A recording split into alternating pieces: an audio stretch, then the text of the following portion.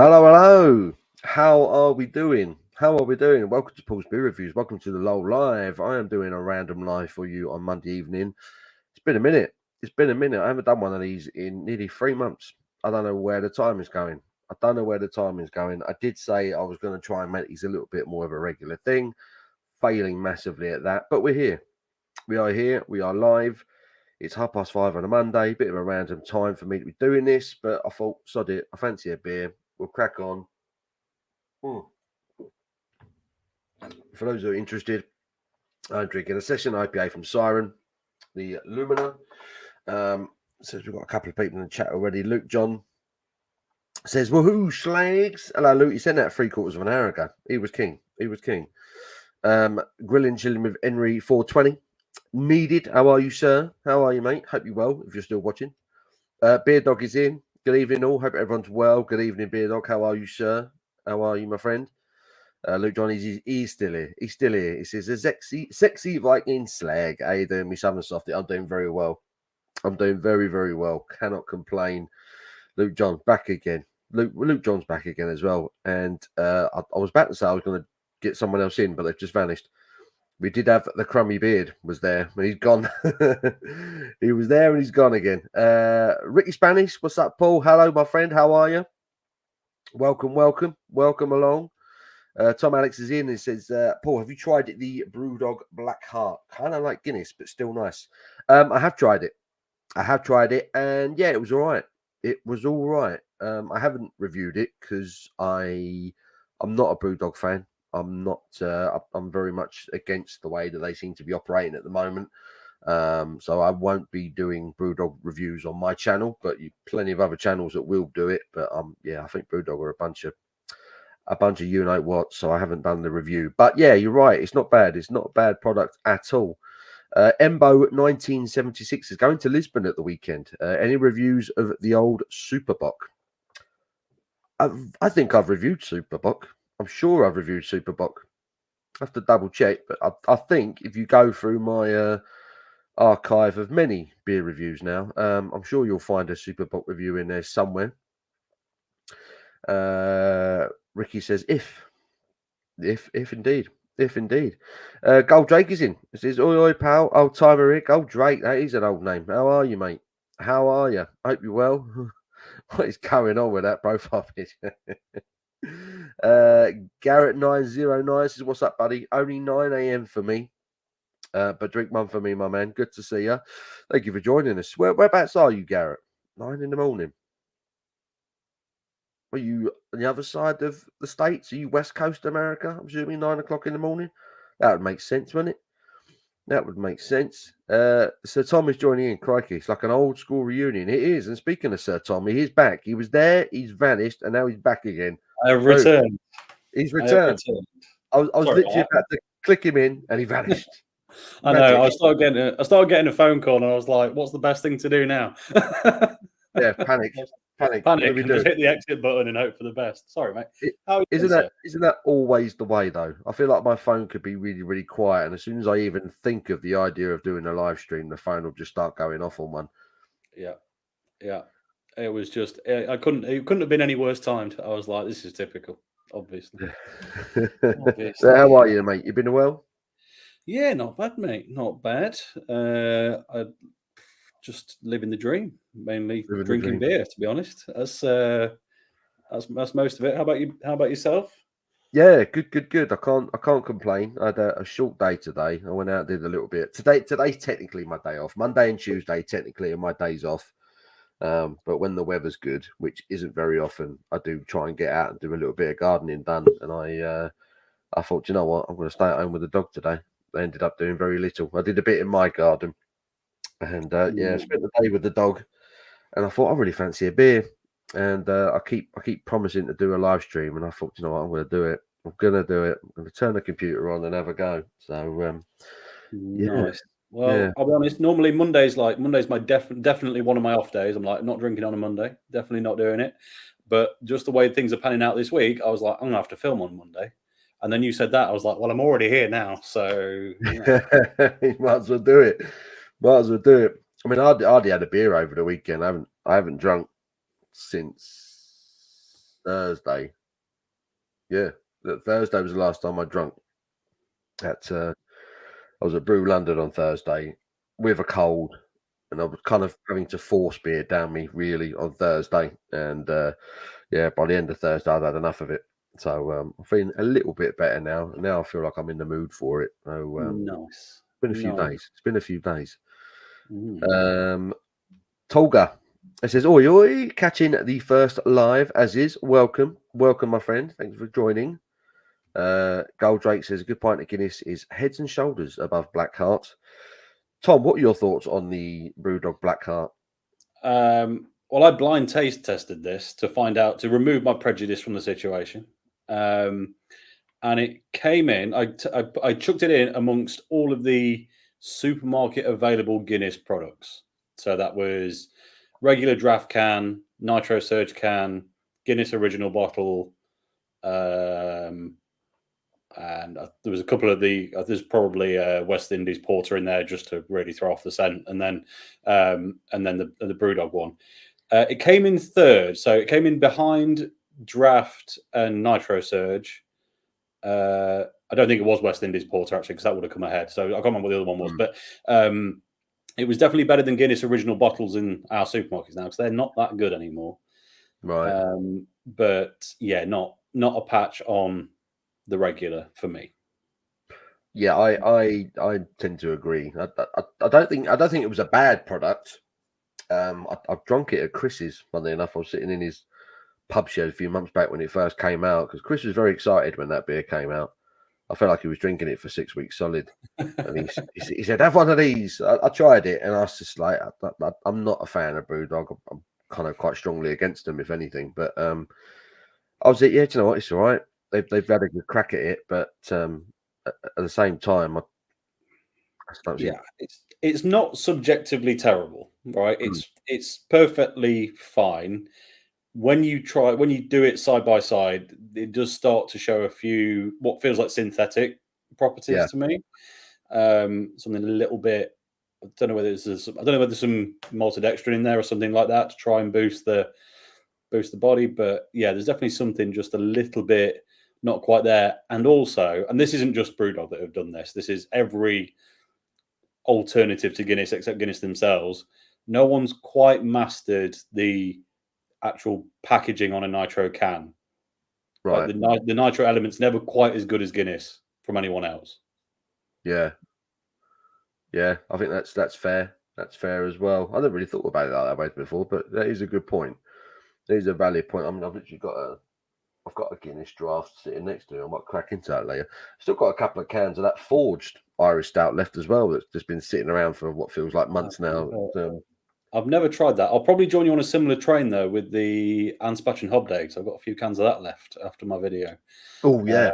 This is What were your thoughts on that? I mean, you enjoyed it, didn't you? Generally, I think that was for me. Sat at home, that was getting close to as good as a Guinness has ever been. Right. Obviously, it's different products. It's probably a little bit malty. It probably suits my palate a bit better. But yeah, the consistency on it, everything else, just hit the nail on the head. But that was in my video. After that, Chris mentioned in the chat that he bought some, and he really didn't like it that much. He said there was a bit of an off flavour with it. Yeah, which surprised me. I mean, I haven't had it. I haven't tried it in the can yet. I mean, I love it. Love it on keg. It's a glorious porter. But yeah, I mean, we know that they took their time with the releasing of the can version, so you would think that they've got it right. But after he said it, I started to pick up on what he was talking about, and I was like, I don't remember seeing this when I reviewed it. This very specific note at the end, it's slightly sour, and it's just like it's interesting. Whether I can't decide whether it just wasn't there and they don't age very well. Yeah.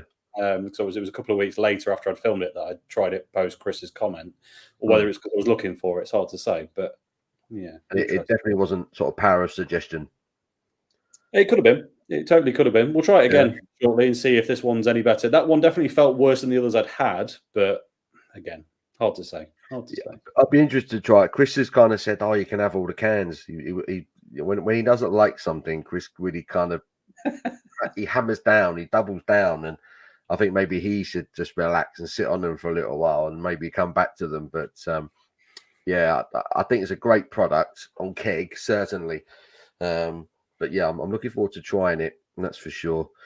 God blimey, 30 odd people in already. That's amazing. Thank you very much, everyone who's tuned in already.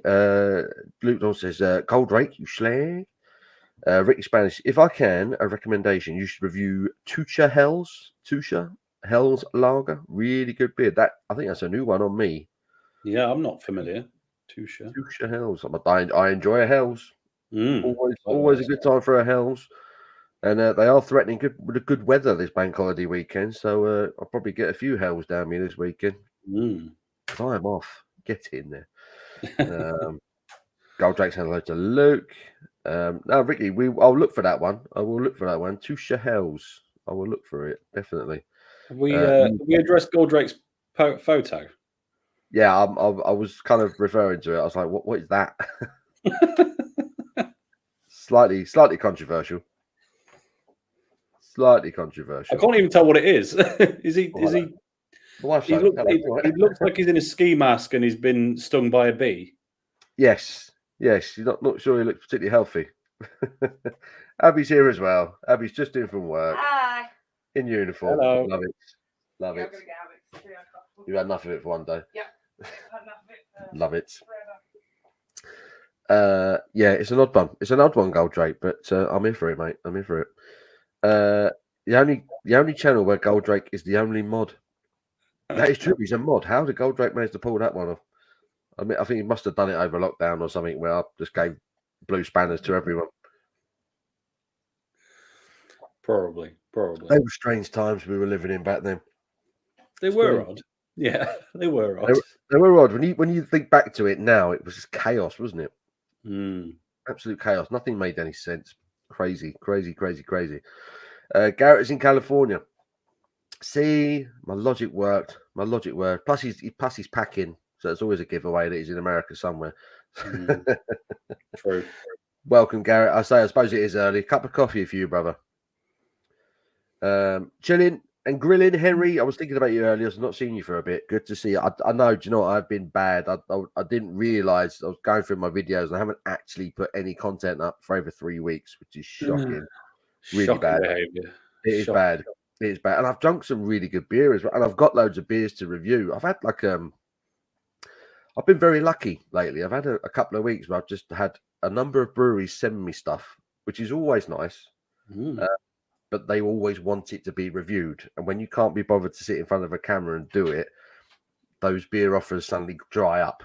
So I do need to get myself back in front of a camera and do them a favour as soon as they've were good enough to send it to me. We have another guest. We're talking about the picky drinker. Here he is. Hello. How you doing, mate? Yeah, good. You? Yeah, good. We're doing all right. Yeah, doing Tom. You all right? Yeah, not bad, mate. Yourself? All good. Can't complain. Excellent. Perfect. I only actually asked you, Crummy, what are you drinking? Are you actually on a Weizen? I am on a Weizen. I've just reviewed it. It'll be a while till it's out because I'm working well ahead of time, but it is the Krombacher Weizen. Oh. And I'll give you a sneak peek. It's really good. It is good. They sell that in the local offie pool. I'm going to say, I think I've reviewed it, and I'm pretty sure that's where I bought it. That was a while back now. I've only had it the once, and I haven't had it again since. I wasn't inspired to go out and buy it, but then I'm not a massive Weizen fan, if I'm honest. Okay. Yeah, I thought it was good. Maybe not the best of the cheaper ones that we can get, but I think it was up there in the top percentile of those ones. So yeah, I thought I was quite enjoying it. Lovely. What are you on, Chris? I'm on Goose Island IPA on the Perfect Draft. Oh, nice. How's that on the PD? Very good on the PD. Yeah. Very enjoyable. Quite sessionable. Even though I think it's about 5.9%. Yeah, it drinks very nicely on the PD. Out the can, it's a bit moody, but on the PD, it's a different beer. It's very nice.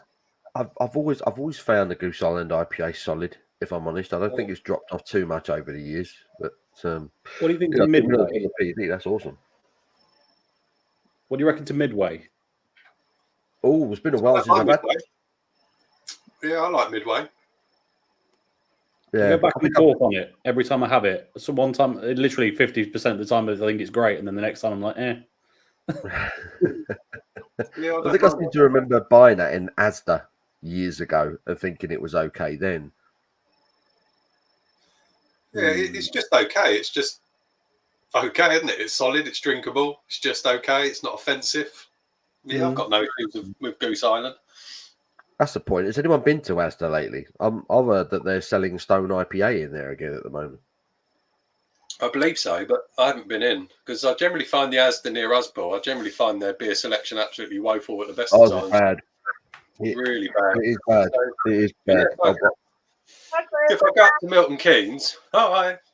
If I go up to Milton Keynes, the Asda at Milton Keynes is much better. So next time I go up to Milton Keynes, I'll have a look in their Asda. But yeah, the one near us is just utter pants. And Yeah, I mean, if they've got Stone, I mean, I think it was Simon did a video, and I just saw the thumbnail, and they had big cans of Stone IPA. I thought if that's the case, I'm going to clear the shelf because that is still a bloody good IPA. Yeah, very good. BrewDog says, can't stay too long. Work at stupid o'clock tomorrow, as ever, but I'll stay for a while. Good man. Good man. Yeah, it's not going to be a crazy late one. We've all got work in the morning. Well, I don't know if Chris has got work in the morning, but no, I am off. He's off. They are good lad. Good lad. So up for some. So up for some. Here he says hello. BrewDog saying evening to Tom. Is it Tuesday tomorrow? It is Tuesday tomorrow. Yeah. You're off, aren't you? Technically, yes. I'm going to do a little bit of gardening, so it's not going to be a long day. I'm going to get up in the morning and do a little bit of gardening, but yeah, then I am free afterwards. That's for sure. Good stuff. I'm hoping it arrives tomorrow. I've got a present for you. A present for me? Yeah. Well, if I don't deserve a present, Chris, eh? I just saw it.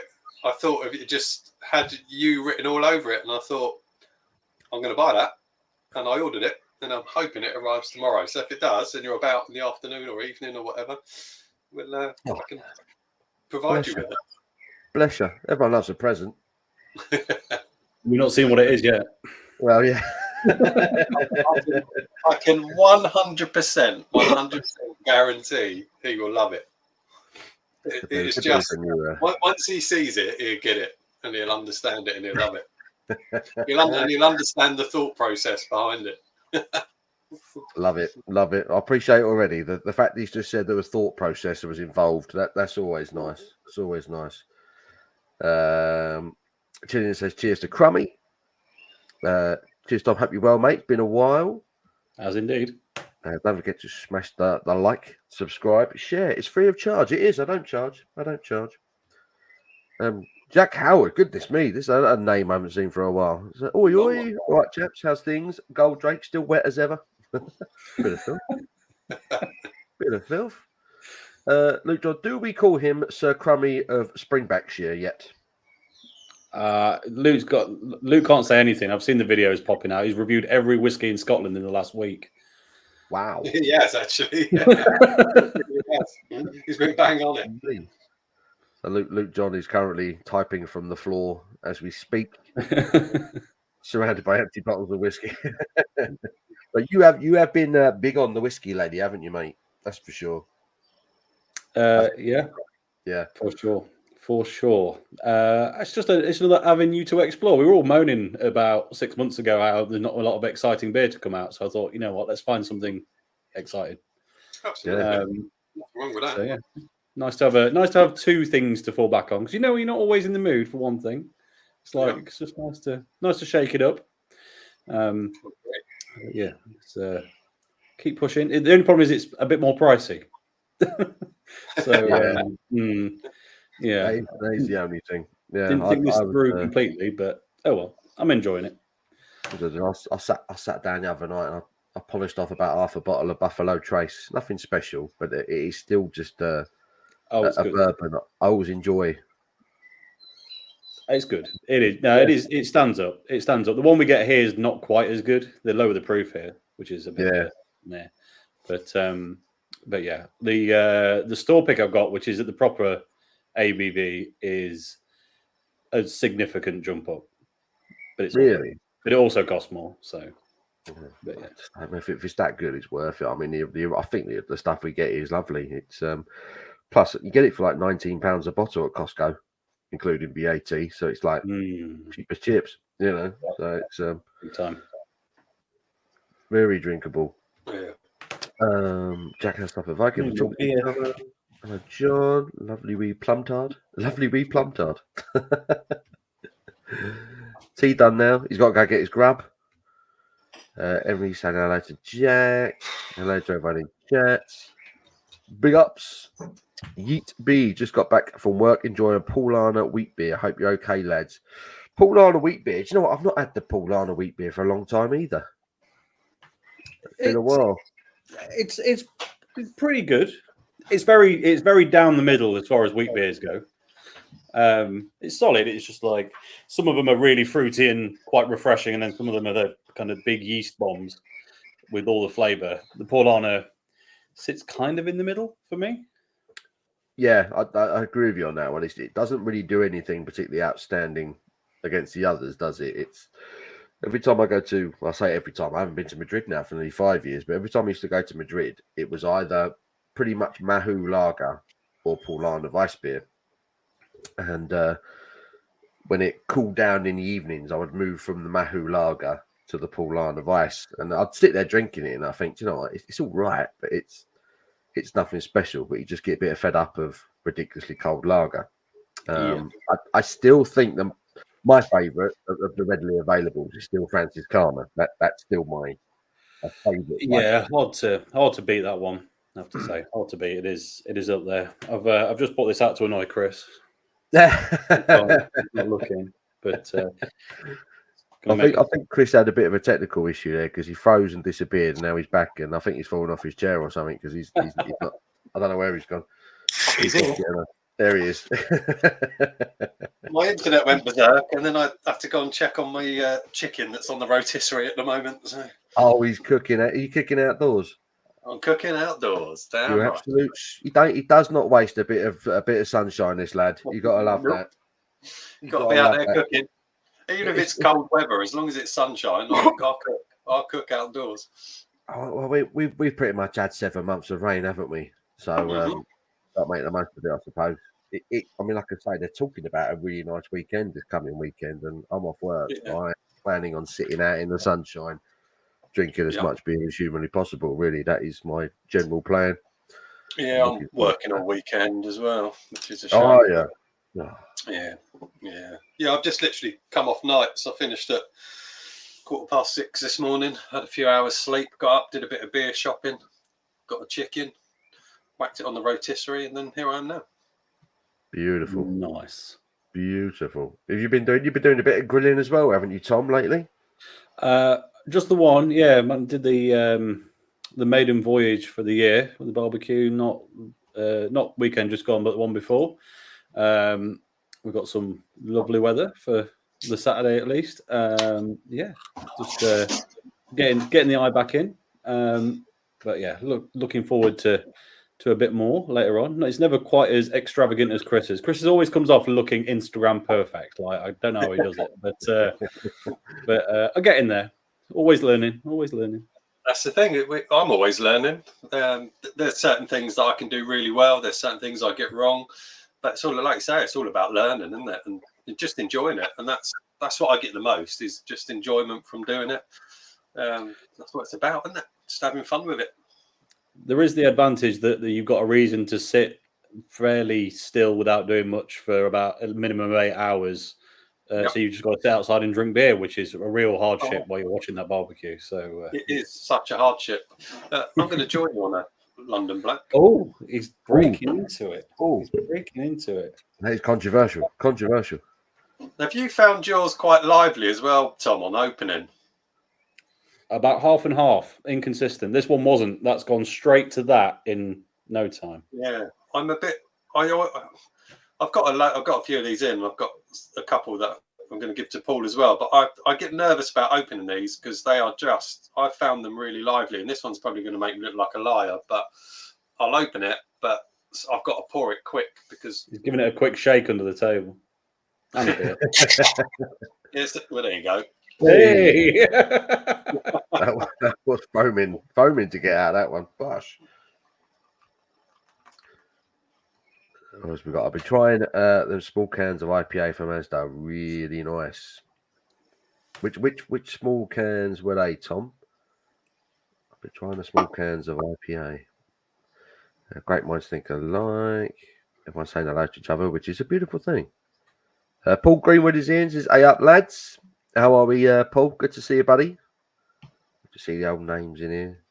Luke says, "I've reviewed a few drams today." Oh Christ! I don't know how you do a few in a day. I'll do one head to head or one on its own. I can't do another one afterwards. Like that's it. Like pallet shot. Like I can't do it. That's commitment. He's been on a few drams already today. What is it? It's not 6 o'clock yet. He's had a few drams. I love it. Fair play. For Luke, that's probably a few bottles, to be fair. A few drams.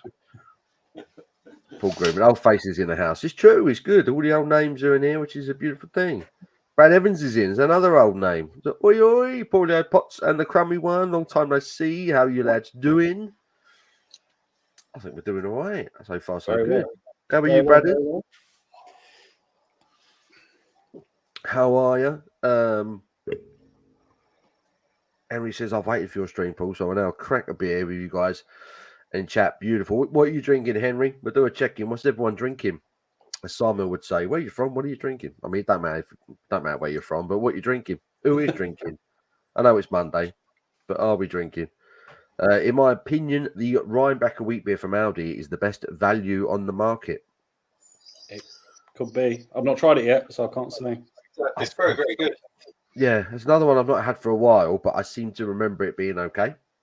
But Or are you talking about if it's from Aldi? I'm thinking about the little one.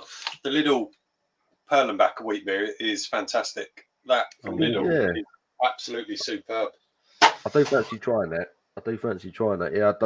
Yeah, the Rhinebacker one, the Aldi one, because I used to think their lager was fantastic, and then they dropped the ABV and stopped stating, unless they changed it again. They stopped stating that it was brewed to the German purity law. It all went downhill very, very sharpish. But the wheat beer I thought was okay. But I'll be interested to see what it looks like now. So I'd never go to Aldi. So it's No. look. Sharky's in. Hello, Sharky. This is OMG. He is alive. I thought my phone was getting spammed from a YouTube notification of some Yahoo going live. Yes, the Yahoos are going live. Just for your entertainment, Shark. He's just woken up. Was he getting off at 10 o'clock in the morning there now? So I don't suppose Sharky's having a beer at the moment. Bit like Garrett. But glad to see you here, mate. Glad to see you on board. Luke saying hello to Sharky. Every saying cheers to everyone. Look at this. I don't care. I hope you're well. Everyone's chatting to each other, which is good. That's the first shout out for Chris. That's how far I am behind already. I'll say you are some way back. Christ. Everyone's chatting. John says, to paraphrase Blakey, I hate you, Arteta. Yes. I won't draw too much on that. What's BrewDog done for you to be against them? Where do I start? Yeah, where do you start, man? Just crap beer for a start. Yeah, I think that was probably the first thing that kind of left my interest in them. It's just the quality of the beer was going down at quite a rate. The way they treat their staff is scandalous. Keeps coming out as more and more accusations being leveled at them, which they just seem to be ignoring. I mean, Tom did a really good video on the documentary, on the BBC documentary about him a couple of years ago. Well, I think it was even that long. Was it a year ago? 18 months ago? I bet it was 2 years ago. Wow, 2 years ago. It's me, blimey. And it's their just blatant disregard for the rest of the industry. How they just come in and masquerade as a craft brewer when they're a conglomerate these days. It's it's the pretending that they're something they're not that's the most annoying, right? Because we're not against well, we're not entirely against, shall we say, massive corporate beer companies. There's some fantastic stuff that AB InBev own, right? Let's be honest. Yeah. And yes, all right, it's not helping your local community brewer or anything, and that's not great. But at the same time, it's hard to avoid that. The reason they bought those brands is because the beer's good. Yeah. So, but BrewDog, they're at that size, but the beer's not there. So what's to like? Like, it's just, That's the fundamentals of it. That's the core of it. If the beer was really, really good, I could probably struggle and look past all the other crap that they do. But the beer's not even any good, so it's not even point. There's no point. You can review it. You can review it subjectively. You can say, look, I would rather support my local XYZ and not have the idea that you're assisting someone who's treating their staff badly, but the beer actually is all right. Like it's fine to do that, and a lot of us do on various different things with that. But when there's just nothing to go at. And there's nothing wrong with growth. There's nothing wrong with they originally were a craft brewer, now they're massive. I've got no issues with how big they've become. That's fine. Happy days. All the best in terms of success. But like you say, Paul, it's how they treat their staff, how they treat the general industry, the beer industry, yet still try and claim that they've got their original values, which they clearly haven't. That's the problem for me. Yeah. They're not. I mean, who are they collaborating with when they do beer collabs, which is pretty rare for them these days anyway? Who are they collaborating with? They're not supporting up and coming independent brewers, are they? No. You go around everyone else, and everyone seems to be helping each other. And that in my experience, is the general way of things in the beer industry. Everyone's really nice to each other. Everyone seems to want to help one another. BrewDog seem to have kind of separated themselves from that. And I mean, you go to any. They used to. When they were smaller, they did collaborate with a lot of brewers, didn't they? There were some fantastic beers that BrewDog did in collaboration. 4 years ago, they were doing some epic beers that were collab beers that were fantastic. But once they've got bigger and bigger, they just have dropped them all, haven't they? They just don't do anything with anyone. But years ago, they were doing some amazing collab beers and they were in supermarkets. That the one that always stands out is the stout they did with Evil Twin Brewing. That stout was just epic. It was glorious. Roaster Coaster. Roaster Coaster, that's it. That was epic. Yeah. Absolutely epic. I adored it. It was an absolutely gorgeous beer. And even then, they were starting to change the way they did things. Because, I mean, they've done collaborations with La Trappe and, like I say, Evil Twin. They're going very international with any collaborations that they do, which are very rare. Yeah. But, I mean, most of the other breweries I really follow, they're constantly doing collaborations with other independent up-and-coming brewers. And that's the support network that you have. I just feel like BrewDog have separated themselves from that, and they're just kind of like, it's kind of us against them mentality that they have. I just don't get it. You go to the supermarket, you go to the craft beer section, it's almost half and half. It's almost half BrewDog and half the rest of the breweries, And we know that they've had their market researchers go into the supermarkets and they buy all the shelves at eye level. They do everything they can to dominate that section. That's not the behavior of a craft brewer. That's the behavior of a conglomerate. That's someone who wants to decimate everyone else. And it's just, if their beer was good, I'd be like, yay, but it's not. So I'm just like, well, fuck them, basically. Yeah, I agree. Yeah, I'm not a fan. If you're a fan, awesome. Yeah, keep doing it. Keep drinking their beer and keep supporting them. But I think for me, there are breweries that have come up since they've been running and have far past them in terms of quality of beer, and they're not dickhead. They treat their staff nicely. The tap rooms are good. The quality of beer is good. I just kind of think, why would I give my money to BrewDog when I could give it to someone else that needs it? Yeah. So, we can't all set up 3-floor bars on the Vegas Strip. It's just, that doesn't exactly scream craft beer at me. No, exactly. No, not at all. Exactly.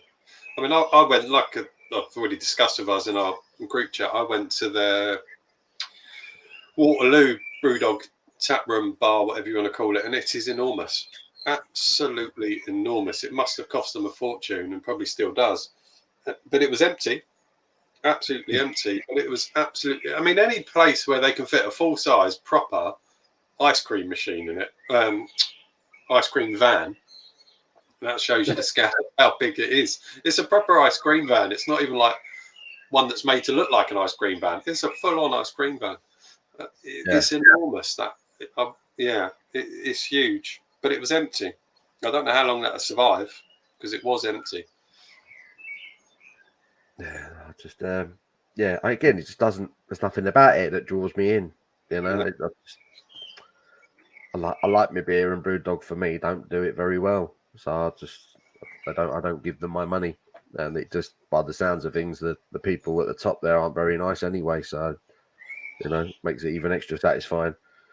But yeah, that's my take on it, Tom. Anyway, Tom Alex, thank you for the question. Though it is a big one. It is a talkable one. It's a bit controversial, but that's my take on it anyway.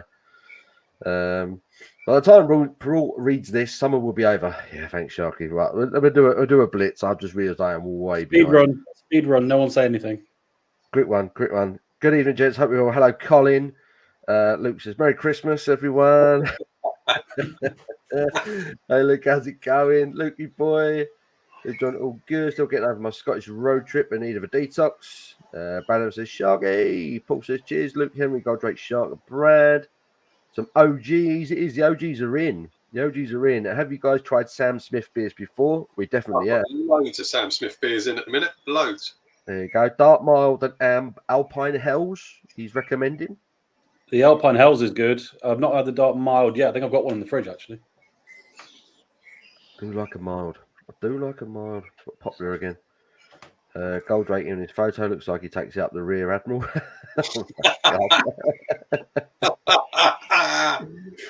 Just in case Paul needs to go to A&E, Abs is in the house. Exactly, I'm safe now. I'm good. Paul gave me a spanner, took it back off me. I'm the only one. Did I take your spanner off of you? That's incredible. That's incredible. You did something wrong. Did you know in a live stream? He's gone piston potty. Oh, hello. We got another guest. Bush. Hello. Good evening. How are you all doing? All good. It's Monday, boys. Are we mental? Monday, tougher beer. That's the rules. That's the new rules. There we are. Brad says all the legends are in. It's like the good old days. It is. It's like the good old days. All the old news, all the old names. Review done the end. Shut up, Brad, you tarts. This is proper conversation. It's what we like. Here for a while. Everyone's in. Sharks in. Paul Greenwood. That's it, Brad. COVID times. Good old days. Oh. Jim is in. Here he is. Jim is here. Hello, Jim. How are you, sir? My funker brother. Our man over in where is he? South Carolina. North Carolina. One of them. Been enjoying some beers from North Carolina lately. Have you had an order from Beers of America yet? You ordered anything from them? Not yet. I was slightly put off by the fact that when they first came out, you're like, you can order some beers from us. They're all from the same brewer. It's like, that's not really what I was going for, but fine. Yeah. But they've got I think 3 new breweries from the 1st of May.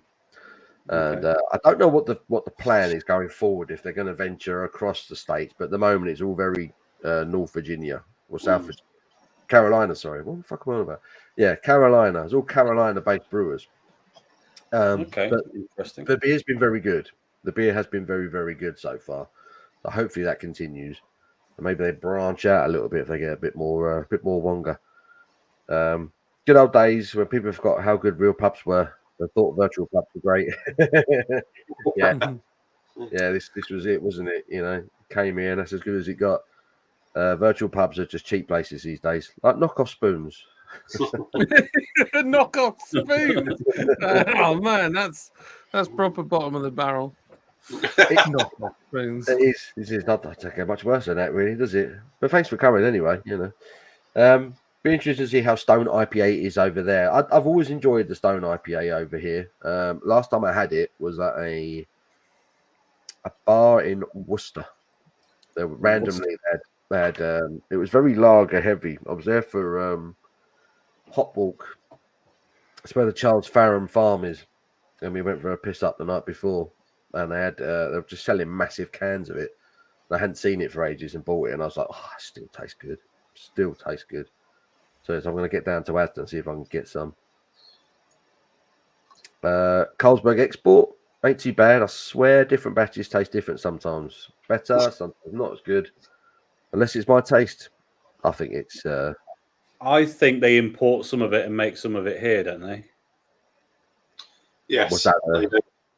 I've definitely had cans of Carlsberg Export that say made in the UK. Yeah, that'll be a difference. Yeah. What was John doing there? What were you conducting or something? Oh, it was just perfectly in line with me. I felt like I could put my hands on it. Rest your hands on it. Love it. Can I just say that Tom's background is getting better and better? You do look like you've grown extra shelving. I have, yes. Mm. Yeah, it's a purchasing problem that you know it gets bad when you bought so much stuff. You need more shelves.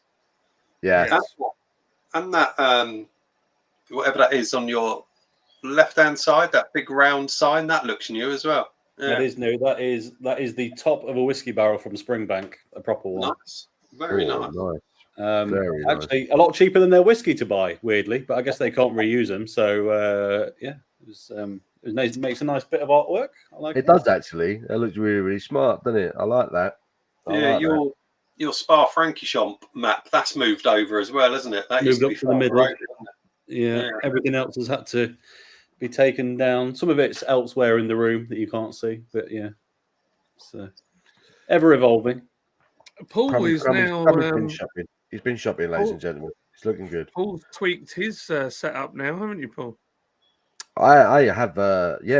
John kindly helped me. I got a new laptop, and I was like, oh crap. So I've been using a Mac for ages, and now I've gone to a Windows laptop, and I had no idea how to tweak things and set it all up. So John kindly helped me through it because it didn't recognise my my microphone at all. So I plugged it in. So I was like, oh crap, what do I do?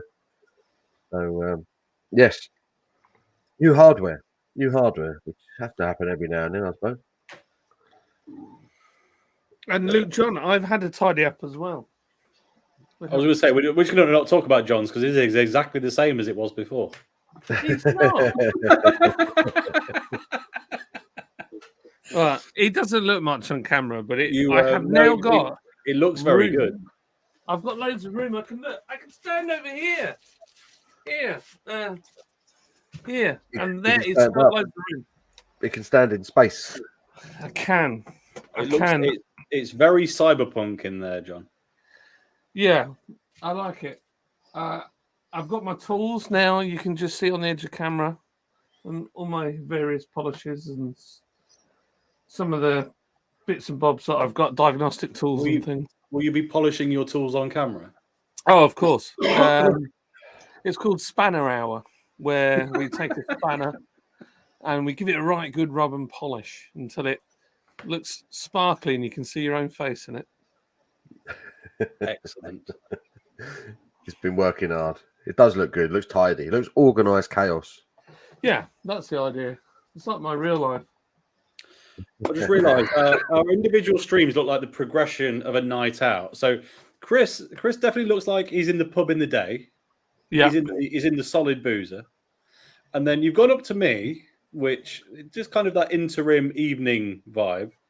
Then we've gone across to Paul, who's in the fancy nightclub. No, sorry, the fancy bar.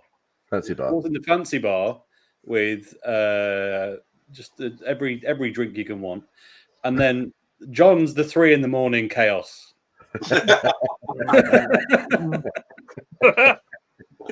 That's where everyone leaves the club. It's like, where we're going back to John's, aren't we? Back to John's. Everyone talking over each other. You can't understand a word. Yeah. I've got laser beams and everything. Laser beams. Everyone off their tits. Great times. Sorry, Lorraine. Lorraine Coleman. That's another name I haven't seen for a while. Lorraine Coleman. As has got a new range of Adnams beers. I had the Lazy Session IPA. Very nice. Adnams going a bit crafty. Zanhausen. Hello. Says, yes, brother. Go and have a few pints with the lads and watch some Scrabble. I realised that was a spectator sport. Anything can be. Zanhausen. Johnson, the President of Paul is a Tottenham Hotspur 24-25 Premier League Champions mug. I don't think I'll ever see one of those. No. I don't think it is ever going to happen somehow, mate. Mate, I watched a video the other night, and it was these two Americans that happened to go to a Tottenham Hotspurs game. And I've got to say, I watched the video. Your stadium is amazing. Like, I would love to go and watch football there. Flipping brilliant. We'll have to sort it out. We'll sort it out. It is an incredible stadium. It really is very, very, very clever what they've done there, because it's huge. Yet, despite that, you're very close to the pitch. Yeah. And at the moment, there's still no other kind of modern stadiums that have that intimacy. So it was a very good design. Luke John did suck dry Scotland of their whiskey. I think he might have done by the sounds of things. Buffalo Trace ain't bad. I reviewed 10 bourbons at the start of the year. Sadly, Buffalo Trace wasn't among them. I like it. I've always liked it. It's good. Jack, you don't drink. So what bloody pub are you going? Jack doesn't drink. I didn't realise he was teetotal. If you start charging, hit the like. Please, can I take a small commission? Yeah, I'll do a quid for every time you hit the like button. That'd be great. Matt Hull is in. Hey guys, good to see you all online again. Hello, Matt. How are you, buddy? There's Matt. How are you, dude? He's quite prolific on Instagram, isn't he, Matt? He is. He's got an OnlyFans as well. Does he really? I can tell. Look at him. A stud. Stud. It's called Matt Hides Cans.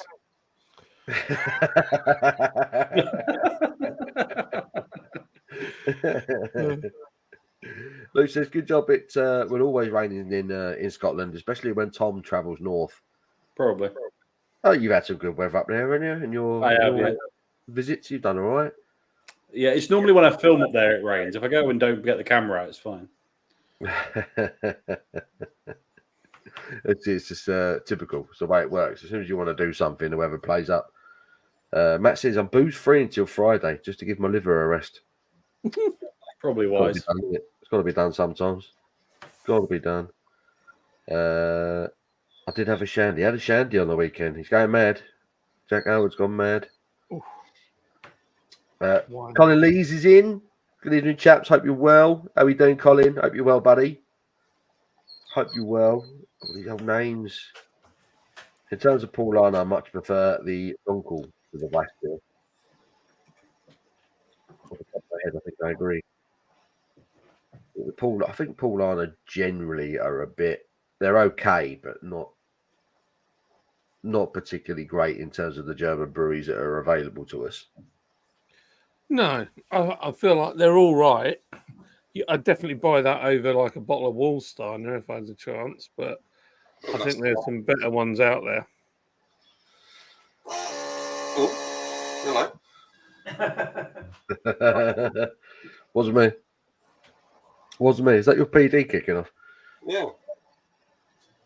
Was that just chilling, kicking in? I don't know what it's doing. Just having a chat. Shandy Bass, that counts to be one of you beer wankers. Yeah, have a Shandy Bass, Jack. You'll be fine. We'll let you off. Brilliant with Henry says, please don't forget to smash that like button, subscribe, and share. Thank you, Henry. Appreciate that, dude. John says the Little Pearl and Back Up Vice beer, not the best, but it's $6.99 for 6 500ml bottles. Can't go wrong. You can't.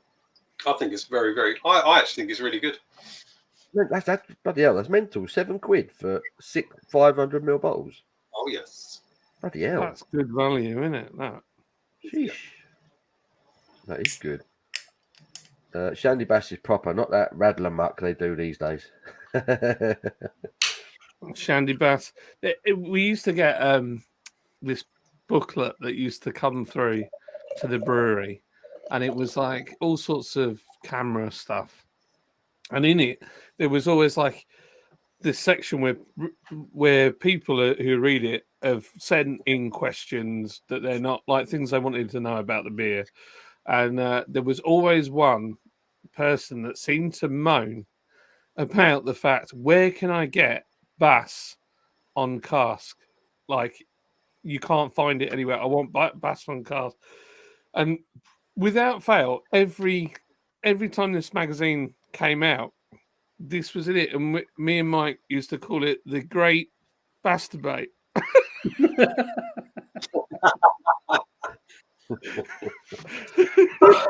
It's so childish, but you know the triangle from the Bass. You know the triangle from the Bass brand.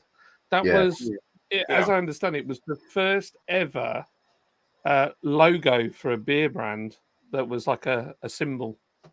Ah, there you go. Really? To answer the question where you can get it on cask, Burton on Trent. Like every pub has it. Really? Yeah. I'm kind of. You think Burton would be a good place to go drinking, and at the same time, would it?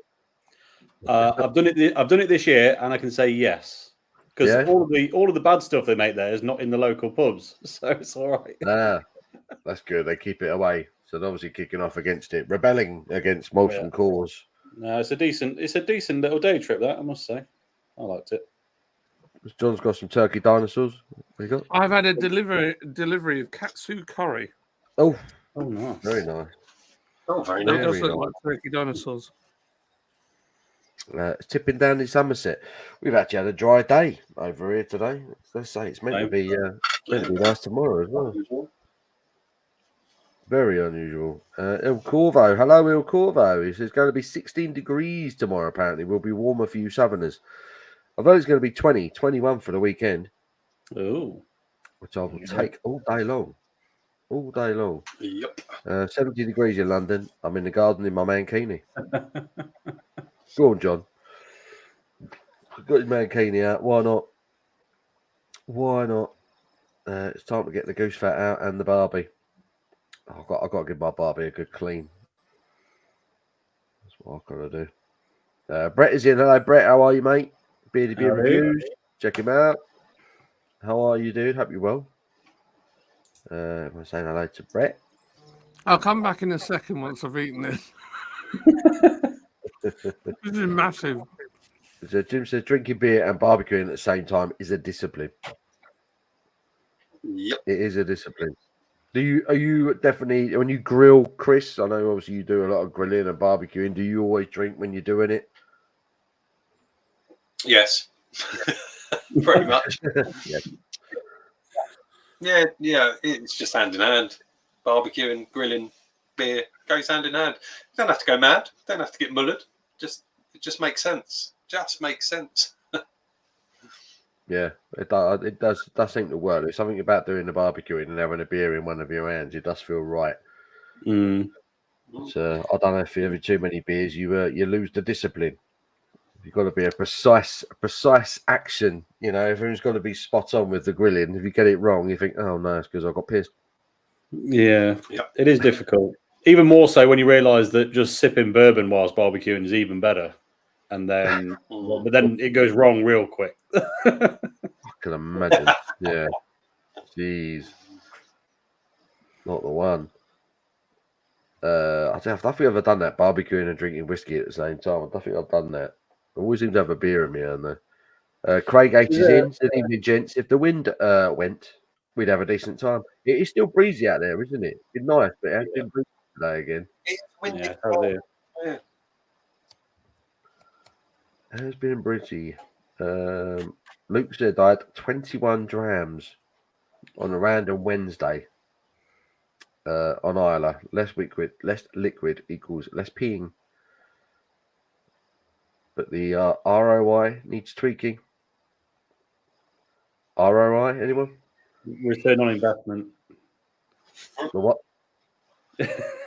I think he's suggesting that he's drank more of the whiskey than he should probably have done, and saved it to sell later. I think is the idea. Right. But 21 drams. Jesus Christ. How many bottles is that?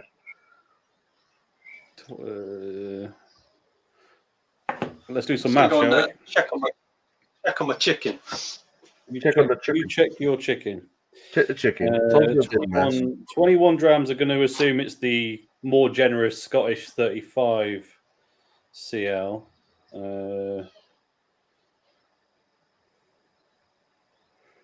That's just over a litre.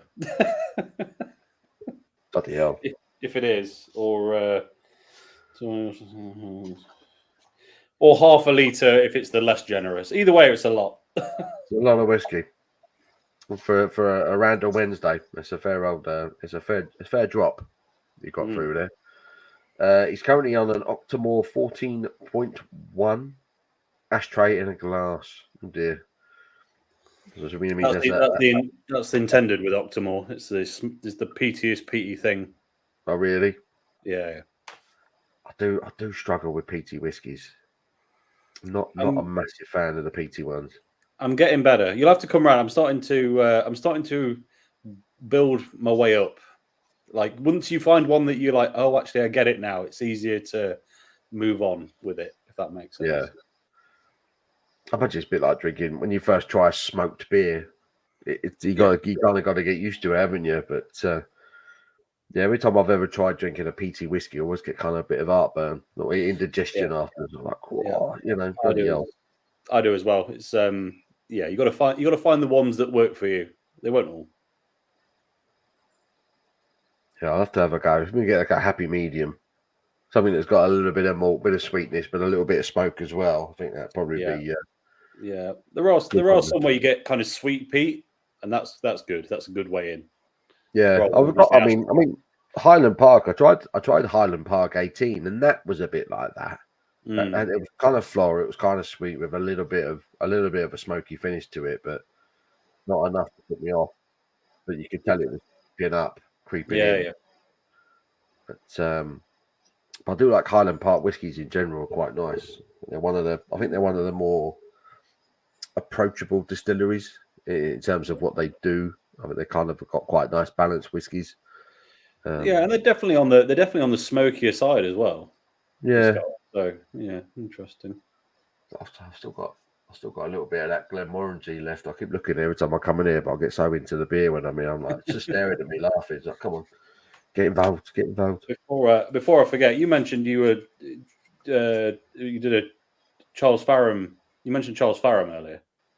Yeah, I was at their farm last year. Yeah. It reminded me, I'm currently drinking a collab with them. Oh, nice. A lupulin-enriched New Zealand pale. It's only 4.8%. It drinks like either a very good IPA or nearly even a deeper in terms of like mouthfeel. It is insanely good. No prizes for guessing. It's the Blue Monkey Boys. But yeah, that's you know me. I'm not that mad on pales. It takes a lot to impress me on a pale. That is stunning. It really is something quite special. What's the hop they've used for that, or hops? There are many. So it is Motueka. I never know the pronunciation of that one. You know which one? Motueka, yeah. Nectaron, which I believe is the one that is the lupulin enriched version. Okay. Superdelic, which is a new one, and Nelson Sauvin, which actually I don't like normally, but it's great in this. So it's fine. It's everywhere, isn't it? At the moment, Nelson. Everyone seems to be using it. But yeah, the kiwi hops at the moment are they definitely seem to be becoming the sort of the go-to. But they are good. They do taste good. Oh, this is filth. Have you seen what Chris has just sent? She sent a picture of the food. Look at that. Oh. Chris's filthy chicken. Look at it. Yeah, I'm hungry now. Thanks, Chris. That does look good. That does look good. The colour of it, blimey. Yep. Hungry. Then Brew Pussy was also supposed to plant trees. BS response to 90% of them dying out shows they took the money and could care less. Yeah, it's just another thing. When it wasn't it every pint of lost lager they sold or something stupid. Can't remember now, but they said they were going to plant a tree for every sale of a particular product of theirs, and they just haven't done it. Yeah, I don't. It's one of those funny ones where, as soon as news networks catch on to the fact that people like it when they rip into someone, you then have to be a bit careful over, is this legitimately more shenanigans or is this news hype? Apparently, a high percentage of loss on newly planted trees is quite common. Right. So it's not, well, I don't know how true that is because I'm not an expert in that field, but it's possible that that's not as bad as it read, that article, but I don't know for Yeah, sure. it's just a shame, if they have been stitching people up and not doing it, and you just wouldn't put it past them. You just wouldn't put it past them at all. Jim says $14. Jesus, for a pint of BrewDog in Las Vegas is ludicrous. It is. I mean, I suppose Vegas, they see you come in there anyway, don't they? Everything in Vegas is expensive, and craft beer generally in the States is pretty pricey. But I guess it's pricey over here as well, I suppose. But yeah, about 14. I mean, I wouldn't pay $4 for a BrewDog. To be fair, that's just me. There were hazy pale ale and a West Coast classic something. Been on the run recently though. Bacardi spiced rum.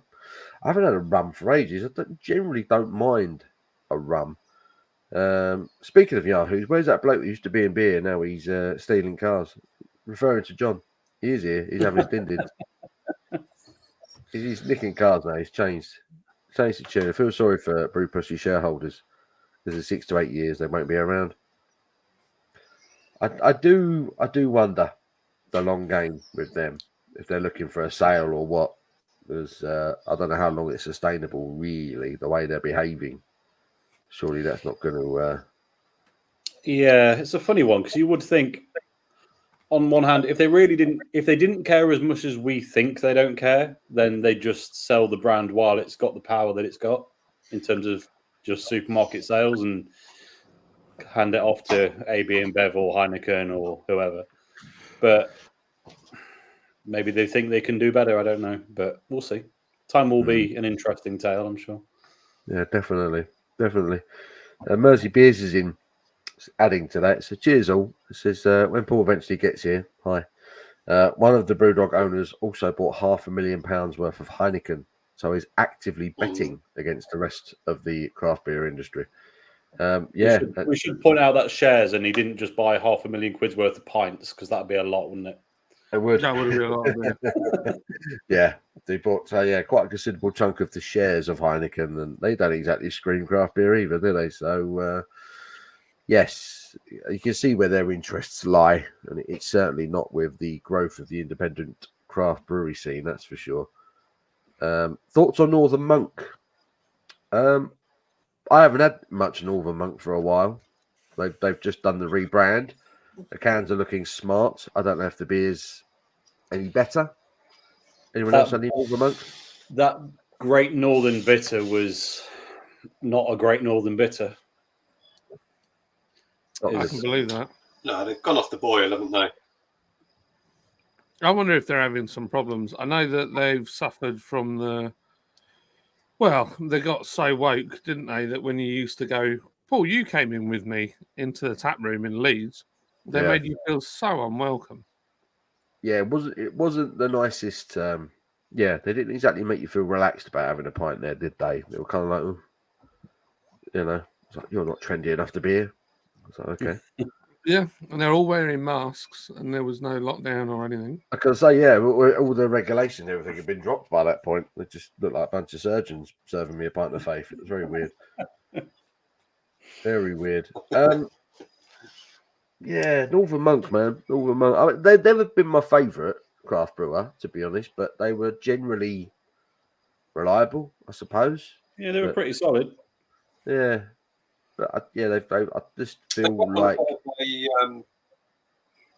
they went on a bit of a Tiny Rebel run, didn't they, of making just beers that were just outrageous and nonsense, very much in line with what Tiny Rebel do, and they were dreadful, and they were just producing quite a few dreadful beers in general.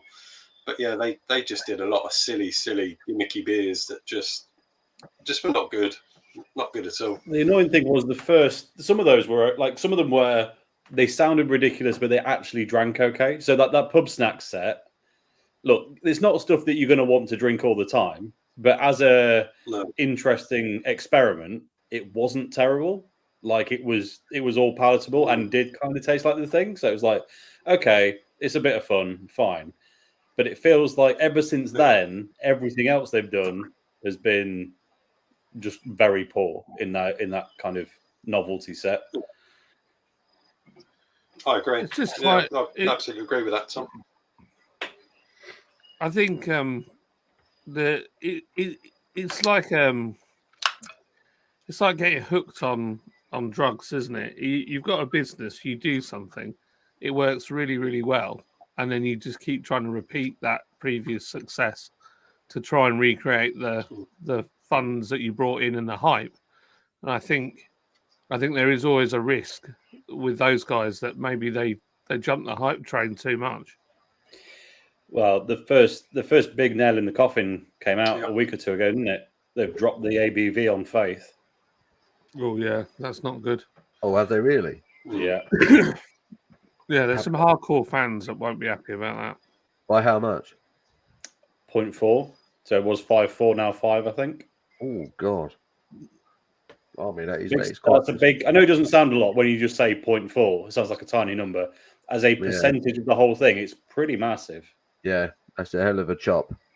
Yeah. That was the thing that sort of veering off. Brew London. I went to Brew London last week, and it was so session hazy pale heavy.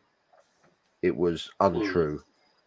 Like it was the most obvious it's been. Like, it's been going that way generally because it sells, right? I mean, from a beer buyer's perspective, it's what you need because that you can sell it behind the bar. But there were so many table beers. I've never seen so many table beers at a beer festival in my life. There were so many hazy beers that were sub 4%. And I was like, Jesus. Like some of them had like 3. Like some of the breweries had like 4 beers on tap. 3 of them would be sub 4% hazy pale ales, and they chuck in a random stout or something. And I was just like, oh God, really? You know, it was you could see the clear direction of the breweries that could be bothered to pay to be at Brew London last week. That was for sure. Interesting. And if Northern Monk are chopping, 0.4 off of their core flagship beer, it's just another example of it, really. How big was it as an event? Has it shrunk a lot, or was it half the size? It was half the size of the last one. Half the size of the last one. Yeah, I think. Are you joking? There must have been. Try and use my brain here, which is always difficult.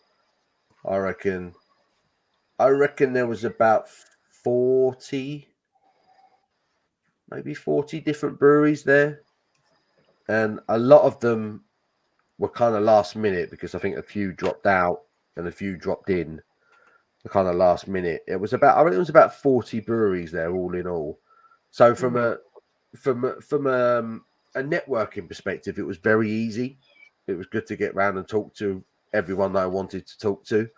But if you were just there for a piss up, it probably would have been one of the weakest beer festivals that you've been to in London for a long time. Yeah, it was. I like the venue, a place called Between the Bridges, right on the South Bank. So when you got there, you were almost opposite the Houses of Parliament, the Big Ben, and all that, right by the river. So that was kind of cool. But yeah, it was lacking. It was certainly lacking this year. But yeah, it was just very, very session hazy pale centric this year, which was a bit of a shame. But yeah, I think that's just the way it is right now until kind of breweries can kind of get themselves sorted and making sure that financially they're okay. That's probably going to be the way of it for a little while, which is a bit of a shame. I'll tell you one thing I've noticed is in supermarkets as well. They've shrunk the range right down of anything that's craft. And then you look at our local Sainsbury's used to at least have some interesting continental beers on. So you had Budweiser, you had what's the other one? Not Star Prime, Pilsner Urquell you could buy, and they were properly brewed elsewhere. Now everything in there on that shelf you think was from another country, and all of it is brewed in the UK. Everything. The only thing you can find that's not is Tisky or Belgian beer. Yeah, see, my local Sainsbury's has still got all the good German bottled beers. My local Sainsbury's has Spartan in bottles. It's got Pilsner Urquell, not German, Warsteiner. Yeah, my Sainsbury's has still got a decent range on bottles. Well, that's not fair then. That's just not fair. I'm going to write a strongly Karen-inspired email to my local Sainsbury's. The whole brewed in the UK thing, I know I banged on about it a lot, but the same thing happened kind of I want to say like late noughties, early 2010s. And it was the same then. It was everything was brewed in the UK pretty much, with the exception of a few outliers. And then they bought production. They stopped doing it because sales dropped. So they decided to get rid of the UK operation for those beers and start importing them again. So they started importing them again. Sales increased. And of course, now sales have increased. So they started making it in the UK again. Give it another few years, we'll probably see another turnaround on those, which is really annoying because surely, I guess they're so big it's worth them doing it to make the money while people don't realise, but it's really annoying. I agree. Yeah, it is. All brewed over here stuff, it's nowhere near as good. When you've been drinking some of them on a regular basis as well, you do notice the difference. It's a total cop out. It's bloody annoying. Thomas Starr, hello. He says Beavertown, the follow BrewDog, raised the prices and made the beer so much worse. Wouldn't even consider it craft now. No, you're right. I can't remember the last time I had a decent beer from Beavertown, to be honest, which is a shame because I used to really like them. I used to really like Beavertown, but yeah, their beer's bang average these days as well. Is what it is. And they haven't got a single beaver in it either. I know. It's an outrage. It's an outrage. Should be made out of real pieces of beaver. You think so, surely? You think so? It's false advertising. Now, Bramall is now producing BrewDog beers. Will the homebrew be better than the mass-produced version? I would say yes. His will, yeah.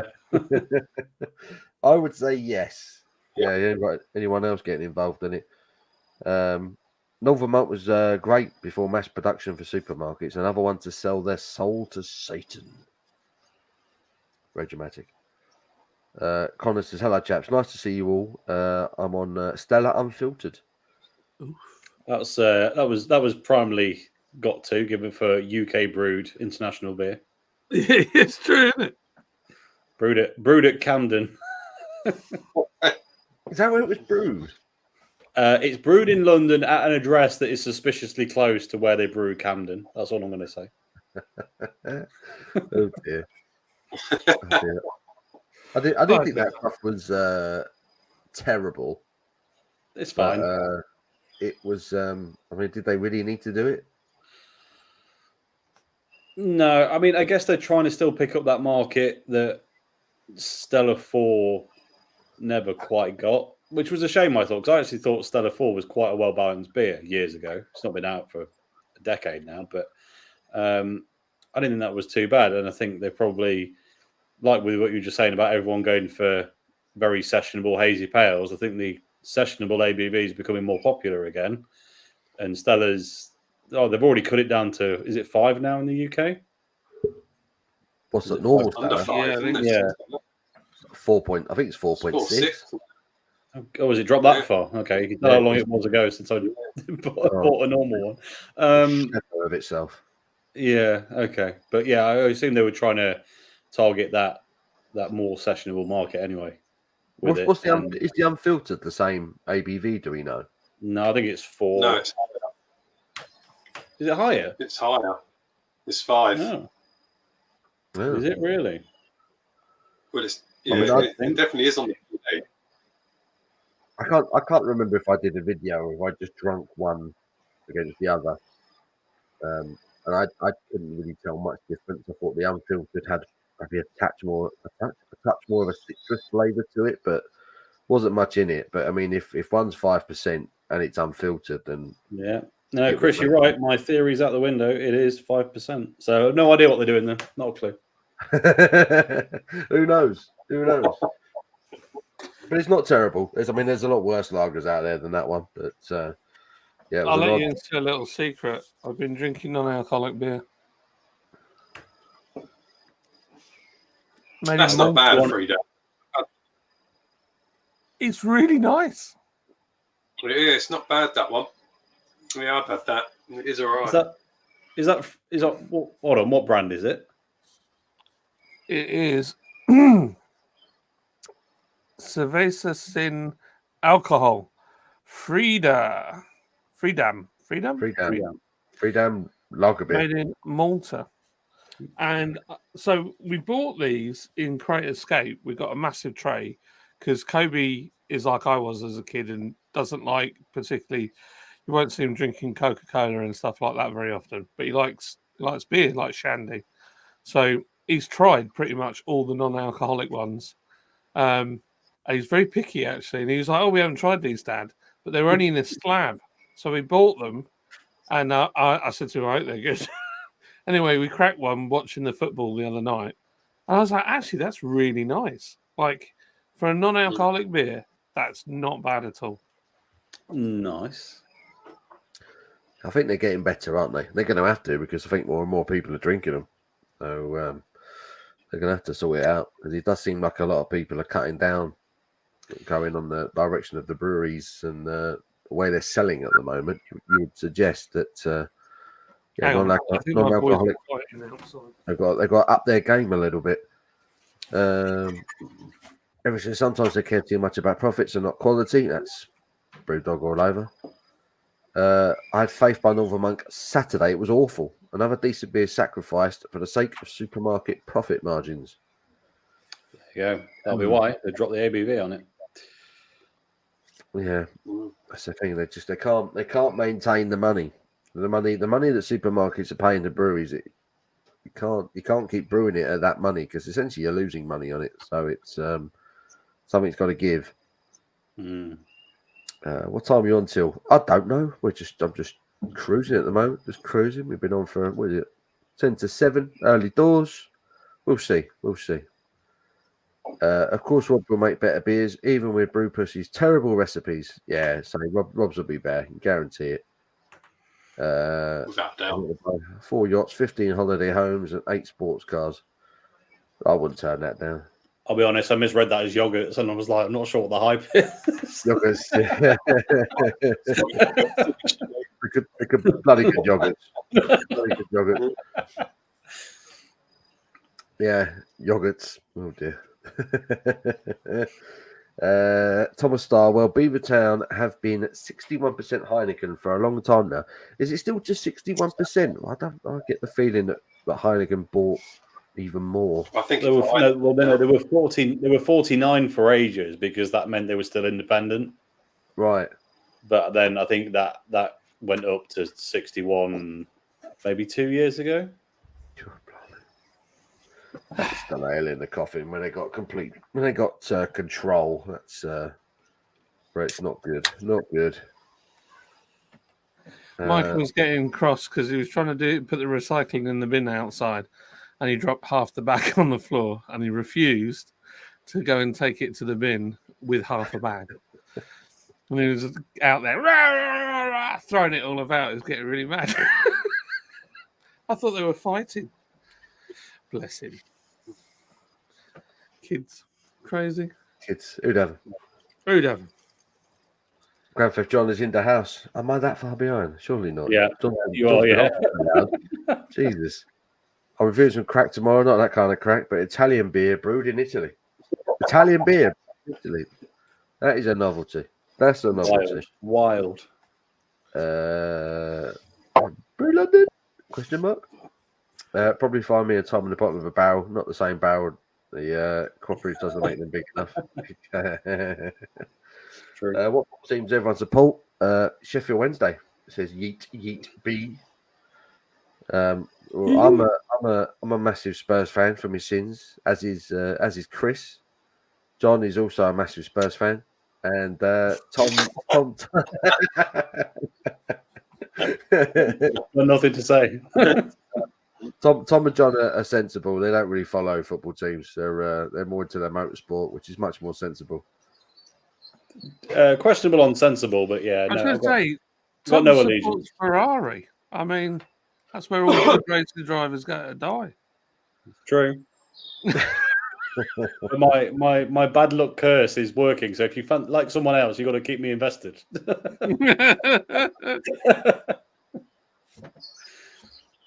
There we go. But yeah, no, I'm Spurs. Chris is Spurs, Yeah. and the other two haven't fooled themselves into following a football team.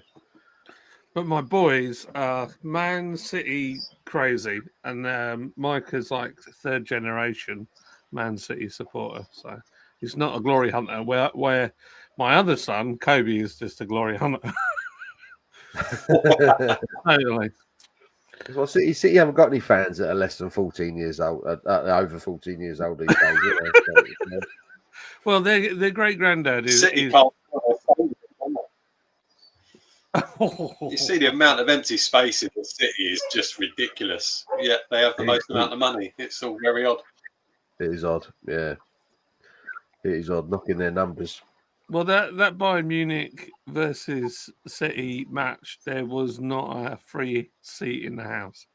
I tried to get tickets to take the boys, but it's flipping mental expensive. I mean, crazy. What game was that? Was it Bayern Munich versus? Was it Bayern Munich? They knocked out. Real Madrid knocked them out the other. Oh, night. Real Madrid, wasn't it? It was Real Madrid versus City. Sorry, so it shows how much I know. You don't want to play Real Madrid in the Champions League. Don't matter how rubbish they are domestically, they'll always win. Oh, they were brilliant. Yeah. I mean, I got to say, the first match that they played was brilliant, and there were loads of goals scored. It was like really exciting all the way through. Proper enjoyed it. And the second one was pretty good as well, where they kind of were playing more defensively, and then it was crazy. I really enjoyed both matches, genuinely. Yeah, they were good games, to be fair. It was good. Was it last year that City played Real Madrid, or a year before? They might have played them in the Champions League last season as well. Not 100% sure, but they're always good games when the two meet because it's just such good sides.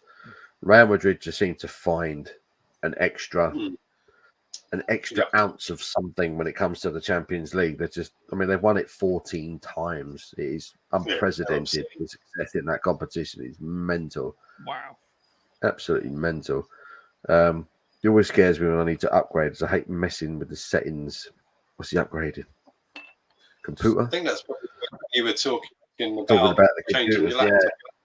Yeah, I'd set up the live on StreamYard. I suddenly realised I didn't have any of my old artwork. So I did a really generic StreamYard thumbnail for the stream. I was just like, okay, I'll chuck my logo in. Monday Night Bears on top of it. I thought that'll work. Well, that'll do.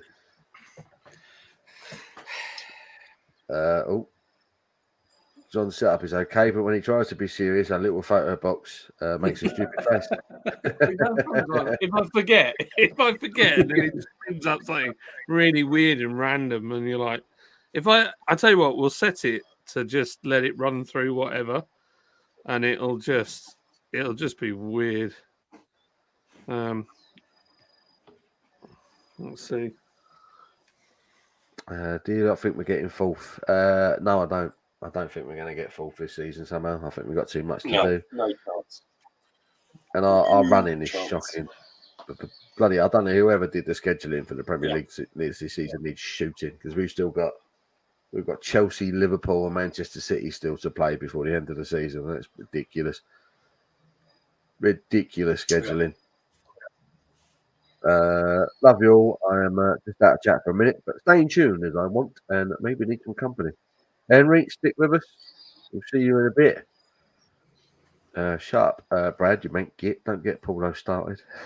The Brad can't say a lot. We still went to their place and smashed them 4-0. So I don't know. I just don't think we're good. We're not good enough to be in the Champions League, so we might as well not be in it. Spot on, Paul. agree. £1. I will definitely take that. Pound a like. Yeah, that'll do. That'll be sweet. The best player now plays for Villa. Double banter.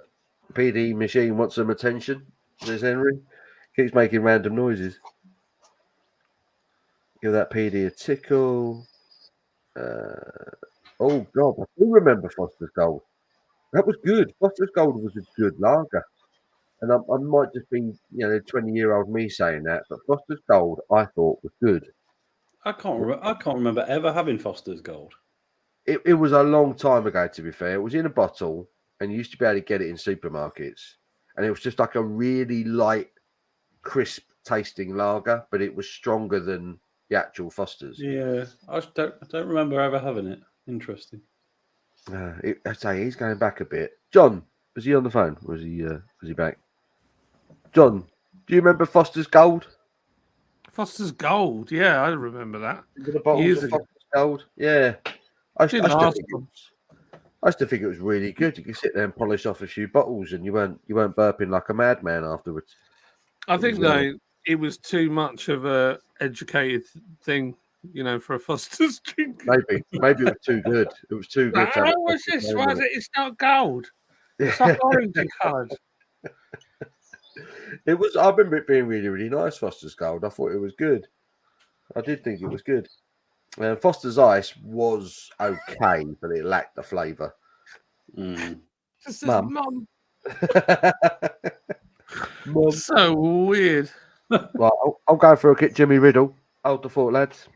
I'll hold the fort. As soon as Paul gets back, I'm going to disappear because I need to go and get some sustenance. So jump straight out of work into this seat, and yeah, need to go and relieve myself as well as it happens. John, what's going on? What's on the funny little board at the moment? Some random Japanese Chinese thing. Well, the really weird thing is, I'm not sure you can just encapsulate them together, but go on. Yeah, they're completely different. But so this screen is a Chinese screen, and it's got like this weird social media thing off the back of it. I think it's one of the only things that the CCP allow their people to do, and it just has really weird random art. And just if you let it run, some of it's all right, some of it's just batty. Do you reckon it's hacked into your home Wi-Fi yet? Oh, probably. Yeah, I would have thought so. The fact that you need an app to operate it tells me it's probably harvesting all my data. Probably. So, yeah, not that there's very much exciting data to be found, to be totally honest. They'll probably be like, gosh, this guy's boring. This guy's been on Auto Trader 82 times today. That's literally it. They're like, what's a Vauxhall Carlton?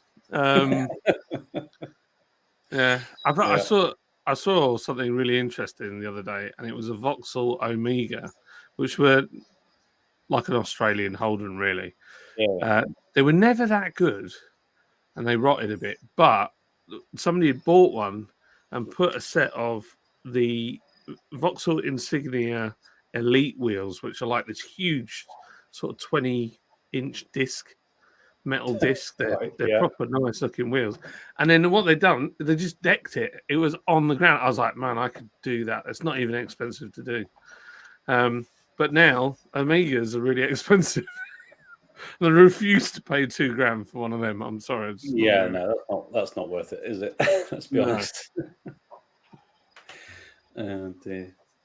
Right, Paul has returned, and as Paul returns, I'm going to bid you farewell. I need to go and get some food and sort the rest of my life out as I just rolled straight out of my work chair and into this chair because that's what happens. He wants a poo. He needs a poo. So I don't, but I do need what I feel like is going to be a rather extensive pee. So, could be a while. If you're knocking about much later on, I might return. Who knows? But we will, no promises. But have a good week, gentlemen. Thank you very much, Paul. It was a nice way to kick off the week. Hope everyone's well. We'll catch you all very soon. Nice to see you, Crummy. Love you, dude. Appreciate it, mate. Thank you very much. He's a legend. Good lad. He's a good lad. Where was I? I set up a petition to bring back Shandy Bass soft drinks. The 0.05% alcohol means after 10 of them, you set up for a second pint of the day.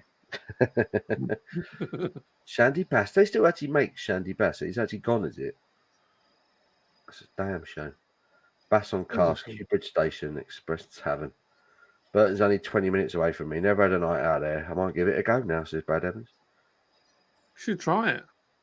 Brad, you can't get out of the queue for Spudman. Burton is out of bounds for you. Burton Bridge is great cask, Burton Brewery, especially their dark stuff. I can imagine still do some good cask in that area. Don't put it in bottles crying out loud. I don't need to know. Very generous cask strength. I love Scotland, me. Andy MCL, he goes, what's your opinion on Tap 7 Schneiderweiss? Seems opinions vary wildly on this one from what I've read online. I'll be honest, straight out the bat, I'm not a fan of anything that Schneiderweiss do, to be honest. I think they're a bit... I just think the massively German name gives them a reputation that they're not deserving of, if I'm honest. I don't think Schneiderweiss is particularly good. I don't like any of their beers. I've had a few, and I don't think any of them have ever been particularly good. Shocked.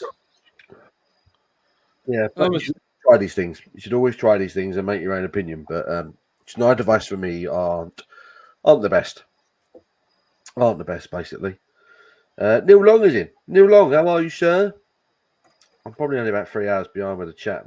I'll catch up with you. Lorraine, I fixed my screen that's gone mental. So from here, it looks like you've not got any trousers on because they're just like naked. just Winnie the Pooh in it, wearing a t-shirt and no trousers. Love it. First smoked beer I had was a Salvador by Paul Arn. I'm not a fan of smoke. I do love a good smoked beer. Love it. Chris is smoking his clucker. He certainly is. Brew Pussy confirmed the losses, but 97% of a few million trees still means there should be a forest, a small one, but it's not there.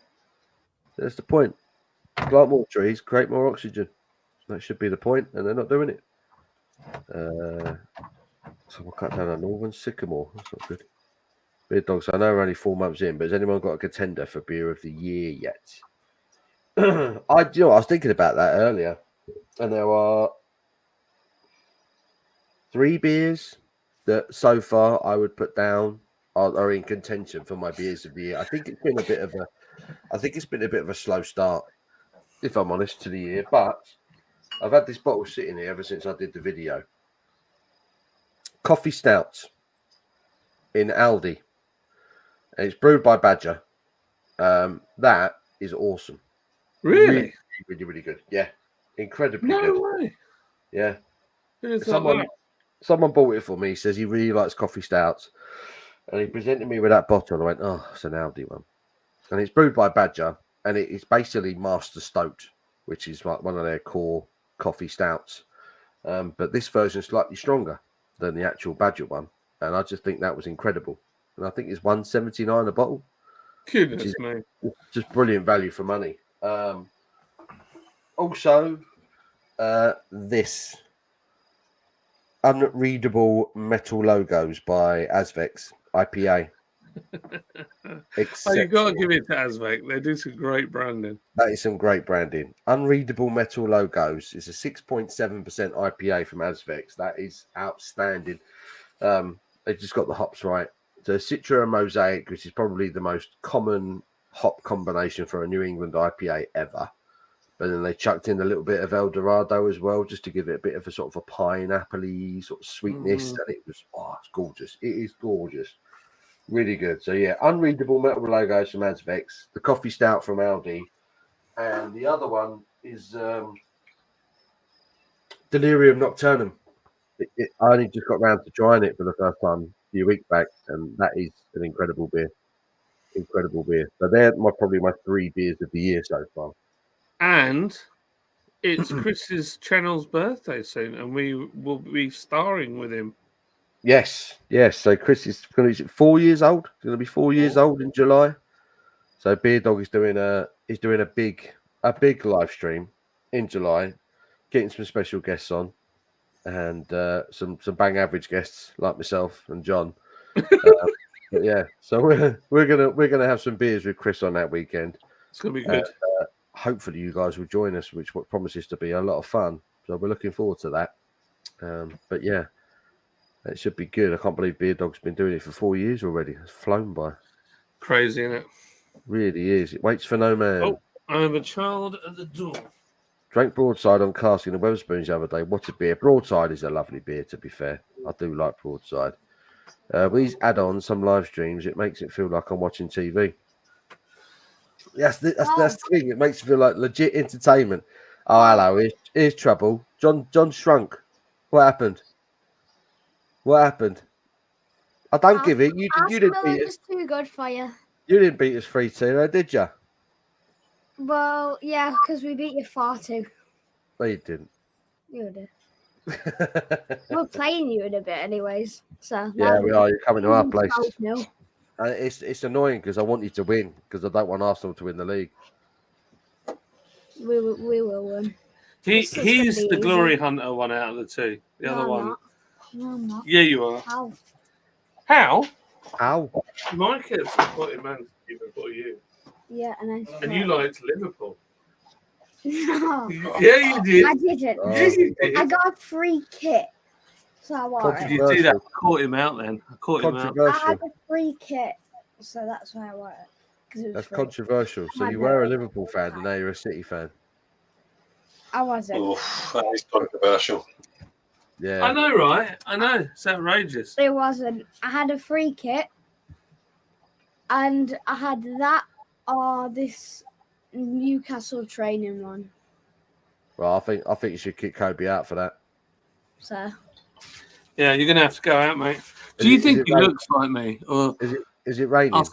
I'll send you a picture of the Amazon delivery guy. It's very similar to Kobe. Right, come on, out. If it's not raining, John, just put the hose pipe on him for a little bit. Yeah, I can do that. Are you going out to play with, Chris, how's the chicken going? Chicken's good. Chicken is now off the rotisserie and is now resting in the kitchen on a nice board to rest on. So yeah, it's looking good, tasting good. I've had a little taste of it. The skin was lovely and crispy, full of flavour. So yeah, the chicken was good. Is good, and would taste even better. You've got to love a bit of crisp, a little bit of crisp to the skin on a well cooked chicken. Oh, love it. Got to be done. Yeah, it's very nice. Been eating so much chicken lately. We've been doing it in our George Foreman grill. That is a great little machine. That grills them, and if you do stick it in for a little while, you do get a little bit of crisp to the skin if you cook it long enough, which I do appreciate. Yeah, no, right. Not bad. The George Formby grill. When I'm cleaning windows, I'm cooking chicken. Turn that nice again. $500,000. $500,000? That's about a quarter of a bottle of a Macallan whiskey. Yeah, Jesus Christ. Macallan whiskey. It's obscenely expensive. He bought the Heineken shares to get their attention, to be fair, which is worse. If anything, let us in the macro club. Absolutely. Bloody BrewDog. Excuse me. Pardon me. Disgraceful. John Morris, hello, sir. He says, I find Vocation Brewery have really gone downhill lately. Almost as downhill as Liverpool have started going lately. I am still a fan of Vocation, generally.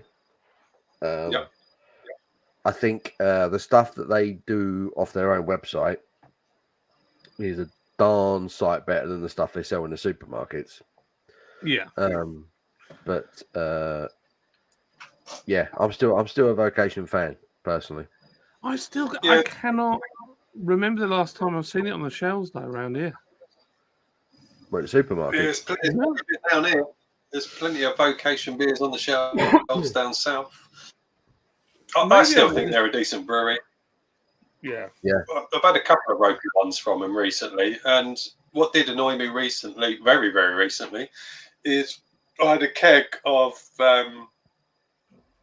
Life and Death in the PD, and that keg went off very quickly. So I don't know how it was stored or whether it's got anything to do with vocation, but you get 30 days. The keg, when you put it in the PD, you get a 30-day countdown, and I've had Life and Death right down to day, only having 1 or 2 days left on it in terms of quality, but it went down to day 15 and it was off. And I don't know whether that's how it's been stored or whatever, but as soon as I poured it, I could just looked at it and thought, that looks wrong. And I tasted it and it was vile. So that went off very, very quickly. But that's the first time I've had an iffy keg in general on the PD. So maybe it's not stored very well. What do you mean it tasted vile? How did it taste? It was it'd gone sour. It had a real sour taste to it. The Oh, colour wow. had changed. It had gone really, really, really cloudy. I was pouring it thinking, that doesn't look right. I let it settle and it was just cloudy and had a strange tinge to it. It did not look good. I sniffed it and it didn't smell right. But of course, you have to taste it, even though you know it's wrong. It had a very, very astringently sour taste to it. And that was only been in the machine 15 days. But it could have just been a rogue one. I've never had a rogue keg with all the different types of beers I've had on the PD. I've never had one go off. So I don't know. I don't know how old it was. I don't know how it had been stored. Question. There was clearly an issue. On the PD, how does it dispense? Do you have to put gas in it? No, you don't need to put gas in it. They're all pressurized kegs, and then you've got a what's the word? Compressor in the machine. So on inside one of those kegs, is it a bag? I believe they are back inside the kegs. Yeah. Right. Okay. So the only thing that could make that be like that is either it was a bad one to start with, or it's got like a perforation and it's let air in. That's it. Those are the only two things I can think. Yeah. Or the beer went into a bag from a dirty keg, which I don't believe would have happened. No, I don't. I mean, when I've had lots of Life and Death on the PD, and right from the off, I thought this doesn't taste like it normally does. So I think there was something wrong from the off, but it was still drinkable until, and then like I say, I had it last night or night before, whatever it was, and the difference was vast. Something turned in that keg, but I'm not going to blame vocation for that because I've had lots of Life and Death kegs that have been outstanding. I've had lots of kegs from other brewers that have always been top draw. There was just clearly something, a minor imperfection with that one that just ruined it. I don't know, but vocation for me is still a solid brewery. Yeah. They were my brewery of the year last year. Just on the strength of the beers that I bought from their website last year, there was no one that was doing as consistently good stuff as them. At least that I tasted anyway. But it's a stupid thing to say because you only really drink. I mean, how many different breweries must I drink beers from? How many different breweries must people drink beer from on general over the course of 12 months? There's not that many, is there? Absolutely. Really? You know, you're never going to get a fair crack at a brewery. But yeah, from my perspective, every time Vocation send me an email with new beers, I nearly always order it. I I think generally they're really, really good. But supermarket stuff isn't a good barometer of where a brewery's at, really. No. The reasons that we've all discussed earlier, they're not paying breweries any money for them, so it's you're not going to get good stuff in there. 10 Hag in or 10 Hag out? Do you know what? I don't care. I don't really care. But if it was any other club but Manchester United, I think Ten Hag would have a lot more time. Because I think he's a good coach. And I mean, I watched I don't watch a lot of Man United. I don't watch a lot of any team, to be honest with you. But I watched Man United against Coventry in that cup semi-final last weekend when they nearly went out. And I thought for 70 minutes, Manchester United were actually really good. I thought Coventry weren't even in it. It was men against boys. I think United were pressing really hard. They were knocking the ball around really nicely. It looked like they were going to score every time they came forward. And then once Coventry got that first goal, they crumbled. And I don't think that's down to Ten Hag necessarily. I think that's a mentality thing for the players. But I don't think Gareth Southgate's the answer for Man United. Not at all. No, I mean, what does Southgate even do? I mean, Southgate's exposed himself on the international stage. You know, he's every time He's not a great England manager, is he? Let's face it. He's all right. He's all right, but I mean, I think if England should be favourites going into the Euros this summer, really, with the squad that he's got. Yeah. I think we should be favourites, and if we just come up against another team that are half decent, and we go into our shells like we have the last two tournaments, and I think Southgate will have to go because we need someone that is prepared to take risk. Fire. Fight fire with fire because it happened against Croatia. They played football and we went into our shells and lost. And it happened at the last Euros in the final against Italy. We took the lead early on. Italy got our foothold of the game and we went into our shells and lost. And that's not good enough. You know, we had it. We had the game won. He won't take a risk, will he, Southgate? He just won't take that risk. He just keeps going for trying to be safe. And you can't do it. You've got to take a risk. You know, if you're up against it, take a risk. What have you got to lose? And Southgate won't do it. I think if he went to United, he'd bring a little bit of solidarity at United, but he won't do much more. I don't think he's a good fit. He won't win him anything. No. It's weird when I'm not a big football expert, but when I've watched Southgate and the way that he seems to manage the football games for England, it always seems to be the same playbook. It's like what Chris said. He's overly cautious. And then he like brings on a bunch of subs when it's like way too late. Like they've already screwed the pooch, and it's like, right, I'm going to unleash the secret weapon, and you're like, you should have done that at the end of the first half. You know what I mean? Not left it until we're way, way behind, and then try and catch up.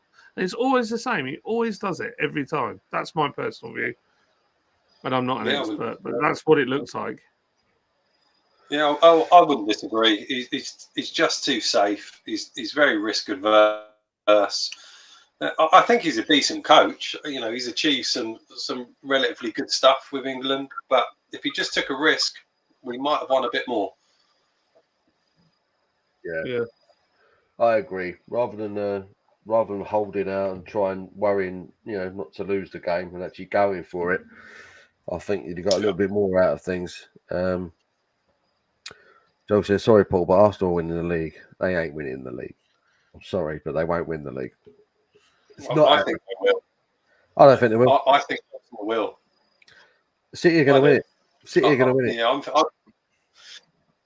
I've been relatively I know this sounds awful from a Spurs fan, but I've been fairly confident for the last couple of months that Arsenal are going to have it.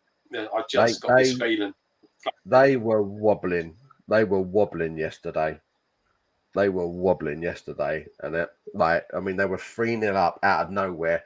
And let's have it right. They didn't deserve to be 3-0 up yesterday either, but they had it and they nearly threw it away. They very nearly threw it away, and Spurs weren't even that great. I just think they will drop points. I still think they will drop points between now and the end of the season. I don't think City will. I struggle to see City dropping points, but I wouldn't be surprised if City draw somewhere, and it might be at Spurs. I do think Spurs are going to watch that. I'd love to go watch Spurs. I'm sending. If I'm Ange Postecoglou, I'm sending the Spurs players out. Look, you just roll over for City. Just do not let City. Just do not let Arsenal win. Do not let Arsenal win the league. For the love of God, they do not win the league, and it'll be hilarious. It'll be hilarious because they'll never get this close again. I'm telling you, they won't. They won't get this close again. For me, City are still winning the Premier League. Do you really think Arsenal won't get this close again? you think I know I'm starting to sound a bit like an Arsenal fan, but I'm just being objective.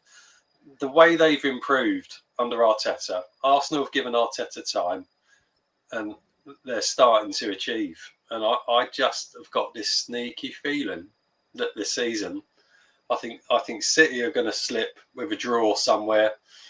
And you look at Arsenal's games that they've got left, I can't see them losing. No, I think they'll do it. I honestly Who have do. Arsenal got left? I can't remember off the top of my head, but they're not big teams. They're not Not big playing anyone teams. decent. I think they've got a better run in than City. I mean, Spurs have got a woeful run in to the end of the season. I think Arsenal have got a cushion run in. Stitch up. Ours is a total stitch up. We'll probably lose at Chelsea because they've had the worst season ever, and they'll still probably beat us. Without a doubt, Spurs will lose to Chelsea. I don't think Postecoglou will see the end of Nick's season. I think he'll be gone midway through the season next year. Oof. That's my personal view. That's a big shout. I like what he's done.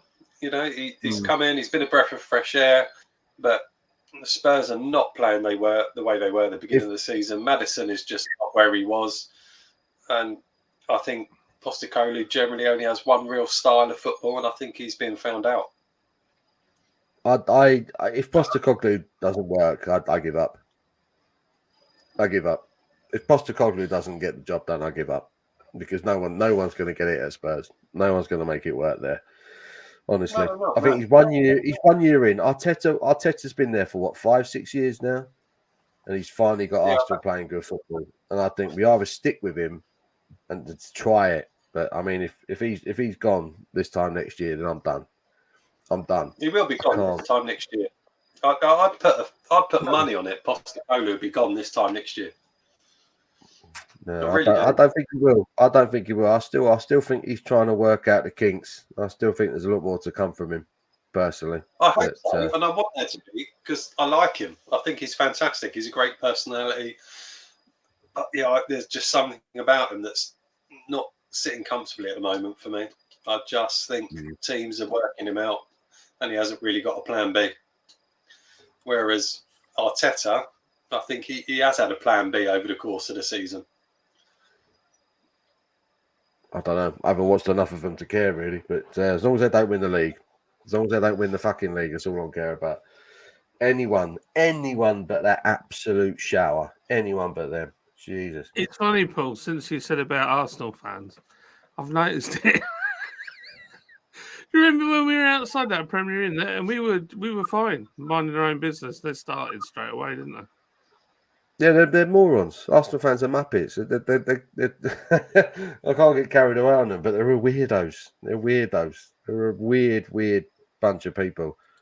Like anyone who would openly choose to support that club needs their head tested. You know, they're a franchise. They're a franchise at the end of the day. They're not even a real football club. They're a franchise. So if you choose to support that, whatever, you know what I mean? Weird. Yeah, but weird. I agree. I completely agree. But, you know, the City is funded by massive money. There was a comment earlier about Liverpool's season dropping off. I think Liverpool have punched above their weight this season.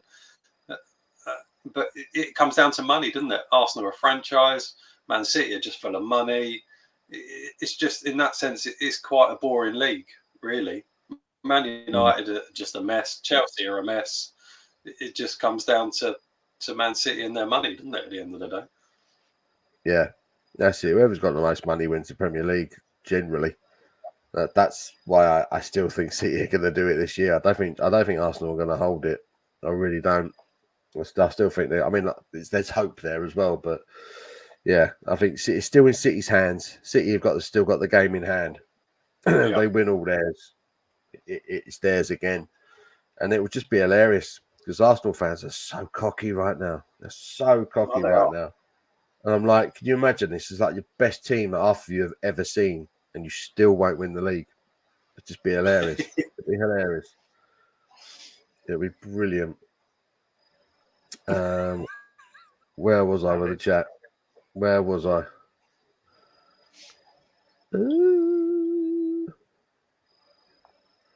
I'll catch up with this. See if I can catch up with the chat. Do you know what I might do? I might go right down to the bottom. We'll start again. Sorry for anyone I've missed. Marwood. Marwood's in. Hello, Marwood. He said, Life and Death is the OG IPA. I love Life and Death. I love it. I love it. It's a great beer. Mine would put Great that beer. at Brew London.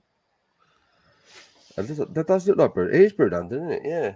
Right. That's one of the original OG Brew Londons as well. Marwood. The Meat Beer Bowls. I didn't actually see you on Thursday. Did you? Oh, that's Paul. Did you have the Fierce Banoffee at the weekend? I did, and I really enjoyed it. And they gave me a can, and I'm kind of tempted to drink it now, but I did say I'd review it for them, so I probably shouldn't. But I actually thought it was really nice. I actually thought it was a really nice beer. That one.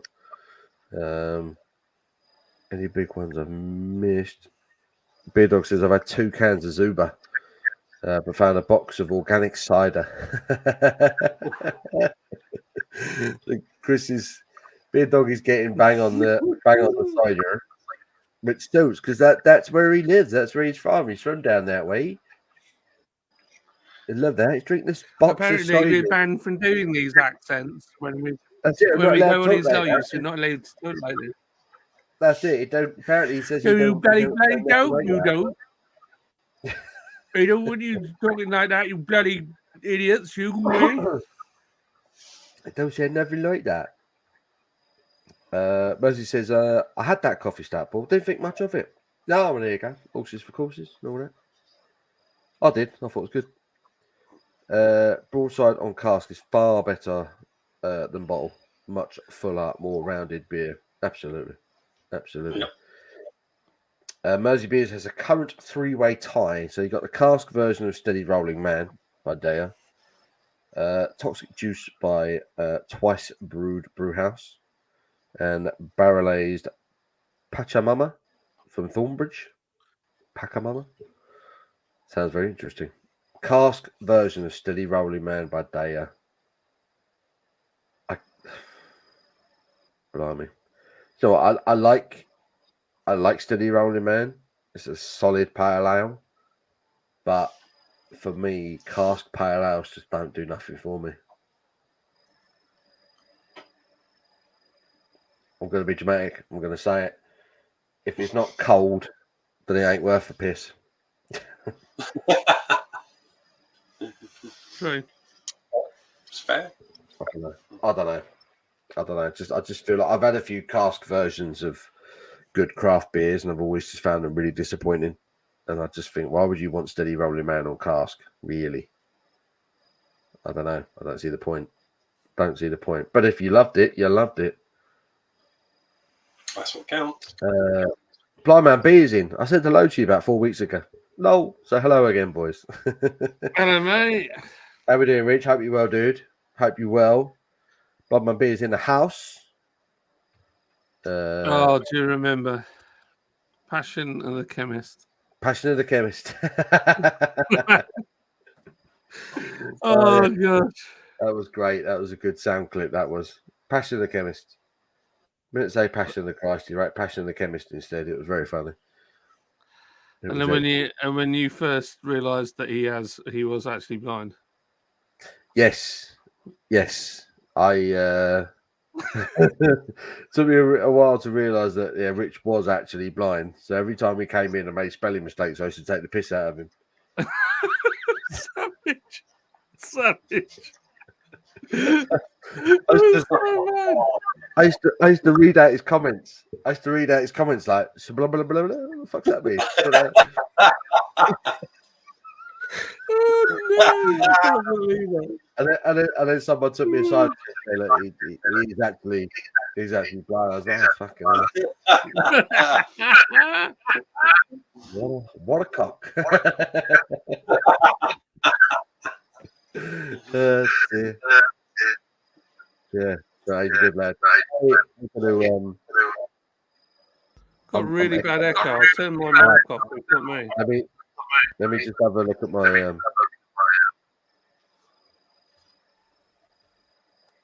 my sound. Why am I echoing? I can't hear you echoing. I can. It's horrible, isn't it? Saying it, and then 3 seconds later. Why is it That's just really started annoying. now, though? I don't understand why it's just started now. It's well annoying. I'll turn echo cancellation off. Turn it back on again. I hadn't pressed anything. Like, No, it's bad. oh, that's well annoying. Has it stopped? Oh, it stopped Yeah. now. I know. In the first place. How I think, weird. I think I think the government just tapped into our stream there and messed around with it for a few seconds. We're being watched. We're being watched. I'm trying to think, do we use any keywords? I was battered, mate. That one, that work pass one is a free one. Is what the work pass one is a free one is no joke. It's all good when you get it for free, doesn't it? But yeah, what was your standout, Smallwood, whilst you're here? Was any beers that really got you? Beer does get out your system now. Talking like that, because that's how you sound, Chris. You talk like that, drinking your cider. Listen to BrewDog reviews, and today I'm drinking cider because I can't find any beer. I'm sorry, Chris. The car steady reminded me of how keg steady used to be. I have found normal has dropped off a lot since 2021. That's the thing. I don't remember what it was like kind of pre-2021 or when it first came out, but I still think it's solid. Steady rolling, man. I still think it's a solid pale. I'd be interested to try it. I really would. I mean, if it's that good, and wow, you know. This is how Rich used to type. Flip up and I would read it out like that. I would read it out like that. It's like, oh, take the piss out. I just thought he was pissed. I just thought he was drunk. Oh, I just thought it was Emma talking absolute waffle. Turned out he couldn't see the bloody key bag. Brilliant. oh, we were dying. And when it was your reaction when you found out, when we actually told you, no, he genuinely is partially sighted. Yeah. Cannot see. You felt so guilty. And then you, like, it was so, that moment where you like, it's so bad, all I can do is laugh. And Yeah. we were proper, oh man. That was One of them moments where you wanted like the earth to open up and swallow you. Because it was during a live stream where someone actually said, no, he's actually like you can't his vision is not the best. I was just like, oh, you dick. Of all the things. brilliant. It'll be me. I'll bring Watts because I say truthful things I'm not meant to. As soon as you mention, yes, it. With Blind Man B got involved, and then the live stream got tapped into, so that they're listening now. But luckily, the echo was stopped. To be fair, I don't actually care. I know I don't have that. You do have that accent, Chris. You sound just like that. I don't know what you're talking to. You sound just like that. Yeah. We love you, Chris. We're just like, it's just fun, isn't it? It's just fun. I don't expect you to take the mick out of me as well. So I'm gonna have an IPA. This is an exclusive for the live stream. Exclusive for the live stream. So Cameron sent me some beers. Oh yeah, we used to do quite a bit of business with Cameron. They own all the Head of Steam franchises. Yeah. So obviously Cameron's have got the Motorhead, the beers, and they've just released a new one, a new Road Crew beer. It's called To Hell and Back, To Hell and Back, and it is an IPA. And they sent me a few cans of this. That is it there. The Motorhead Road Crew To Hell and Back IPA, 6% ABV. The branding is awesome. The black and red looks very cool. So I'm going to drink this now and see if it's any good. Wallop. It tastes just like potatoes. Tastes just like wee wee. It's very dark. It's a proper traditional colour for an IPA, that. I need a glasses. Why? I cannot see anything out of my left glass. Glasses. Look at that. That is a proper old school British IPA colour to that, isn't it? Nice. No haze. That's been filtered to buggery. Right ABV though, 6%. Good ABV. So kind of imagining they're going for perhaps a more traditional malty. It's got much of a nose. Gets back in anyway. Cheers.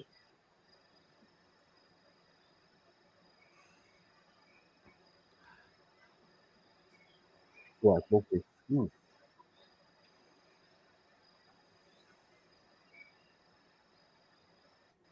Malty. A touch of bitterness. Quite floral.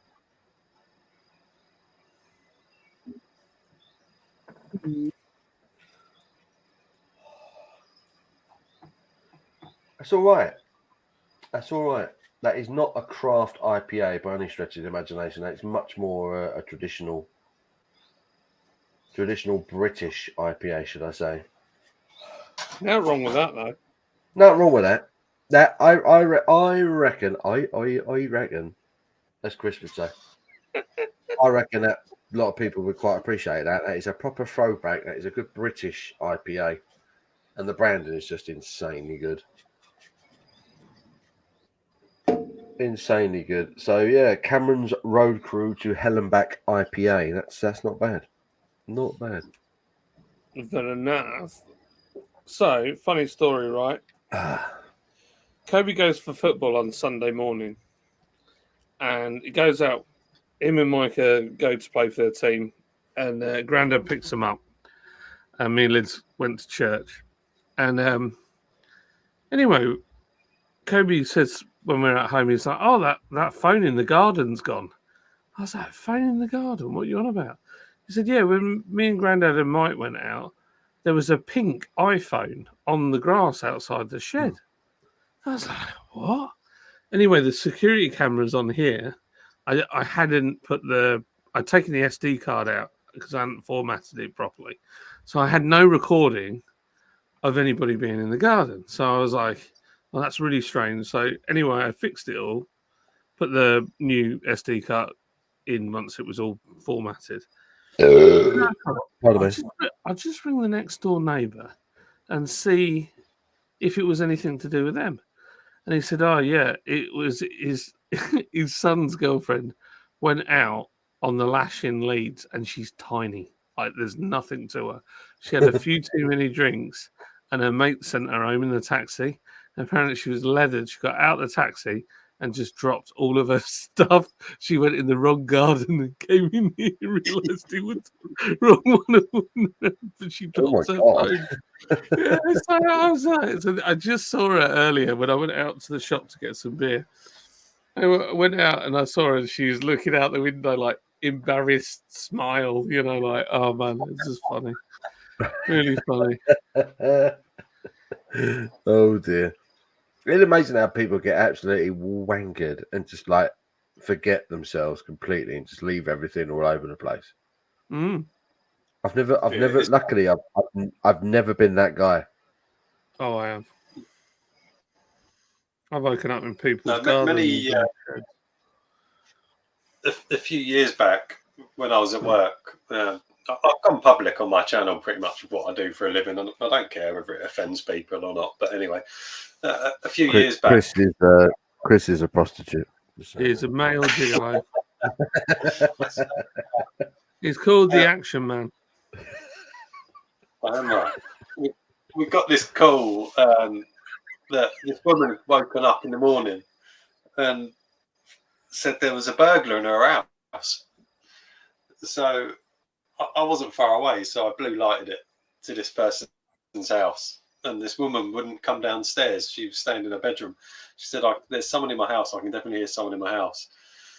So I walked up to the front door, and the window next to the front door was smashed. So I put my hand in, opened the front door, went in, and there's this guy asleep on the sofa, absolutely Sparko on her sofa. So I woke him up and I said, "Mate, what are you doing? What are you doing?" And he's like, "I'm in my house." I was like, "You're not in your house, mate." So I called the woman down, and it's definitely her house. And I said, "Mate, this ain't your house." And he was absolutely bladdered. She thought it was a burglar. He used to live there. It was like 2 years ago. He'd gone out on the piss, bladdered. He thought he still lived there. And I said, "Why did you smash the window?" "My key didn't work in the lock, so I just smashed the window and let myself in." He hadn't lived there for 2 years.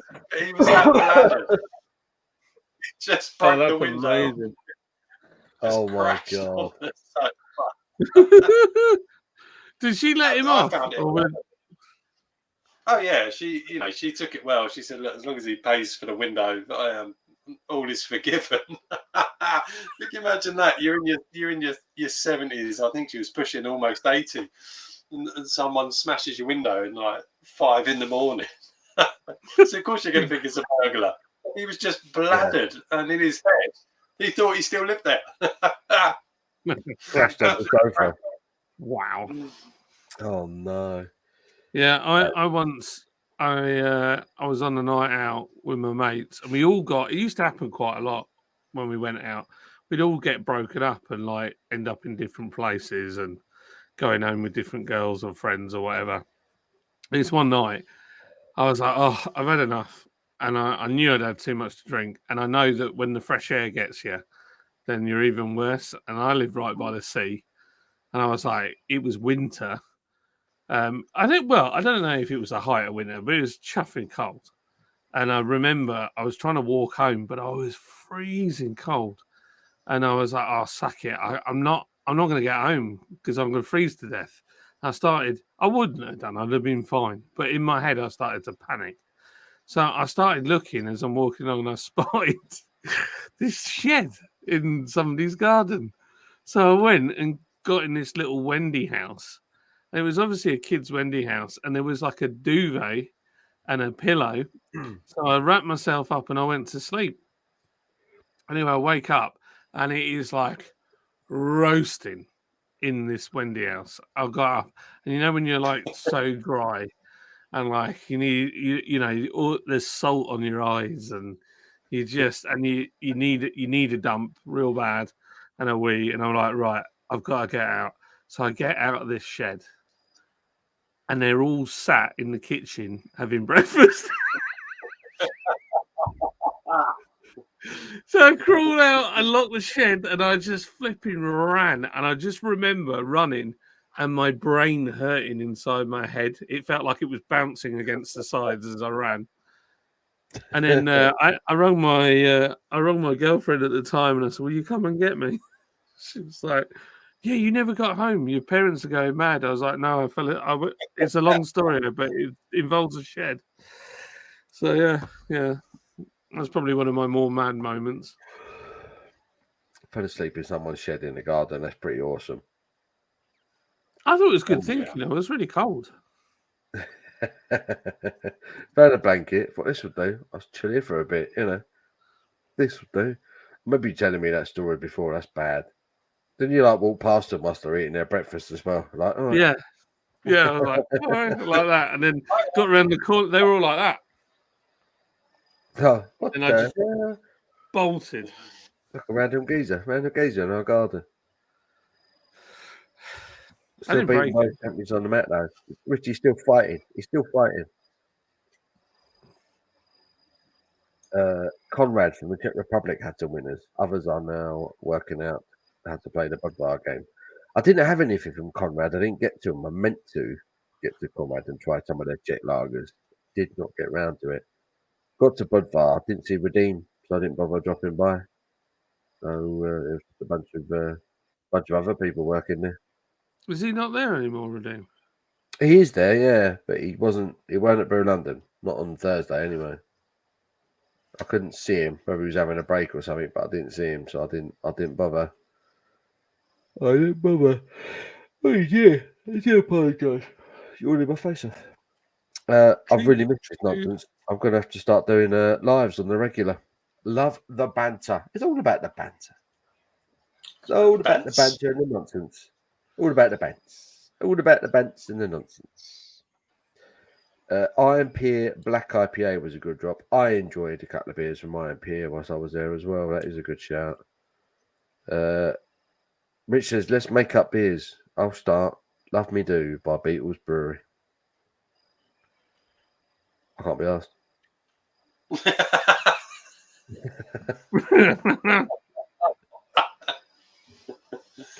Yeah, I gave that about the second. I thought about it. I thought, so what?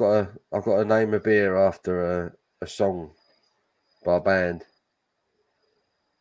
and then the band have got to be the brewery. Yep.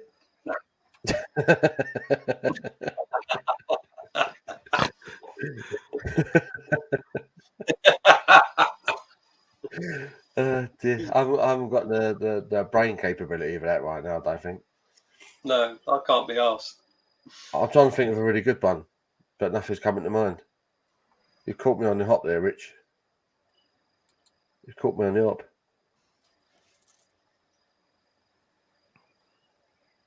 Next comment. Yeah. I just now saw you live. OMG, this is horrible. I am late. Big Joey's in the house.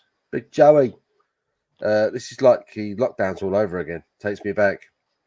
Yeah. Weekday live. Shocking.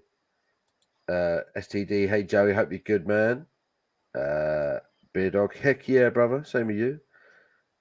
Short and Stout Beer Reviews is in. G'day, peeps. G'day. G'day. G'day.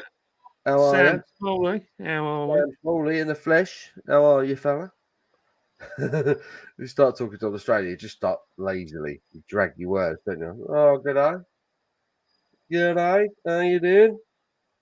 You need to leave every sentence like it was a question. Yeah. So you're like, you're right.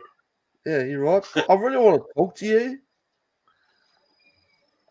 The worst Australian accent ever. I found a soundboard and I was trying to see if you could hear it, but I don't think you can. Can't hear it at the moment. Do you not hear that? No. Nope. I'll move my mic. Noise. Henry, brother.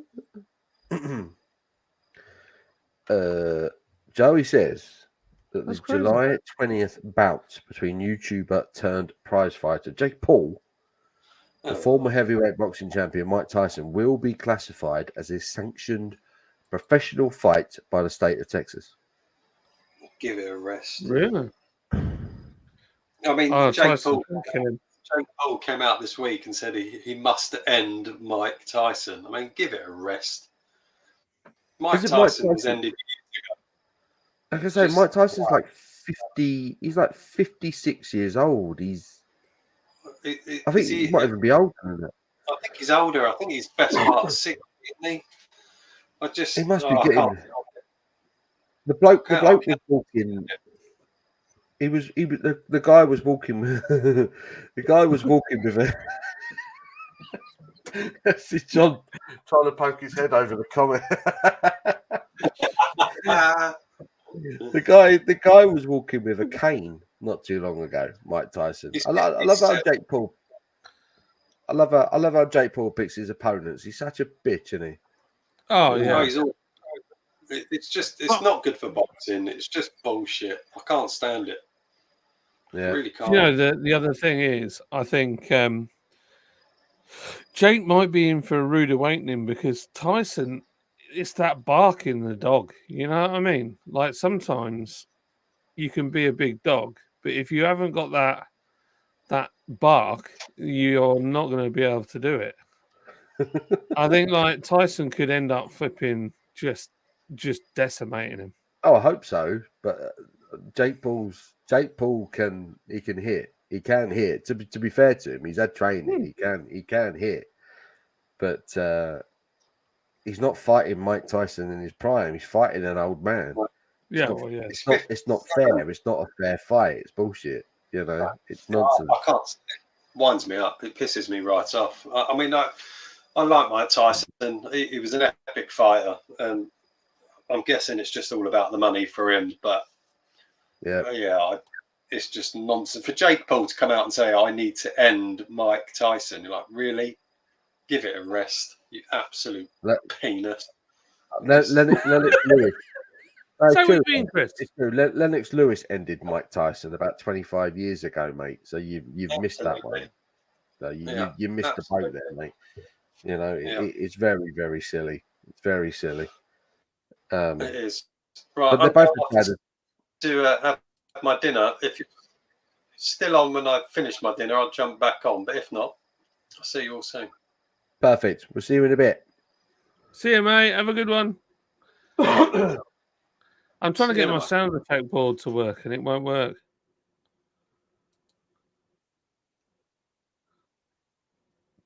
We can't hear it. Can't hear your soundboard. How can you not hear that? Don't understand. I was just trying to get the last bit of daylight through the blinds here, making the most of it, but it's kind of messed around with my picture a little bit. Have you turned your sharpness up? You look very soft focus. The sharpness, well, I'd just go settings for that. Go into properties and then get the little box up, and then you can adjust it all in there. Oh, hang on, that's the OBS thing, isn't it? Yeah. I'm not sure. Oh, yes, it has. I'm not sure if I've even got OBS open at this stage. What I can do is touch up. Has it done anything? Has that made any difference? I'm not sure it's made any difference. I've done a little bit maybe. Gone to MIDI. Have you gone into properties, flicked it to the other page, and taking the ticks out? Because if you don't take the ticks out, it won't work. No. You need to do that, and then when you adjust it, it'll actually work. So if I go to, and if I minimize this, because I haven't even opened OBS at this stage. Are you not running OBS? No. Did you bottle it? You bottled it. I didn't bottle it. I just you bottled it. Didn't do it. Didn't do it. I went on. It was like, oh, what camera do you want to use? And I just like did OBS. Obviously, until you open the OBS software, it doesn't recognize the camera, right? It doesn't recognize the settings. So I just went for the HD Pro webcam that I use. But I will use the OBS next time. I will use it. And fiddle with it. I'll show you again if you're struggling. I'm sure I'll be able to figure it out. I was at a hotel in Kent once and had a few walked into the wrong room, see a bloke rogering two women and Persian rugs on the table. I said, sorry, wrong room. I'm blind and drunk. That did be happy, surely. Two blokes rogering two women. A bloke rogering two women. Tree Dude is in. Evening all. Evening, Tree Dude. How are you, sir? How are you? After John's night in the shed, family turned into a business venture, starting the UK's first Airbnb. It could be. I tell you what, me and my mate went to pick up the first European tank that we bought. We bought one secondhand. We went in his van, and he said, "Oh, I've got some local Airbnb."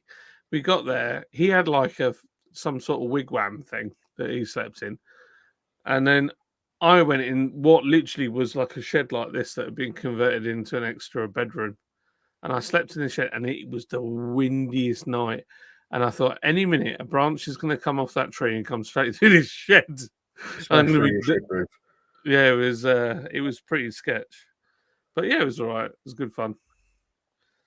Nicely done. Bido says the next one from BrewDog. Can't be asked. Yeah, it wouldn't surprise me if you ever see that on a can of a BrewDog beer at some point. It's just like, can we be bothered? Do we really want to do this anymore? Let's call it. Oh, anyway, the Craft Beer Hub. This is Happy New Year, everyone. Hello. Hello.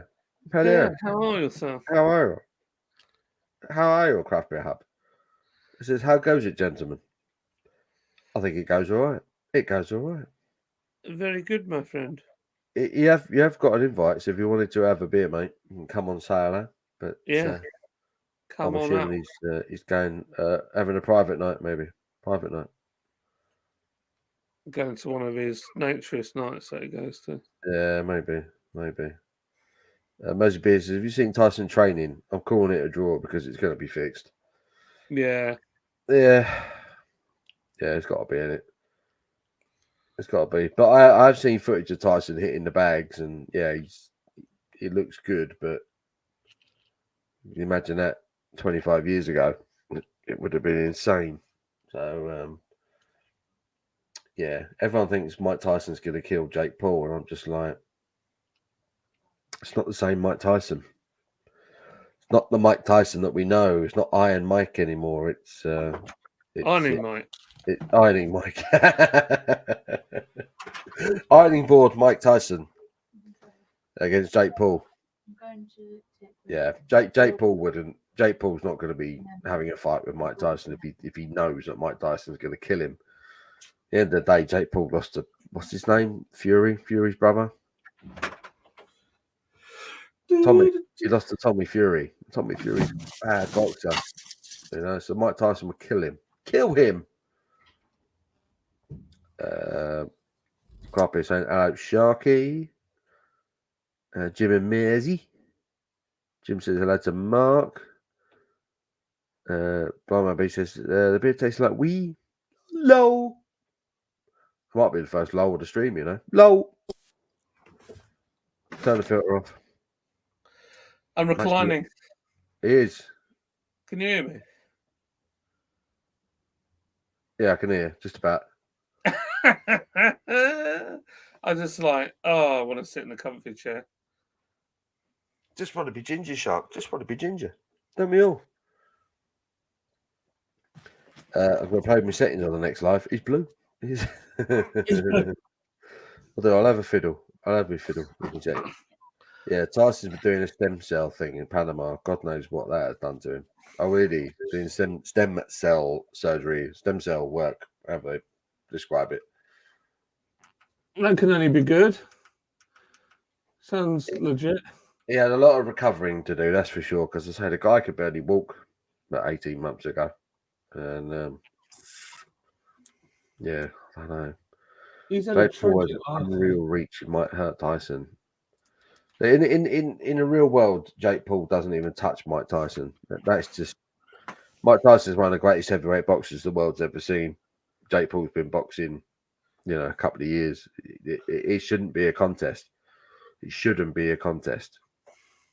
But it probably will be because I don't think it's legit. It's just money for both of them. Oh, if Mike Tyson was serious, he would have been like, "Why would I want to get in the ring with you? What's in it for me?" You know. Do you think the other side is Jake Paul might be doing him a massive favour and giving him the best retirement package that he could ever get? He will make millions and millions from this. And let's face it, it's not really Tyson that's doing it. It's Jake that is the famous one at this point. Yeah, but would you buy it? No, but the kids would. Are the kids even going to buy it? You know, can kids actually afford to buy this? Can kids even have? You know, that surely the kids we're talking about need like permission from their parents to buy a pay-per-view boxing match. Kids, proper kids. Yeah, but I think the other side to that is I know plenty of parents that get nagged to death to buy bottles of Prime that were £30+ a bottle that are now a quid. They're like £4 a bottle now, like £3. You see them like bargain shelves now because nobody wants them. No, well, they're even less than that, like about £1. Pound, Jesus. I'm going for another Jimmy. 1 second. I need one too. Can you have one for me? I'll do it for you. Shark says GT John has the posh chair. Do you know, I nearly threw this chair out. I very nearly did it. And then I said to Lids, I'm going to have a real good sort out in the shed. And because this chair takes up so much room. I mean, I'm a big lad and it makes me look small sat in this chair. Hence why I like it so much. But the other problem was the lawnmower, if you remember, was down here, and it's a big metal Honda thing, and it's petrol. It weighs a ton, and I was like, I need that by the door because it's just a pain. So we've had a little shuffle round. This desk is kind of a bit too deep, so I'm half tempted to buy a L-shaped smaller desk, which would move this forwards and then give me more room. But then, arguably, I'd lose a bit of room because I'd be more that way. I don't know. And then I moved the shelving. So I moved one shelf this way and then moved the other shelf that way. And then that's actually given me more space in between as well. So it's worked out quite nice. And genuinely, there's quite a lot of room in here now. So I am loving it. Shark says, speaking of LOL, where's Trilby Phil? I saw he popped a message on my video yesterday that I did. Honestly, I tried to stay not political, and then I had a few beers and made some videos. And I thought I'd scheduled them for like Sunday and Monday. No, I'd actually scheduled one for like 2 a.m. and one for yesterday. So hey ho. Blind Member says, imagine if John Paul smacked Tyson and he went out cold though and got really hurt. He would feel guilty. Oh man, he would feel guilty, and I think a lot of people would not want to ever talk to Jake Paul again. I think that would possibly do his career in. The problem is with that guy is he's also surrounded by all the scams that he's done on crypto. So there's the whole crypto zoo thing that he still hasn't done anything with. Or was that his brother? I'm pretty well. Either way, it's involved with those two. So I found Jake. I think Logan is a bit better, but Jake, he seems like he's got too many yes men around him. And he's just got to this point where if you've got too many people around you that agree with you, then you just become horrible. Because no one's like, they're all on the gravy train. They don't want to upset him. BrewDog says, back now. We would ask what I've missed, but it'll be 10 years before Paul gets to this. It probably will. Chris Sharky says, Chris, it may be 8 years at this point. Jim, my man, me and Jim quite often are found in the Funker live stream. I'm normally being silly and Jim's normally being quite serious. Guarantee they're both going to get big dollars. Oh, yeah, man. They're going to. Absolutely. Never get rid of the lovely chair. It is a belter, and you feel like a dictator when you sit in the chair. Paul sat in this chair. It's a belter, isn't it? It's a lovely chair. It's a lovely chair. I just had a lovely sit down wee. Treated myself. It's called luxury. That is, my friend. Sat down, farted a few times, thought about my life decisions, and then I thought I'd come back and carry on drinking. You know you're living when you have a sit down wee. Oh yeah. I sort of walked in there and I looked in and I thought, I want to sit down. I sat in there, just went. I need a wee, actually. I'm going to go and have one now. Have a wee. Where are you with the chat? Do you know? I got to BrewDog that says, never get rid of that lovely chair, John.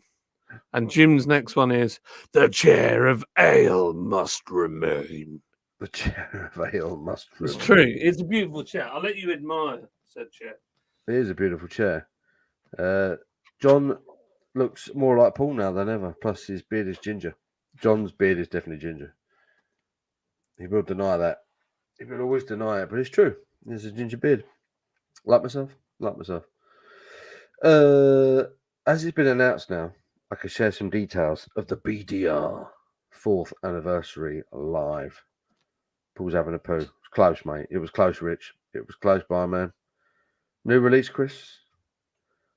Those details are, I will be going live with Paul and John for my 4th anniversary with some traditional beers. Yes.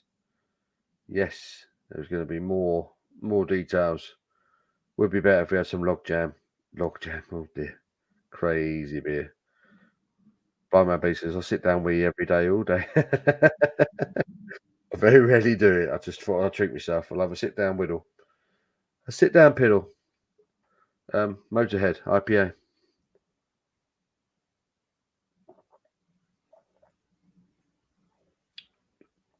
Toffee caramel vibes, hoppy bitterness, but of course they haven't specified. Oh, hang on, I'm lying. Road Crew to Hell and Back is an India Pale Ale dry hopped with a combination of US Citra and Chinook. Full citrus hop flavours with a punchy, bitter finish. That's fair. The description on that is good. Road Crew, one of the great Motorhead tracks off of the amazing Ace of Spades album. If you haven't listened to it, and if you don't like Motorhead, there's something wrong with you. But that is an okay IPA. An okay IPA. Thank you to Cameron's. Do appreciate that. Paul cracked the bowl with his sit down. I ain't that heavy, cheeky git. Sit down, piss. You want to try shitting standing up? You ain't lived. Oh no! Please tell me you ain't tried that one, Jackie boy. Please tell me you haven't tried that one. Oh dear. I may plan something else, of course. Oh, it's going to be a party. It's going to be a party. I love drinking Road Crew at Bloodstock. Fantastic festival beer. Do you know what? The original. I've got a can of it here. The original Road Crew. Is it an APA? It is an APA. Has always been okay. And I've also got they completed the set. They sent me the Pilsner. The Overkill Pilsner. They sent me a couple of each. And a load of beer mats. But yeah, that IPA is not bad at all. It's not bad at all. It's proper traditional. It's an English style malt base with American hops. It's not bad at all. My favourite beer is now Paulana Hells. Has you got walkie talkie? Yeah, I get. So the boys, because where we are now is quite a big area that they can play in, and so if they take their phones with them, their phones are like what £100 if they lose them. Well, one of these is about 15 quid from China. And more fun. And much more fun. Yeah. So we have 4 of these, and then they have one, I have one. If they get in trouble, they can contact me instantly. And yeah, pretty good. Walkie talkies all the rage. Like I say, you can sit there going dingo bongo. Yep. And it's got a torch on it. So if it gets dark. So you can do it in the woods. Yeah. And if someone comes up to you starting trouble, you just pretend it's a taser. Yeah, exactly. So back off, mate. Back off, son. And then if somebody nicked it or whatever or stuff, it's like it doesn't really matter, does it? Yeah. Because it only costs 50 quid. It's Chinese.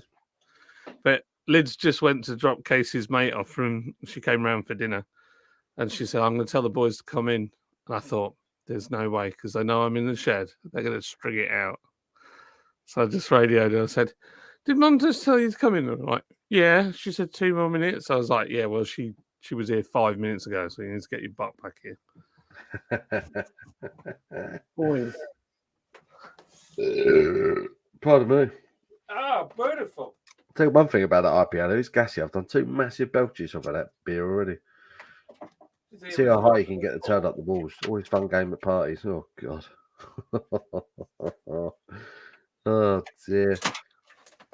So says John has walkie-talkie. 10-4, good buddy. 10-4. Breaker on the 1-9. Roger that. Dingo bongo. Jack, are you drinking a dark roast Colombian at the moment? A cold pint of overkill in the sun, watching some Megadeth. Can't be wrong. It sounds like a good afternoon to me. Cold overkill. Oh. To the Megadeth. The Megadeth. A fruity Ethiopian at minute, Jim, who misses. Oh yeah, Jack is a coffee connoisseur, isn't he? Did you hear that TikTok has been banned? Or is to be banned? Has it been banned or are they going to do it? Or they said they're going to ban it? I know they're not happy about it, are they? What do you reckon? That's the next war? USA against China? China. John's transformed again into a giant squirrel. He's missing fingers. What's going on? He's only got 2 fingers on one end, 3 on the other one. I don't know what he means. I'm just gonna ignore him. Just like old times. We bring all the highbrow chat. Absolutely, Jack. Absolutely. Putting up walls on it on a Monday night.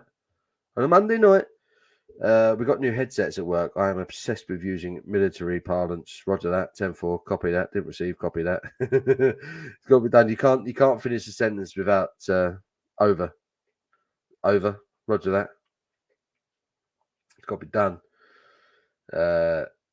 Sam says, Megadeth in that voice. Megadeth. James Hickey, good afternoon. Good afternoon, James. How are you, sir? Henry is back. Henry, boom. Henry's actually chilling and grilling with Henry. You're silent, John, just so you know. I said they're kicking footballs at the side of the shed. Uh-oh. Kids. Not good. Not good. What's he just pressed? Inception. It's just me. Oh, what have you done? It's very dark now. No, that's right. I'm on it. I just I'm got not to one to adjust. take sides, but I bloody love crispy duck. I quite like crispy duck as well. Oh, I've crispy actually got duck. Shane coming to Bloodstock this year. Not sure how he's going to cope with all the metal. Who are you looking forward to the most this year at Bloodstock, Chrissy boy? I don't think I've actually had a look at the lineup for a while. I think the last time I looked at the lineup, I couldn't read any of it. What's your next beer festival that you are attending? Good question. That is a very good question. I'm not actually sure. London Craft Beer Festival. I'm going to, but I don't think that's until August. So that's a good few months away. Brew London was really early, to be fair. Like middle of April was early for a beer festival.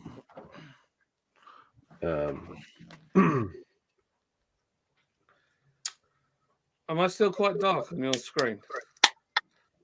I'm a bit, aren't I? It looks all right. Darker than what you were. Different camera now.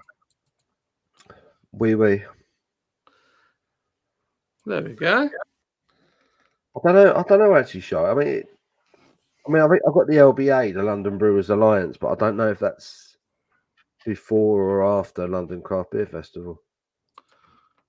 I'm not sure. I wanted to get down to Bristol. I want to go down to the Bristol Craft Beer Festival. That's meant to be epic, that festival. There's some good breweries down there at the moment.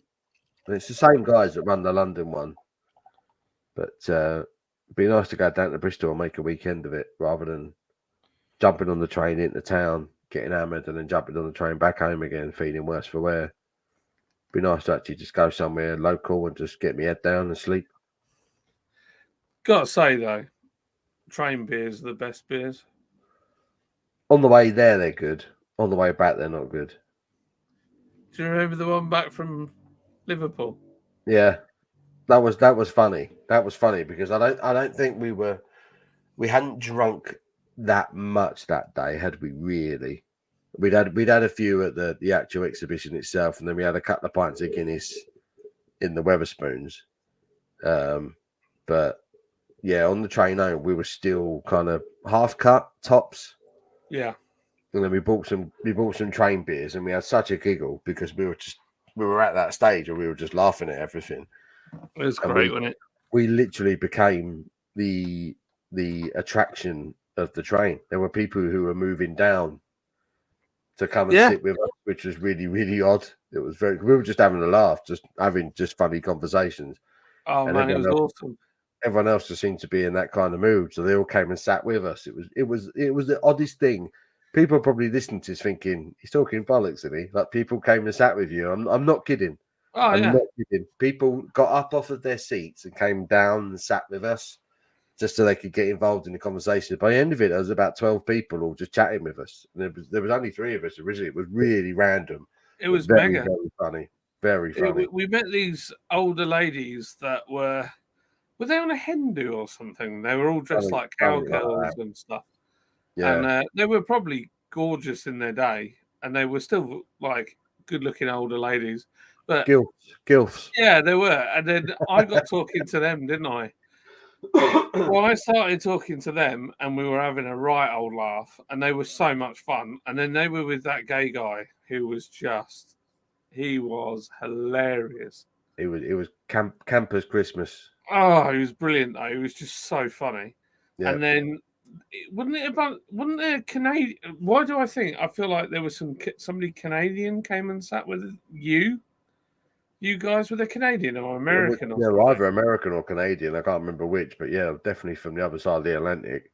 Yeah, and then we had more and more people were joining us, and we had loads of beer, didn't we? We brought loads of beer from the beer festival, and we were just cracking them out, and people were having beers and trying stuff. Which was good. Good idea. Oh, it was awesome. That was really one of the funniest experiences. And what was hilarious with you being a Southerner and Mark being a Southerner, like they're not used to how the hospitality of the North is. They are so friendly, aren't they? Yeah. I've never had that on a train before. On trains around here, you just avoid eye contact. Yeah, so don't look at someone, don't talk to anyone. Up there is a bit different. Up there. Good fun. It was a good fun. It was a good day. That BRX, and that was already over 2 years ago. Gosh. And then we went out it was St. Paddy's night, wasn't it? It was St. Patrick's night. That's right. And we went to the Grove, and the Irish band were on. Who are awesome. What do you know the name of that band? They go every Thursday to the Grove, and they're just genuine Irish people that like to play their Irish instruments. That's it. Yeah, they're not. They're good at it as well. Oh yeah, they're brilliant. Yeah, I haven't done that for a while. You know, I really fancy that. Maybe I should do that. Go to the Grove and just go on a Thursday night and have a few drinks and go see the Irish. Taxi home. I'll have to. I'll see when I can come up. Next time we'll go to the Grove for the Thursday night. In fact, on this Thursday, I've got my HGV Class 1 for the 3rd time. So if I pass, I'm going there. The 3rd time? Yeah, I failed on Monday. Oh, bloody hell, you never told me you booked it again. No, I didn't tell anybody because I was like, I'm a really bad loser. Proper bad loser. And I failed. I got one major, one minor. I touched the curb with my trailer again. I don't know, I'm laughing. I couldn't do it. Oh, so frustrating. But yeah, even the instructors are like, this is ridiculous. You can drive a truck. You're a natural at it. And yet you got one minor, one major, and you fail. He said, like, what's frustrating, we take people through, they're not natural at driving a truck, and they get 12 minors, and they get their license. I'm like, must strive for perfection. That's the problem. If you're going to do something, you might as well do it properly. True. Just cost me a fortune every time, 475 quid. Absolutely. I'll tell you what, Shark, if you're still here, mate, if you're still watching, when's your virtual beer fest that you're doing? When is that? Does he call it Shark Fest? Shark Fest, yeah, it's been a while. Shark Fest, Shark Oktoberfest. So it's probably a bit early for that, but I'm sure Sharky always does a beer festival. I should try and make myself available for that and have a few beers on that one as well. You should send us out the beers so we can drink. Yeah, you should send them the American beers. So we're drinking the same beer, Shark. It's our friend's 50th this year, and a Thursday night is our birthday party. Over. Dingo Bongo. It's because the walkie-talkie. The Jake fight is on Netflix. Oh, is it really? Oh, that's wow. good. So I can actually watch it. I might do a cheeky live stream. Yeah, that would be a good watch party, wouldn't it? That we would. Should we do that? Should we do a Jake Paul versus Mike Tyson watch party? yeah. I think we need to get the Pit Vipers out. Pit Vipers, yeah, man. Get some Pit Vipers out. Go full dickhead. Yeah, full on American beers. I got American my Mountain beers. Dew hat up there. I think Mountain Dew. Mountain Dew, taste of freedom, baby. I was watching Talladega Nights the other night. I get up in the morning and I piss excellence. I piss excellence. I don't know what to do with my hands. So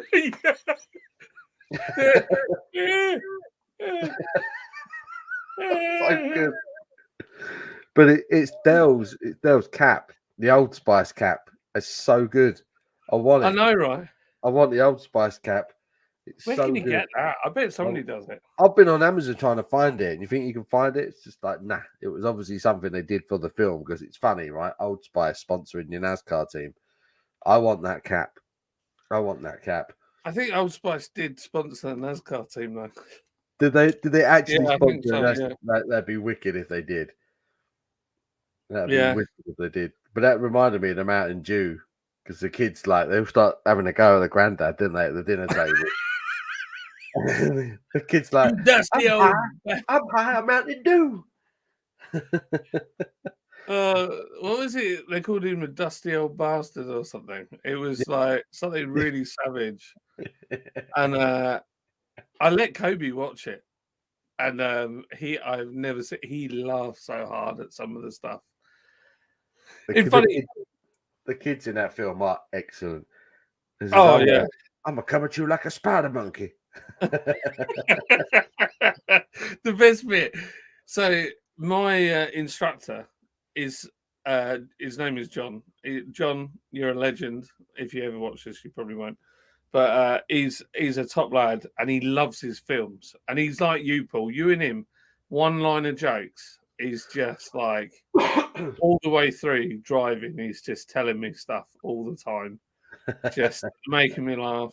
And we were talking about Talladega Nights, and I said I'd watched it and let my kid watch it. He's like, "That's well bad," and I was like, "Yeah, but the kids get disciplined by grandma in the end. Like grandma wins." Yeah, and he's like, "Oh yeah, and I forgot about that." And then so when we were driving, and if I did something wrong, I turned to him, and before he said anything, I was like, "Shake and bake, baby, shake and bake." It's like, John, that's not a thing. Because they have names for stuff. So like the system for coupling and uncoupling a trailer is called Black, and then you've got like Tom, Dick, and Harry, which is when you set off, you have to look left mirror, right mirror, check behind you in your blind spot. That's called Tom, Dick, and Harry. So I was like, you got to make shake and bake into something. Yeah, shake and bake has to be something. Shake and bake has to become something. Oh dear. And like just the whole if you're not first, you're last thing I've been doing all the time. Even when I got a fail, he was like 1 minor, 1 major. I was like, mate, I am getting no minors, no majors. If you're not first, you're last, baby. They just burst out laughing. It's like, I don't know how you can be so chipper. I was like, well, I have to laugh, otherwise I'll cry. I love that bit. And he comes into the school, doesn't he? And he says, if you're not first, you're last. And he's going, he's like, everyone's like, what do you mean if you're not first, you're last? And he's like, if you get paid, you get laid. And all the kids are going, woo! And he's like, yeah, you know what I'm talking about. And then the next scene is him being escorted out of the school by security. It's such a good film. It's so good. If you haven't seen Talladega Nights, it's on Netflix at the moment. It's so funny. So funny. Great. And then film. when he's on the when he thinks he's on fire and he makes a reference to Days of Thunder and he's like, save me, Tom Cruise. Save me, Tom Cruise. Help me, Oprah Winfrey. It's amazing. Oh, he's excellent. Excellent NASCAR film. Will Ferrell. John C. Riley, Sacha Baron Cohen. Who else is in it? He's constantly asking for a kiss all the Yes, way through. yeah. This is gay French NASCAR driver or gay French Formula One driver. Formula E. Yeah. Formula it's Formula E. that's a poke at was it Montoya who went from Formula One? He was a French Canadian, and he went from Formula One, and then he did IndyCar. I think he had a go at NASCAR, something like that. So it's just poking fun at that. It's quite good fun. It was good. It was very, very funny. Paul didn't pay for the shed's electric bill. Maybe not. Maybe not. Jim Jet, I've been on 80% Arabica. How do you say that? Arabica.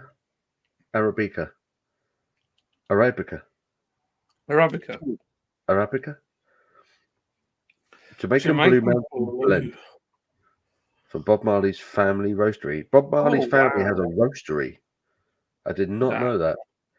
That's very cool. Have you heard? Have you heard the tunes? Is it one of Bob Marley's sons is like knocking out some tunes at the moment, isn't he? Have you heard any of them? No, I haven't. No. Quite good, man. It just sounds like Bob. Oh, really? Sounds like Bob Marley. Yeah. I love Bob Marley. What a legend. If I go on Apple Music now and I type in Marley. Yeah, YG Marley. YG Marley. YG Marley. Literally, YG Marley. It sounds like his old man. He's knocking out some good tunes. Yeah, what a legend that guy was as well. Hey, Bob, yeah. He knew what was going on. He knew what was going on. He did. Got a 50-year-old rocker, bald on top and a foot long hair around the sides. Yeah, it does come to a point where a bloke's just got to give up. Just give up on the hair. It's just like it's done.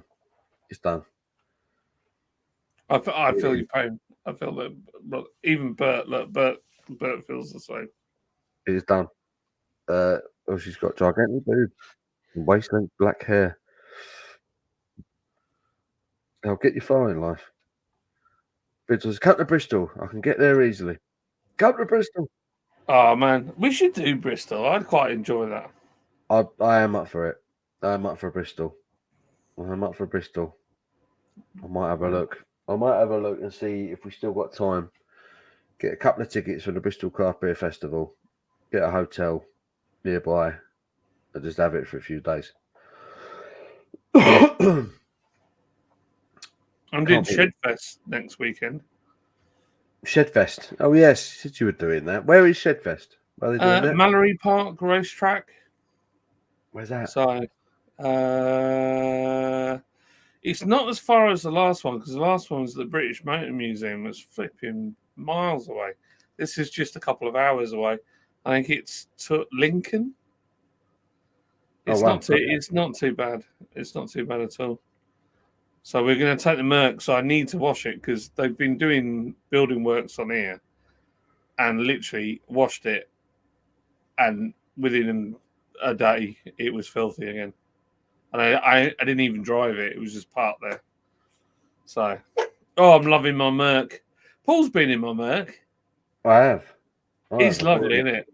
I've been in the Merc when we were driving to the Hickories. Hickories, that's the one. Oh, great food at Hickories. Check out here. Big shout out to Hickories. If you want to sponsor the channel, I'll be bang up for that. Oh yeah. Hickories. Good food, good beer and stuff. Yeah. Loved it. Yeah, Paul got to waft along in the old Mercedes. It's just the right car. It's like a posh taxi. Yeah. It's a posh taxi. That's exactly every now and then you get a posh taxi. That's when you get picked up in a big Mercedes. And you think, yeah, this will do. This will do. That's lovely. I love it. It's got like piano black wood in it with like silver, like looks like polished steel, and then it's it's just all. It's like got mood lighting in it, hasn't it? It's all like orange mood lighting, and it just wafts along. It's just so comfy. Glides. Yeah. Not the Germans. The German engineering, mate. They are the best at it. Best at it. Best cars in the world. It's the Germans. It's got to be said. Where was I? Shocktoberfest. So Sharky confirmed Shocktoberfest is on the 21st of September. Oh, Like a whole 4 months away. So I'm assuming that Sharky has brewed his fest beer for it, which is why he's been so specific with the date, because that's when he knows it's probably going to be at its best. That is what I'm guessing. Sharky, can you confirm you have brewed a fest beer for this? can you send some? Jack says Fucking Snooze Fest, more like, oh, he's brutal. Jack is brutal. He's so mean, is Jack. He's mean. He's mean man. He's a mean man. Oh, so grumpy. So mean man. Netflix first live sporting event. Do we know what time that they're meant to be touching gloves? Is it like a 4 o'clock in the morning jobby? Or will it be at a sensible time for English people? Touching cloth. Touching. This be a sensible time for touching cloth, please. Can you imagine if one of them saws themselves halfway through? Full on does a bit of dumpy. Wouldn't be a good look, would it? It'd take a solid punch and poop your pants in the middle of the ring. It's happened in wrestling, isn't it? Has it? There's quite a few where people have. I know the legendary Stone Cold Steve Austin shit himself. Did he? Yeah, but you didn't see it. But he did an interview. I can't remember who it was that he'd been wrestling, but basically someone. I want to say it was the Undertaker, because he did an interview about it. He said he was having a match with the Undertaker, and he said he'd had a dodgy stomach the bulk of the day, and the Undertaker did the choke slam move on him, and he said I'm sure it was that. And as soon as Austin hit the mat, he says his insides just went, and he just felt it. He felt it go, and he said to the Undertaker, bring it home, which basically means finish it, get it done. So I think the Undertaker, I'm not even sure if the Undertaker was even meant to win the match. But yeah, he sort of covered Steve Austin for the 1, 2, 3. And as soon as the match was done, Steve Austin basically shot to the back so he could empty out his trunks. There's obviously just the sheer impact of getting slapped down on the mat made him shit himself. Oh, that's awful. Oh, that's great. That is great. Sharky says, I'm brewing the Marzen in a couple of weeks. Yes, you will be ready for that date. That is the first official day of Oktoberfest. Ah, that makes sense. The Mertzen.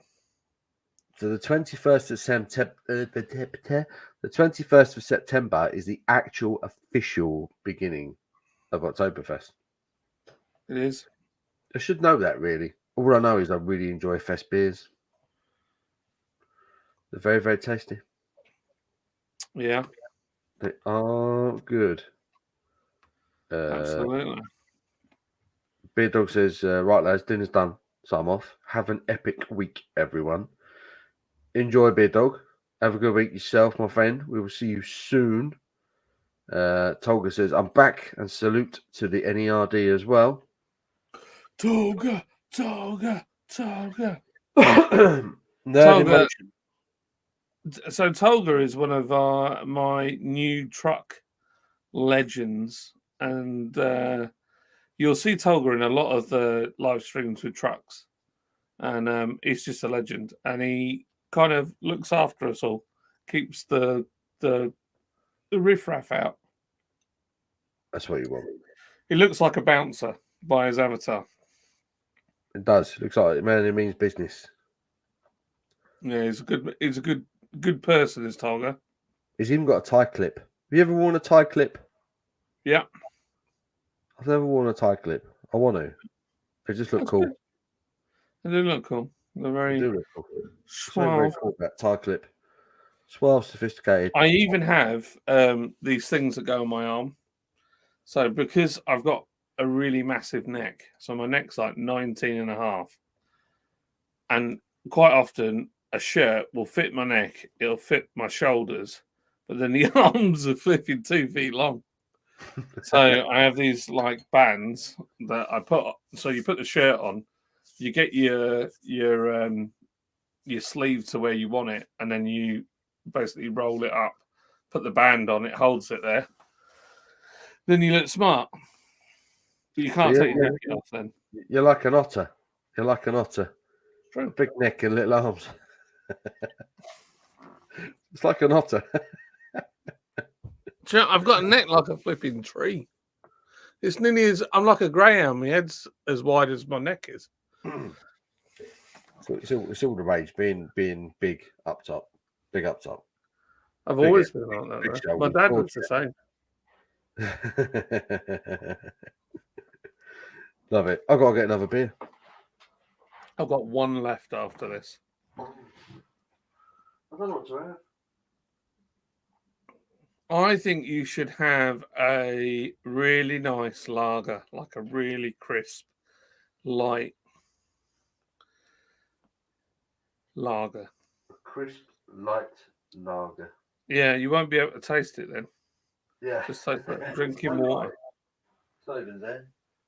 I don't even know if I have a lager. I've been to Paul's house. I've seen that fridge, and it is full of wonders. My fridge is always empty because I drink it as I go. But I need this summer. I've got to stock that fridge, so it's got all the goodness in there. Oh, the goodness! I'll tell you what I might do. I might have a smoked lager. Ooh. I forgot I had this. See, I told you. Schlenkerla. His fridge is full of magical wonders. Magical Wonders. Is it a Schwartz beer? A Schwartz beer from Schlenkerla. Schwartz beer? Is that like the Schwartz thing from the Spaceballs? Schwartz beer. It's got to be in it. Empty cans everywhere. Tolga says, I appreciate for all the kind words, but I have some doubts if I deserve half of them. Well, it's all right, Tolga. We all feel like that. Yeah. None of us are that great. But at the same time, we're also all awesome. So, Tolga, I'm thinking tomorrow morning, coffee time, this chair, like we're sat now. That would be quite good. Is that tomorrow morning? Yeah, I've taken to doing live streams in the morning. So like 10:30, 11-ish, just grabbing a coffee and just chatting with people. And it's really nice. It's very therapeutic. Proper enjoy it. We have a good laugh. I suppose it's a good time to do it. Different crowd. Oh, yeah. Yeah, different crowd. Where's we at? Some people hear Kobe, I think of basketball. I just think beef. Yeah, here's the ginger beef. Jack, you damn right. Lady Chris, how about Ali B as the Formula One driver? Ali G, wasn't it? Ali G? Ali G. I loved Ali G. You remember the one where he went fox hunting? And he's like, goes up to that lady who's quite pretty on the horse, and he's like, all right, is you the fox? Is you the fox, yeah? Just made me laugh. Okay, right, that's gonna lovely jumbly. I need to have Abby do a spoof for Talladega Nights. Abby, get her behind the wheel again. Please start training again. She does. Some banging breweries and bars in Bristol. I've been twice. Lost and Grounded is worth the taxi. I like Lost and Grounded beers. They do some good beers. I like Left-Handed Giant. I like Arbor. Yeah, Arbor is just solid all round. They're a bit like Vocation, aren't they? You pick up an Arbor, you're not going to be disappointed. Yeah, I think so. I don't think I've ever had a bad beer from Arbor, to be honest. No. Henry says, if I need a chauffeur, I will give you a call, John. Anytime. It's got you. It's got you. If you like burnouts and drifts. I like his little profile picture. It looks like an Xbox avatar. On a green screen. On a green screen as well, so it's probably where I'm getting the Xbox vibes from. Xbox avatar vibes. Has anyone been playing anything good lately? Any gamers in? Let's change the subject slightly. Gamers. Any gamers in? Anyone played any decent video games recently? Well, I've just discovered CD Keys website. Have you ever found it? Nope. This is a website called CD Keys, and you go on there and you check out the games that you want to buy. And basically, you can buy it on there, and it gives you a code. You put the code into Xbox in the Microsoft Store, and you get the game for whatever that price is. So I bought Modern Warfare, the latest one, and it cost me 30 quid. Yeah. Instead of what is it, £70? So silly money, aren't they? Video games. Yeah. So Modern Warfare, I don't know, man. I mean, I enjoy it to a point. But the problem is, I think with a lot of these games, what made COD great back in the day is that you could grind and you would do really, really well. But if you wanted to just play, you could just start at the bottom. You didn't have to put loads of hours in to get a reasonable kit and have some fun. And then now you've got to buy a battle pass if you want this, that, and the other. You got people running around with cat heads and like stupid characters. It's gone like Fortnite, and it kind of isn't what it was. It's not as fun. I find it a lot of the times. They look like him. They literally look like him running around playing COD. I'm like, it just does my. Oh man, he's a PUBG fan. I've never played that. I've never played PUBG. Yeah. Never played it. It's like Fortnite, but a bit more realistic in it.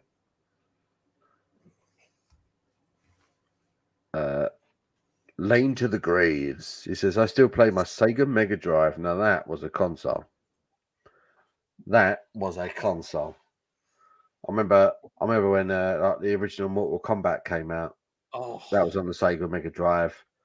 Sonic the Hedgehog 2. Oh my god, when Sonic the Hedgehog 2 came out, it blew my mind. I remember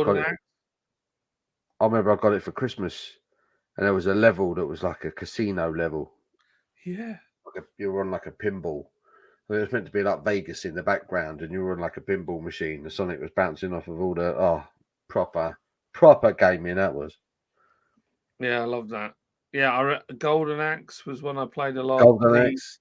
There was a helicopter one, Desert Storm, was it? And you Desert were like Storm. a Apache that flew along and shot stuff. That was just super addictive. Yeah. Paperboy. Do you remember Paperboy? Remember Altered Beast? Altered Beast. Beat the crap out of people. You get level ups and you turn into a wolf and stuff like that. Oh no, I think I did play that. Altered Beast. What else was there? Streets of Rage. Remember Road Rash? Was that Mega Drive? Yeah, Road Rash. That was back then. Yeah. With a chain, and you could knock the other bikers off. That's right. Yeah. Still playing Battlefield 1 and 5 time by time, but really enjoying with BattleBit Remastered, which is pretty simple. I tell you what, I've never played Battlefield. Never played it. There was the one that was Battlefield 1, the one that was set in Second World War. It's meant to be. I think so. Never played it, but it's meant to be. I think it was 3 that came out. One of them. So I had a PS3, and I was so excited because I absolutely love Battlefield, and I was good at it, which was rare. And I bought the latest game. I want to say it was either 3 or 4, and it had a habit of crashing the PS3 and people found that it was damaging their consoles, and basically it killed my console. Oh. And it just turned into a 50 quid mat to put your drink on. You couldn't play it. And I kind of lost hope with it then. Oh, that's good. In fact, that and the hack, the PlayStation hack, made me move to Xbox. I remember I used to love that, the old cheats at the menu screen of the old Mega Drive games. You've been like left, back, yeah, back, forward, up, down, back, forwards, up, down, A, B, C about 6 times, and you get like unlimited lives and all that. All the old cheats you used to be able to do. That's it. They even do cheats on video games anymore? Is that have they died off? I'm not even sure. They used to be great. They do cheats, and they do modding, which is the biggest problem. Yeah. So, like, I found even with the new game, you go in and they've got like something called a lag switch, where they lag everybody else's game. So I got shot by this guy, right? In my screen, I've got 1 gig internet. I've got Series X, and it's hardwired it's literally next door to the router. So there's no reason. My ping is like 25 max. And I got slaughtered by this guy. And on my screen, I was completely still. I wasn't moving, doing anything. And this guy it shows you where you got shot. Yeah. He just runs around, shoots me, shoots my teammate, and shoots another guy. And he's just running around. And I'm like, we're all frozen. Yeah. So I reported him, but I don't think it makes any difference. I'm not sure. It's true, though, isn't it? You played it since it's all gone online. It has kind of ruined the kind of gaming experience for everyone because it's not on an even keel anymore. Like I say, if someone's put a cheat in and hacked it or whatever, it's nonsense. I feel like I don't know how you feel about it, Paul, but like having a cheat when you were a kid to unlock some funny level or something like that was really cool. But having a cheat to like be invisible or to just like lag the game so that you can kill someone, I just think if you're doing that, and it's how pathetic. Like, why bother? It just seems like a really If you're doing a cheat to play a single player game back in the day, that was one thing. But yeah, if you're putting in a cheat nowadays where you're playing online competitive games, it's just nonsense. It takes the fun out of it. It's a whole other thing. Free roaming in Red Dead Redemption 2. Oh, I love free roaming in Red Dead Redemption 2. That's one of them. I would put that in with my hobbies. Really? Yeah, I'd love it. I'm like that with Forza. Like Forza, I'll just jump in a car and drive. I don't necessarily need to race. I'll just go for a drive. Red Dead Redemption 2 is the same thing. I'll just jump on a horse, go for a ride, go to the saloon, have a couple of drinks, get drunk, walk out, have a punch up with someone, get myself into a load of trouble. I just like walking around in Red Dead Redemption 2 because it's one of the most beautiful games you'll ever see. See, I played the first one. I've never played the second one. I'd really like to play it. You should do it. It is an incredible game. And yeah, do the storyline. Do the story of Red Dead Redemption 2. Honestly, they need to make that into a film. It was amazing. Really? Amazing. Yeah. Maybe I should do it. Almost brought me to tears, Red Dead Redemption 2. Wow. It was incredible. Incredible. The way they did it was so clever. I'll give it a go. I think I can buy it for like 12 quid or something ridiculously cheap now. Yeah, it's been out a while now. Should be able to get it for dirt cheap. But yeah, incredible good game. GTA 5 while listening to the news and data sets in the background. See, I've started GTA 5 and I just never really, I don't know. I like watching other people play it, but it's the grind for me. I've never played it. I might wait.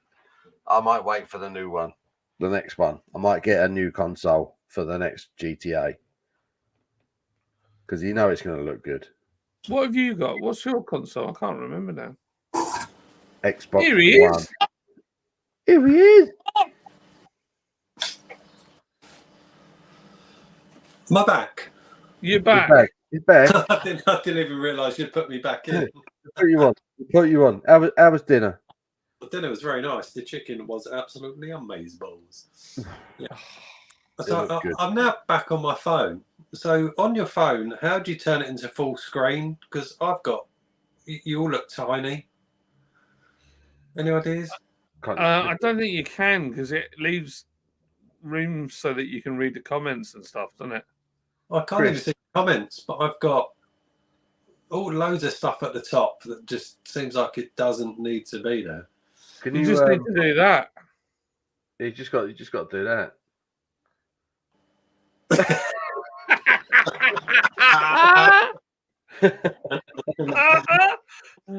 Yeah, boy. I love that. I love that. I Absolutely. still have those old cheap magazines. No way. You know, if you got a gaming magazine and it had a few cheats in it, that's welcome. Oh, yeah. They used to print, didn't they? They actually used to print them so you could have a go on it. Yeah. I remember years ago, I'm only kind of diving in and where I think you are with the conversation. I remember years ago with my friend Daz, we were playing an old PS2 game and we got stuck on a level that we just could not work our way out of. So I had to buy the book, and it was like a proper A4 size book that was a walkthrough guide of how to get through the levels. And when we found out how to do it, it just seemed so simple. But yeah, they were good times. People made a lot of money off of them things back in the day. That's something else that's died off. You know, we were just talking about how nowadays people do cheats. Yeah. Mods to games because everything's online and you're playing against people all the time. It's ruined it. You know, it's ruined it. If you just not playing it properly, what's the point? You know. Absolutely. I agree. I've just worked out how to make my screen bigger. I've done it now. I'm happy. I can see you both. Top man. Yes, Henry. Absolutely. PlayStation magazine with the demo discs. Yeah. Discs. Why have we never discussed this before? I don't know. I don't know. They were great. You used to get like 10 games, didn't you? 10 demos of games that were coming out or about to come out. You'd play a little bit of them. Oh, they were good. They were good. And you could decide what you really liked then, couldn't you? There were some games. I think it was Ridge Racer I played on there for the first time. I had a disc with like the first race in Ridge Racer. Flipping out, I played the arse off that. I remember I got one of their magazines, and on the demo disc was the demo for Wipeout. Do you remember Wipeout? Oh, Wipeout was fantastic. Loved Wipeout. Like the hovering craft thing in your race. Yeah. Nothing better than having a few beers or a smoke and then go and play that. It was awesome. I mean, the memories I have of the days of PS1, going out on the beers, coming back, whacking on the PS1, having a cheeky chong, were just epic. Absolutely epic times. They really were fantastic times. It was Wipeout 2097 it was called. Yeah.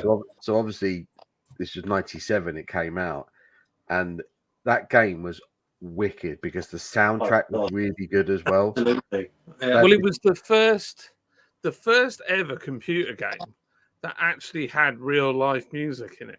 So every game up until that was just had its own creation of music. Yeah. But that game was the first one that actually brought music from outside and brought it in. And it was just like top DJs as well that had their tunes on it. So you were playing this game, just banging tunes whilst you were racing. It was so cool. So cool. No, you weren't a proper DJ unless you were on Wipeout, were you? Yeah, if you were on Wipeout, you was a nobody. Yeah. And then there was it was the famous skateboarder, Tony Parks or Tony something. Tony Hawk. Tony Hawk. Sorry, Tony Hawks. He had some epic music on his games as well. Absolutely epic. Fantastic time. Amazing memories I've got back of those times in the late 90s. Oh man. Do you know, it's funny, I've been watching a lot of shorts. Well, as you know, I do enjoy a good reel on Instagram. And I've been watching a lot of the reels around cars, and there's so many of the back in the day of the cruising and the scene of Max Power and like what we used to do. And like I look back and I just think all we did is play cat and mouse with the police. And there was no real other drama, really. No. And it was lovely. Like I look now and I think, oh, that was cool. Yeah, they were cool days. You know, you had max power, which were just absolutely maxed up Clios and Novas and all sorts. But then there was the other extreme, which I loved. I don't know if you remember this magazine. They were called Street Machines magazine. Yeah. And it was all American cars that were all pimped up. And I loved those days. Buying Street Machine and Max Power. Fast they car. were quite extremes. They were just, where's it all gone? You know, where's it all gone? Well, it's all online now. And this is the thing. But the cars these days, they don't resemble anything like the Max Power days. And you look back at a Max Power car, and even now, you think, they look a bit tacky, but at the time it suited. And the car scene hasn't it's kind of stopped in that sense of the modifications. Now, most of it's all about performance, which I absolutely agree with. But just some of the funky body kits that were going on back in the 90s were just incredible. And it just stopped, didn't it? And car meets now great, but it's all about what's under the bonnet, which I'm all for. I'm all for power modifications, but there's just no extreme body kits that are just so out there anymore. And that was quite special times in the 90s. It was. And then you had like Matt Neal doing British Touring Car. He was sponsored in the Nissan Primera by Max Power. And like they'd wash the car in between races with topless or near topless girls would wash the car. It's like you'd never get away with that now, but it was great fun. I remember the girls from the Max Power days, and they enjoyed it as well. It wasn't like that they were forced into anything, and they just. But a lot of those girls also, whilst they were wearing skimpy clothes, a lot of them, in fact, the majority of them knew cars as well. They understood cars, they understood modifications. You know, they were about the cars. They wore skimpy clothes, which we all loved. Of course we did. But a lot of them knew their cars and had great cars themselves. They did, yeah. I found a new YouTuber last week, and she's a well-rounded lady, shall we say, and she's bought a BMW E30 that is a rust bucket, and she says, right, I'm going to take this car apart and have a look. And I know as a mechanic if somebody can actually work on a car or not. She flipping stripped this car. She knew exactly what she was doing. Like, she's a proper tech. I was like, I can't believe this. And she's like Dolly Parton. She's up here with her boobs. She's got everything, big red lipstick on and a princess pink cowboy hat on. And she's there stripping his car down. And I was like, she's great fun. I just thought she was brilliant. Absolutely brilliant. Great fun. She's good at what she does and she's funny with it. And I was like, and Lids was like, I said, I'm subscribing. She said, I thought you would. I was like, yeah, but she's great. And Liz was like, yeah, she is. Sounds like genuinely, she was awesome. So yeah, I'll put at some point I'll send you guys a link. Defo. On a complete change of subjects, I saw these 2 beers in the local offie today, and I looked at them, picked them up. It says they're Australian, and I picked them up and thought, I bet they're not, but they actually are. Have either of you heard of these? Cooper's Brewery? Oh yeah, Cooper's. Yeah, I've had Cooper's before. Yeah, I've seen it, never had it. Yeah, I thought I'd give it a go. I mean, I'm not sure what a sparkling ale is supposed to taste like, but it'd be all right, you know. Honestly, I've not had many bad Aussie beers. Even their VB is not bad. Yeah, I've never had VB. It's something I've wanted to try. That's not bad. I saw this today in the local offie and thought, that's something different. Let's give an Aussie sparkling ale a little go. I don't know what it is about their water, but it seems to give their beer like a certain obvious trait. Look at that. It's like mud. It's amazing. Bloody hell. There's a lot of sediment in there as well. Oh my God, there's loads of sediment in there. big lump floating down. Oh, yeah, there's loads. Absolutely loads. Let's have a little sniff. Should try and have a prawn on the barbie.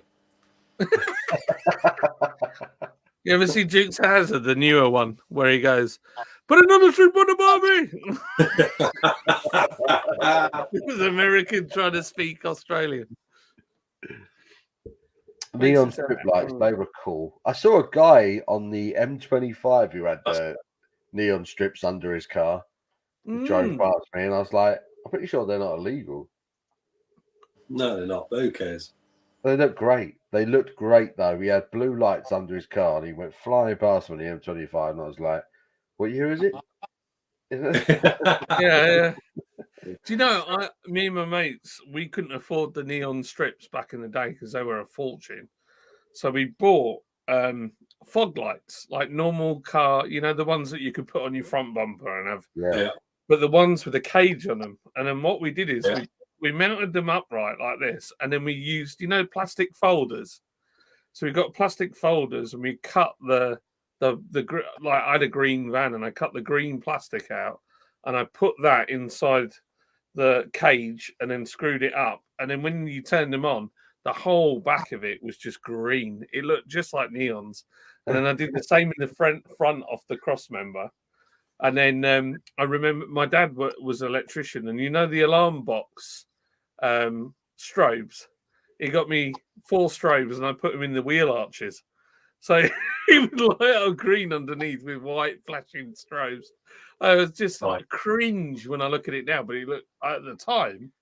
Woo, that was cool. I can imagine that looked good. Mersey Beer says the Australian sparkling ale is a proper traditional style. Track did one recently. It's actually very nice. I'm actually really enjoying it. I'm going to go back and buy some more and then review it because it actually is very nice. Yeah. What does it taste like? What's it taste like? Yeah.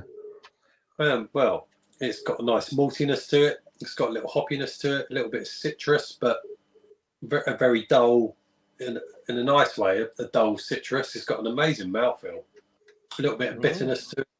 That I was expecting that to be trash, but that is actually quite nice. It's as hazy as you like. It looks good. It actually is very, very nice. See, I told you, Aussies, they're good at beer. Really good mouthfeel. That is actually really nice. I'm gonna. It was £2. The stickers on it. £2.49. I'm going to get some more of that. A bottle fermented. That's really nice. Really nice. Quite finish to it. That's actually very good. Jim says Cooper's Sparkling Ale was a favourite of mine on a hot day while I was working in the yard. There you go. I've never had it. I'm going for a 10-100. 10-100. It's better than a 10-200, isn't it? But yeah, go for the 100. Connor says, don't mind, lads, just having a ham and Coleman's mustard sandwich. Oh, ham and Coleman's mustard. It's unbeatable. The ham and mustard sandwich is like a staple of anyone's diet, or it should be anyway. I'll tell you what I've got in at the moment, Paul. You need to try it. I love Coleman's mustard. Whilst we're on the Aussie theme, I've got in my fridge a Australian English mustard, which doesn't quite sound right. Yeah, it blows your mind. It absolutely blows your mind. It is potent. You know, with English mustard, if you have a big dollop of it, it goes up your nose, doesn't it? Up your nose. Yeah. The Australian English mustard that I've got, my sister and my brother-in-law, my brother-in-law's brother lives in Oz, and he sent it over. It is incredible. If you think English mustard blows your nose, the Australian English mustard is epic. I had the most tiniest amount on a bit of steak, and I thought my nose was going to come off my face. It is absolutely epic. Absolutely. So much so, I thought I should probably do a review of it on my channel just for shits and giggles. It is ridiculous. It kills Coleman's mustard. It obliterates it. And only a tiny amount. It's epic. It's absolutely epic. That's the weird thing with mustard, isn't it? Because you like the flavour of it, but you know if you just go like a notch too much, Oh yes, your nose is going to be tingling afterwards. You're like, oh, did I put too much on it? You know. yeah. But the great thing with like English mustard or this Australian one, whilst it blows your nose, it's not like chilies because chili lingers. Whereas English mustard, once it's blown your nose, it wears off. Whereas chili hang around for bloody hours, don't they? Yeah. But English mustard gives you that massive hit and then just fades off. So yeah, next time you come over, I'll let you have a little taste of it. It is mind blowing, absolutely mind blowing stuff. Definitely, I'm well up for that. I can't remember. Just some on Connor's comment. I can't remember the last time I had a good ham and mustard sandwich. Oh, you can't beat it. I have it quite regularly. Oh, I love it. I haven't had bread. I've not been eating bread for ages. Not allowed.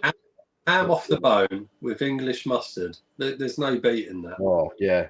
Yeah, it's probably Christmas. You know what? It's actually probably Christmas since I've had some mustard.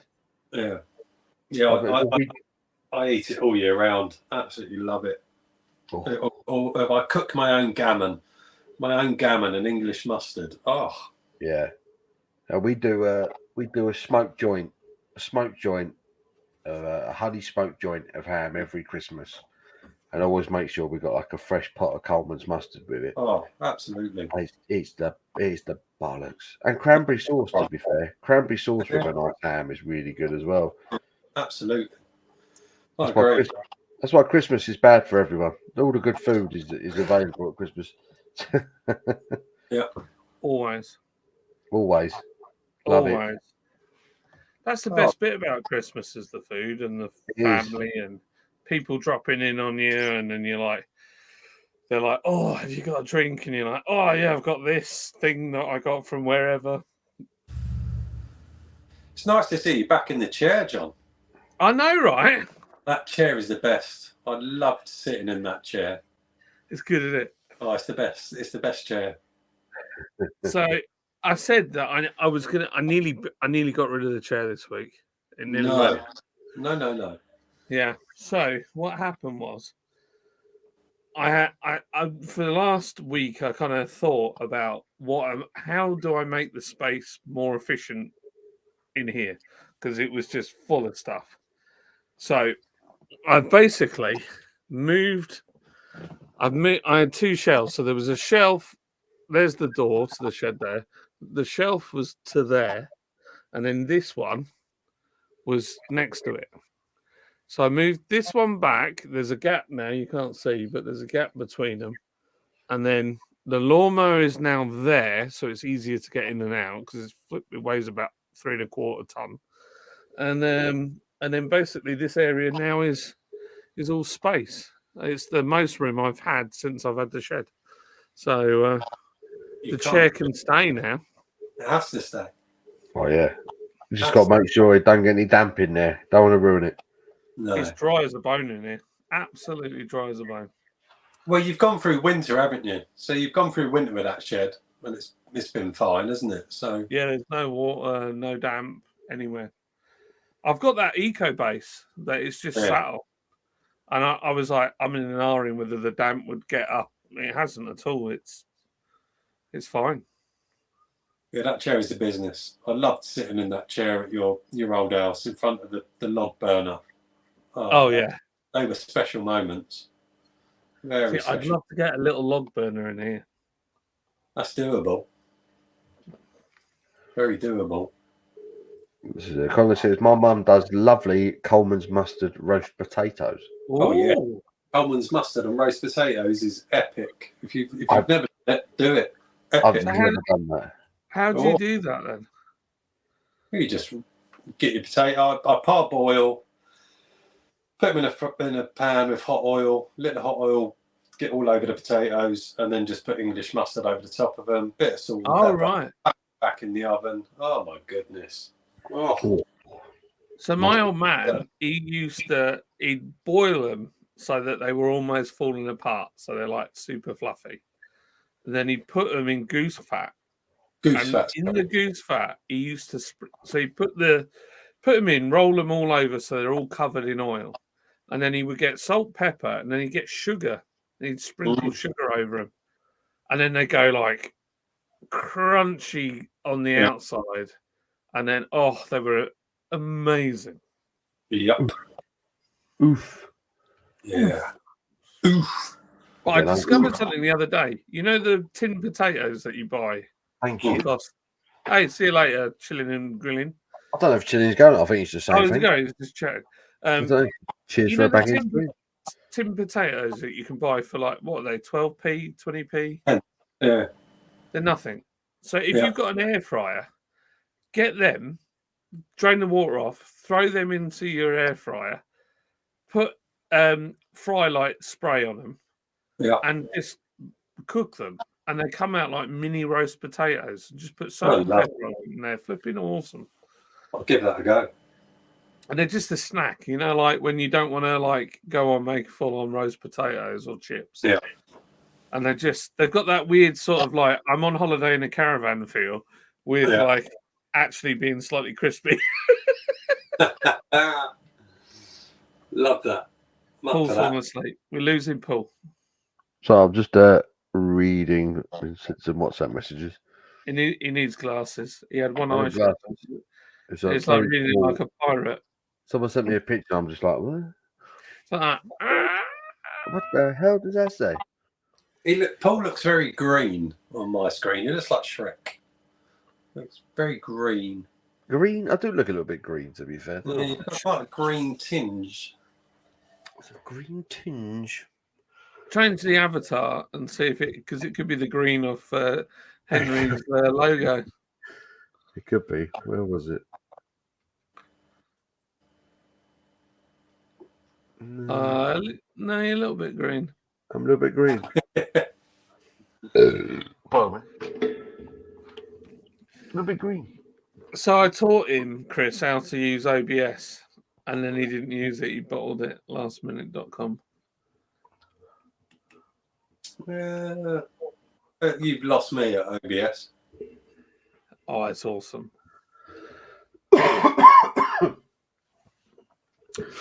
It wasn't that I bottled it as such. It was just I forgot I had it. What is OBS? It's a software. Where you can do stuff like that. Yeah, stuff like that. Oh, I like that. And you've got multiple cameras there.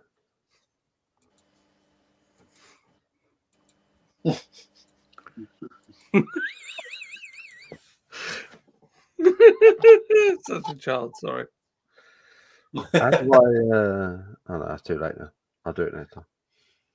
Yeah, you can't really start, I don't think, OBS once you've already, because as soon as it'll open, it'll be trying to work out where that camera is. Yeah. So where is But it? to be fair, it's looked pretty good tonight. I think so. I think it's looked all right. It's OBS is one of them. You've got to practice with it. First time I did a stream on the new computer, and it all seemed to work all right. Yeah, it's been I'm good. gonna have a fiddle with the other software and work it out. I don't know what John's doing, but I've just created an infinite loop in space and time. So Paul had a bad beer. John quit being so cheeky. What? To be fair, I've had enough to drink, and I think I've kind of hit a wall beer-wise. I think that's what it is. That's kind of quiet. Yeah. I think I'm ready for food. I think that's where I'm at. I've got that much left. David Wilson, nice to see you, man. How you doing? Oh, David Wilson. Hello, hello, hello. have you not had anything to eat? Thumbs up came up on the screen there.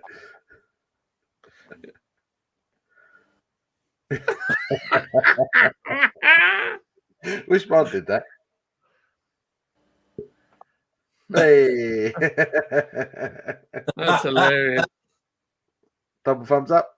Pachoo. Shark has told me off for being. John, quit being so cheeky. Stop being so cheeky. He stopped it. He stopped it from being so cheeky. That's probably the reason I'm rusty. I'm rusty, Shark. It's been ages. I've done regular live streams. You see, I'm slacking. I'm slacking. Have you literally not eaten, Paul? No, Oh my God. You No, must I be. need food. You must I be need- starving. I need some food. I am starving, Marvin. See, back in the day of super chats, you'd been able to get your yourself a little cheeky takeaway. I Now, can't eat. no can't one's eat got no takeaway. money. We're all skinned. That was the funny thing, actually. Talking openly and loudly about super chats.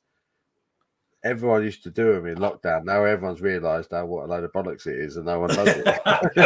No one does it. No. Oh, I spent Like, what am I £1,000 on doing super here? chat. What am I doing? We're giving these people money. I don't know who the fuck they are. Yeah. But my daughter has just turned 14, and even she was talking to me today about COVID and all the lockdowns, and even she said, "Well, yeah, you know, a lot of people died." I said, "Yeah, but just as many people die of flu every year." And she was like, "Yeah, you're right." She said, "It was all nonsense, wasn't it? And how did it all just vanish? How did COVID all just vanish?" And I was like, "Well, yeah, it was just nonsense. It was nonsense, wasn't it? But for the growth of a lot of beer channels, it was epic. Yeah. Yeah. But It it was nonsense. You look back at it, you just think, all of a sudden, COVID just stopped, didn't it? It just went away. It just disappeared. Yeah. It's Yeah. like, The numbers are going down. The cases are going down. It's okay now. You can go Yeah. back to normal. It's fine. Yeah. Such bollocks, wasn't it? I don't know what that was all about, but it was just nonsense. It really was. Money and control. The Yeah, testing idea. that's it. I think it was the powers that be just seeing how far they could get away with what they could do, and let's have it right. A lot of people didn't leave their house for No, weeks, months, which is insane. You know, Years. it damaged people, didn't it? You know, Yeah. people were scared to go out. You still see people now with face masks on, and you just think, really? yeah. You know, it damaged kids. It damaged kids' interaction with people. It damaged, you know, how kids interact with people sociably. It caused an awful lot of problems. It wrecks small businesses. Absolutely, absolutely destroyed businesses. And you just think, and then it just like that, click of a finger, gone. Yeah. It infuriates me. It was such a random. It was such a random thing, such a random time. Like the nonsense that they. I mean, especially like the beer and pub restaurant that industry. It got absolutely destroyed. Yeah.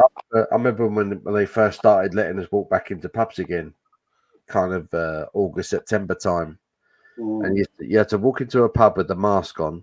Yeah. You had to do the track and trace nonsense, didn't you? Like your name and your phone number.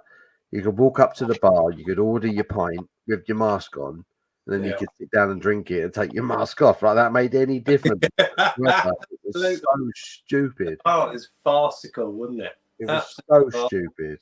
Unbelievable. It's funny. I don't think I ever put. I never signed up for their app, and I just stayed out of the way. I caught COVID, 4 or 5 times in the end because Lids was working in a school, and my kids would, as soon as they were allowed back to school, I was getting it every 5 minutes.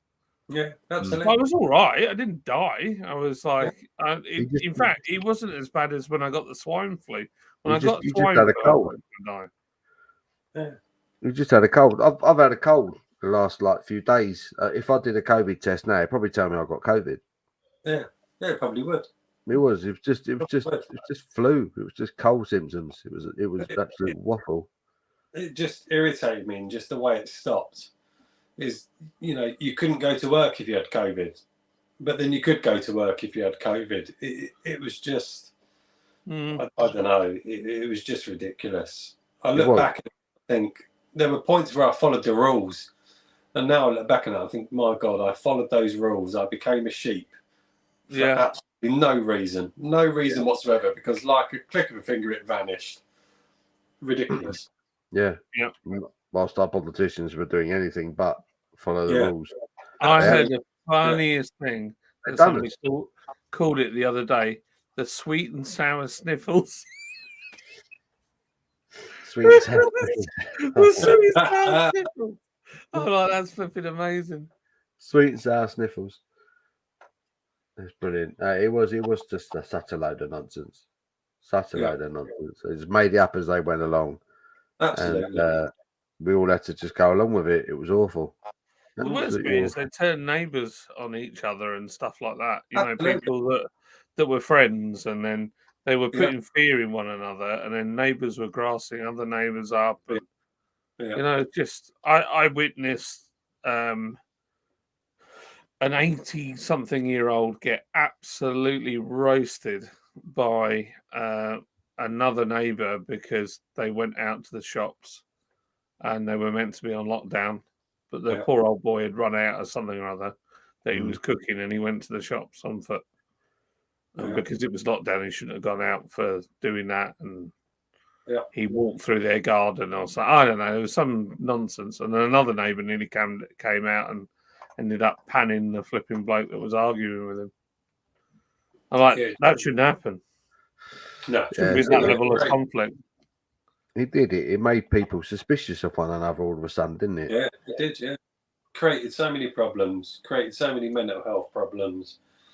And because of my health conditions, I got put in like the ultra high category where I really wasn't allowed to leave the house. My work sent me home. They said, you're in the whatever category it was, and I got sent home, and I had to work from home. And my mental health took a massive dive. I couldn't even leave the house. I wasn't, because I was in that sheltered category, I wasn't even allowed to go out for a walk. And I was following the rule for so long that my mental health took a massive dive. And in the end, I was like, bollocks to this. I'm going out. Because otherwise I'm going to start having serious wrong thoughts. Yeah. There are different levels of staying at home. And because I was on medication that reduced my immune system, you just were not allowed to leave the house. Whereas other people could go out for their little 20-minute walk or whatever it was. I couldn't even do that. And work were like, no, you can't be at work. You've got to go home. You've got to do X, Y, and Z. Awful. But it got to that point where I was like, bollocks to these rules. I'm going out. So if I don't go out, I'm going to fucking hurt myself. Yeah. And it was just all bullshit. It was just all bullshit. The way it ended, where COVID all of a sudden just does not exist, just summed it up for me. They don't even talk about it anymore, do they? Don't even talk about it. It was government and media control, and all those daily briefings that were on the news every day. Boris coming on talking bollocks. Just stopped, didn't it? It all just stops, and just like.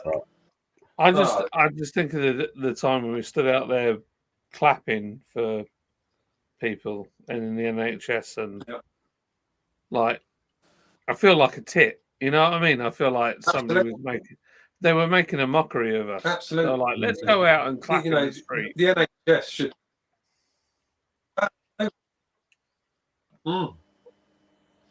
That was dreadful. It was dreadful, and I've got the NHS on a massive demand, and they should be clapped more often anyway. Yeah. It was just bullshit.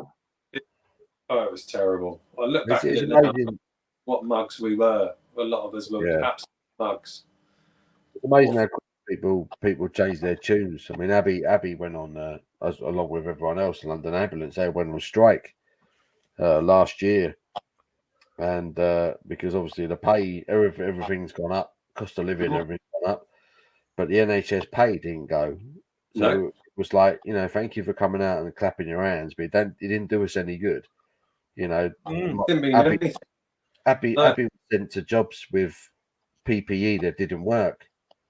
PPE that wasn't fit for purpose, and then they wanted a bit more money to try and pay their way, and they had to go on strike to get it. And you had people driving past slagging them off. Absolutely. Saying, people are dying, get back to work. And it's like, well, hang on, you were all outside clapping your fucking hands for them a few months ago. Exactly. Yeah, it's true. Absolutely.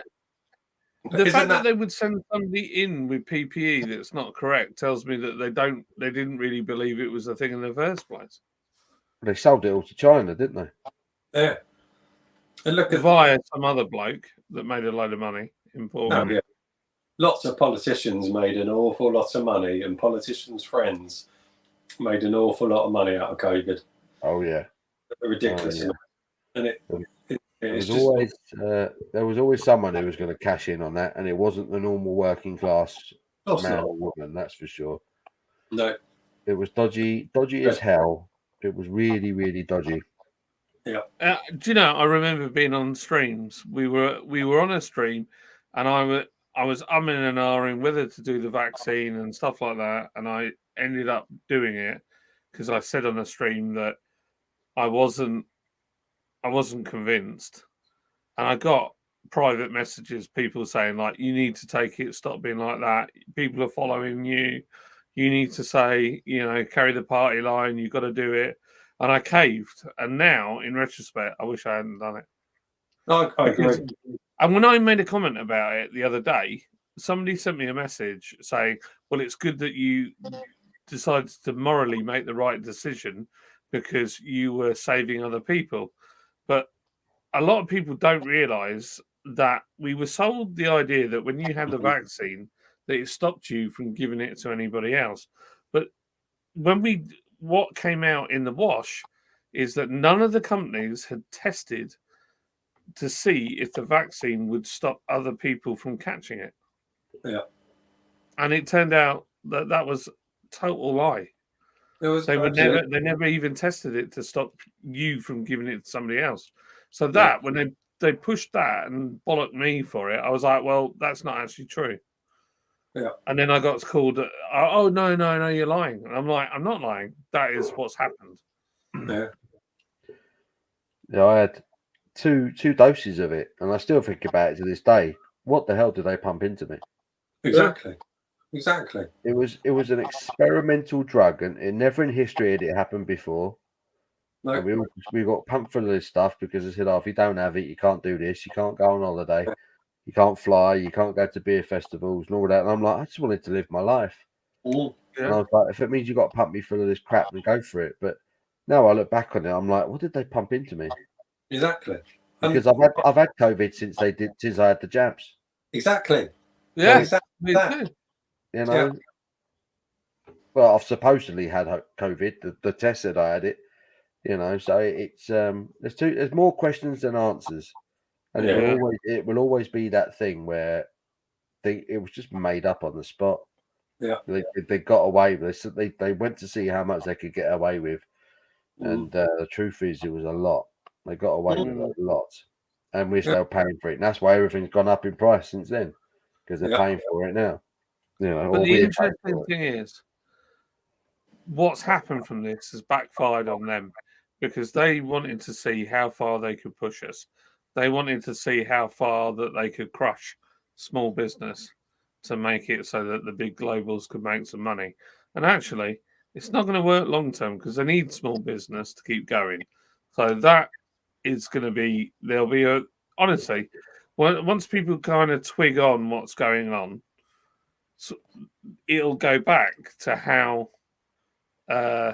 craft kind of happened, which was 2008, when people got mugged off because of the economy and realized, hey, I could actually buy beer from somebody that actually makes it rather than buy it from flipping AB InBev, who's a faceless giant, claiming that this beer is from Belgium when it's not. So it's only a matter of time. And I think what will happen is people will start to build that again. I think they push the narrative. They want to stop farmers. They want to stop all that kind of stuff. I don't think that is actually going to happen because I think they've, like now, we couldn't have had this conversation maybe even 2 years ago. Like it would have been a bit, ooh. Now, as time has gone on, I think nearly every person you speak to on the street will tell you, yeah, we were conned. Yeah. It was a con. No, all of us. Yeah. So if they did it again and said, "Oh, there's this new thing, and it gives you a wart on your nose, and you're gonna turn green," everybody would be like, "Bollocks! I'm not doing it." Because I know I wouldn't. I'd be like, "I don't trust you. I'm not pumping myself full of anything, and I'm not interested." Yeah, I agree. That's it. They wouldn't get away with it again, would they? No, it's backfired massively because we now know what they were all doing. Yeah. They were busy having parties, you know, at Downing Street, and when they had the G20 summit, they were all there shaking hands, having a barbecue together, whilst we were all being told, don't go to your Epstein relatives. Island kind of disappeared into insignificance, like it wasn't even a thing. So You know, that was all kind of don't go to your relatives' funerals. You can't go see them off. You know, don't go visit your family members. Don't talk to anyone. Stay indoors. Do what we tell you, but not what we do. And it's like you're having a laugh, yeah. Absolutely. Absolute nonsense. Yeah. It's absolute nonsense. The whole bloody thing. Yeah, I agree. Completely agree. But like I say, they've shot themselves in the foot because they won't be able to do it again. Nope. Mm-mm. No chance. Kev's right. For me, the only thing that came out of lockdown was meeting Paul, Abs, John, Lydia, and a night out and a random live stream. Yeah, that's true. Yeah, I mean that was it. I did the live streams. I did the whole live every Saturday afternoon because I couldn't go out. Basically, I couldn't go out on the piss with my mates, which is what I would normally be doing after a week of work. So I started doing the live streams on the Saturday afternoon, and that's where I met all of these people. You know, doing this, and it was amazing how everyone just sort of came together. That there was that urge to connect and talk to people over a beer. It was amazing, really. Yeah. I'm echoing again. I'm only catching the end of your echo though. It's kind of weird. You're like, yeah.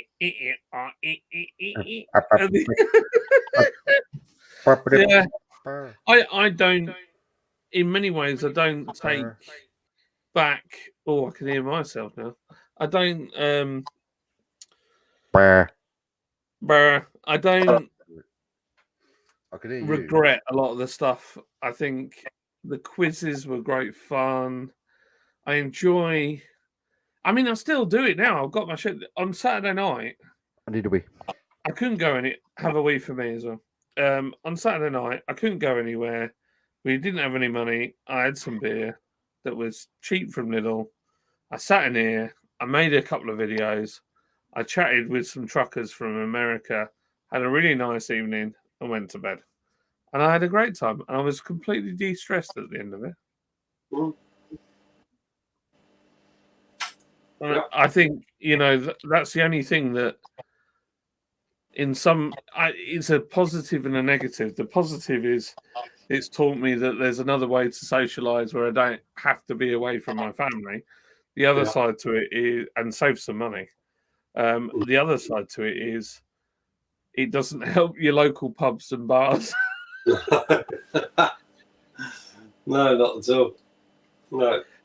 The beauty of it is, I think you'll all agree in chat, is if you come on a live and there's somebody in chat that you don't want to really talk to, you can just block them. You don't You don't have to even see their comments. Or if you don't enjoy the content, you can just watch somebody else. Yeah. And like, there's no conflict there. Where if you're out and about and Uncle Knobhead comes in with his shirt off and he's had a load of beer and he wants to start trouble, you're like, oh, here we go. Yeah. So yeah, but yeah, I've met loads of good people through this. Absolutely, yeah. You know, there's certainly were some positives from it, but overall, it was just nonsense. Yeah, really. I agree. And everyone else, the majority of the population know it. They know it was nonsense. And you know, the sad thing is, if something massively global did happen, that was an absolutely life-threatening infection or whatever, people are going to ignore it, and a lot of people are going to die because maybe that's the setup. Is that the setup? Maybe. Could well be, couldn't it? But yeah, we'll see. Only time will tell on that. David Wilson is not out on that is David Wilson. Every time he seems to tune into one of my live streams, he's in a pub watching it somewhere. He does, yeah. I always find amusing, but he's not tonight. He's in tonight, I'm assuming. What are you drinking tonight, David? Mr. Wilson, are you on the beer this evening? Bobby's in. Hello, Bobby. It says been going to try a good Czech beer. It's been great. Trying them out. Great flavour. The Czech certainly know their way around a rather good lager, don't they? We're still aren't they still the number one drinkers of beer in the world? They drink do. more They beer. drink, they drink more beer per person than anywhere else in the world.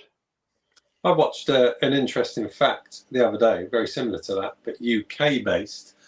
The biggest, well, the town or city in the UK that drinks the most alcohol every single day is Bristol. Really? Mm. Yeah. But is Yeah, Bristol like quite keen on bicycles? Yeah, Bristol was number one, London was number two, and I think Manchester was number three. Oh, Manchester. Well, yeah, they do like their drinks in Manchester. Manchester's like a city that never sleeps, really. Whoever's got the best pubs in it, really. Bristol, London, Manchester, they've all got solid craft beer scenes at the moment, haven't they, now? Yeah.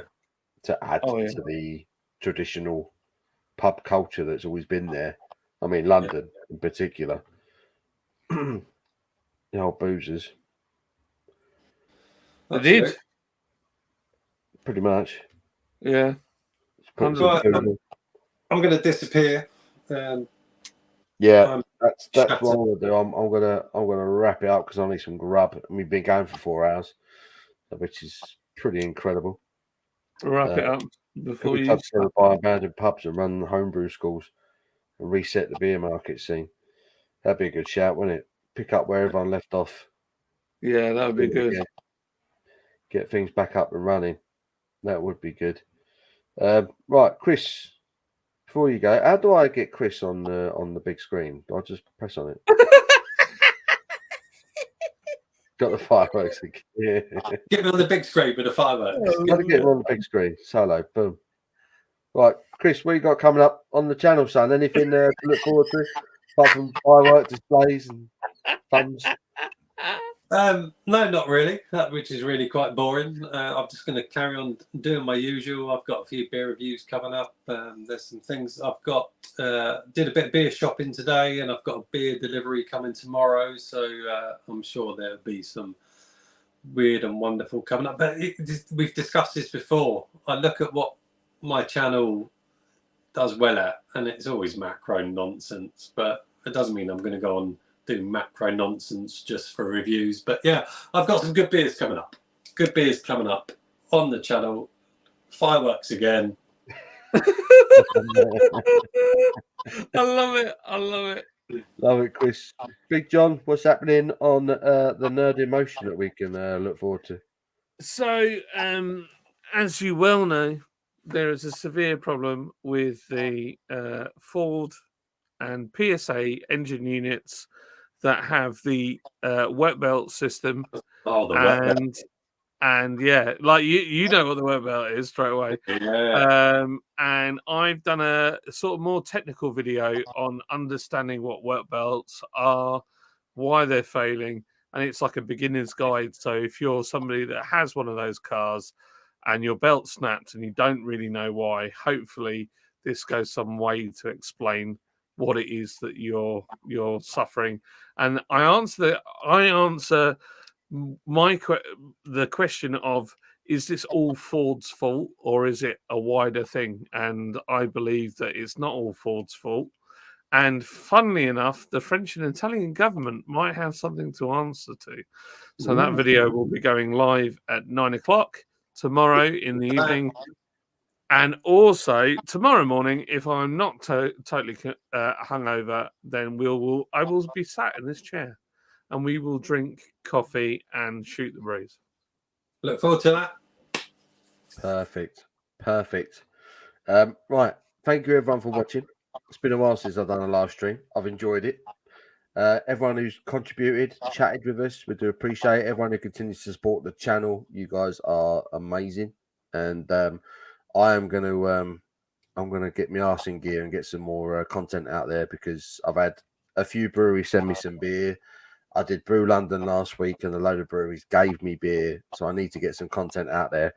And it's a bank holiday weekend coming up, and I'm off, so I am planning on doing another live stream this weekend. Once I can nail down a proper time and day that I'm going to get it done, I will let you all know ASAP. But there will be another low live this weekend, guaranteed. So yes, so we will leave it there. But thank you, chaps. Thank you for getting involved. Thank you for watching. We love you all. We love you all very, very much, and we will see you all soon. Jim, I'll see you on Funker.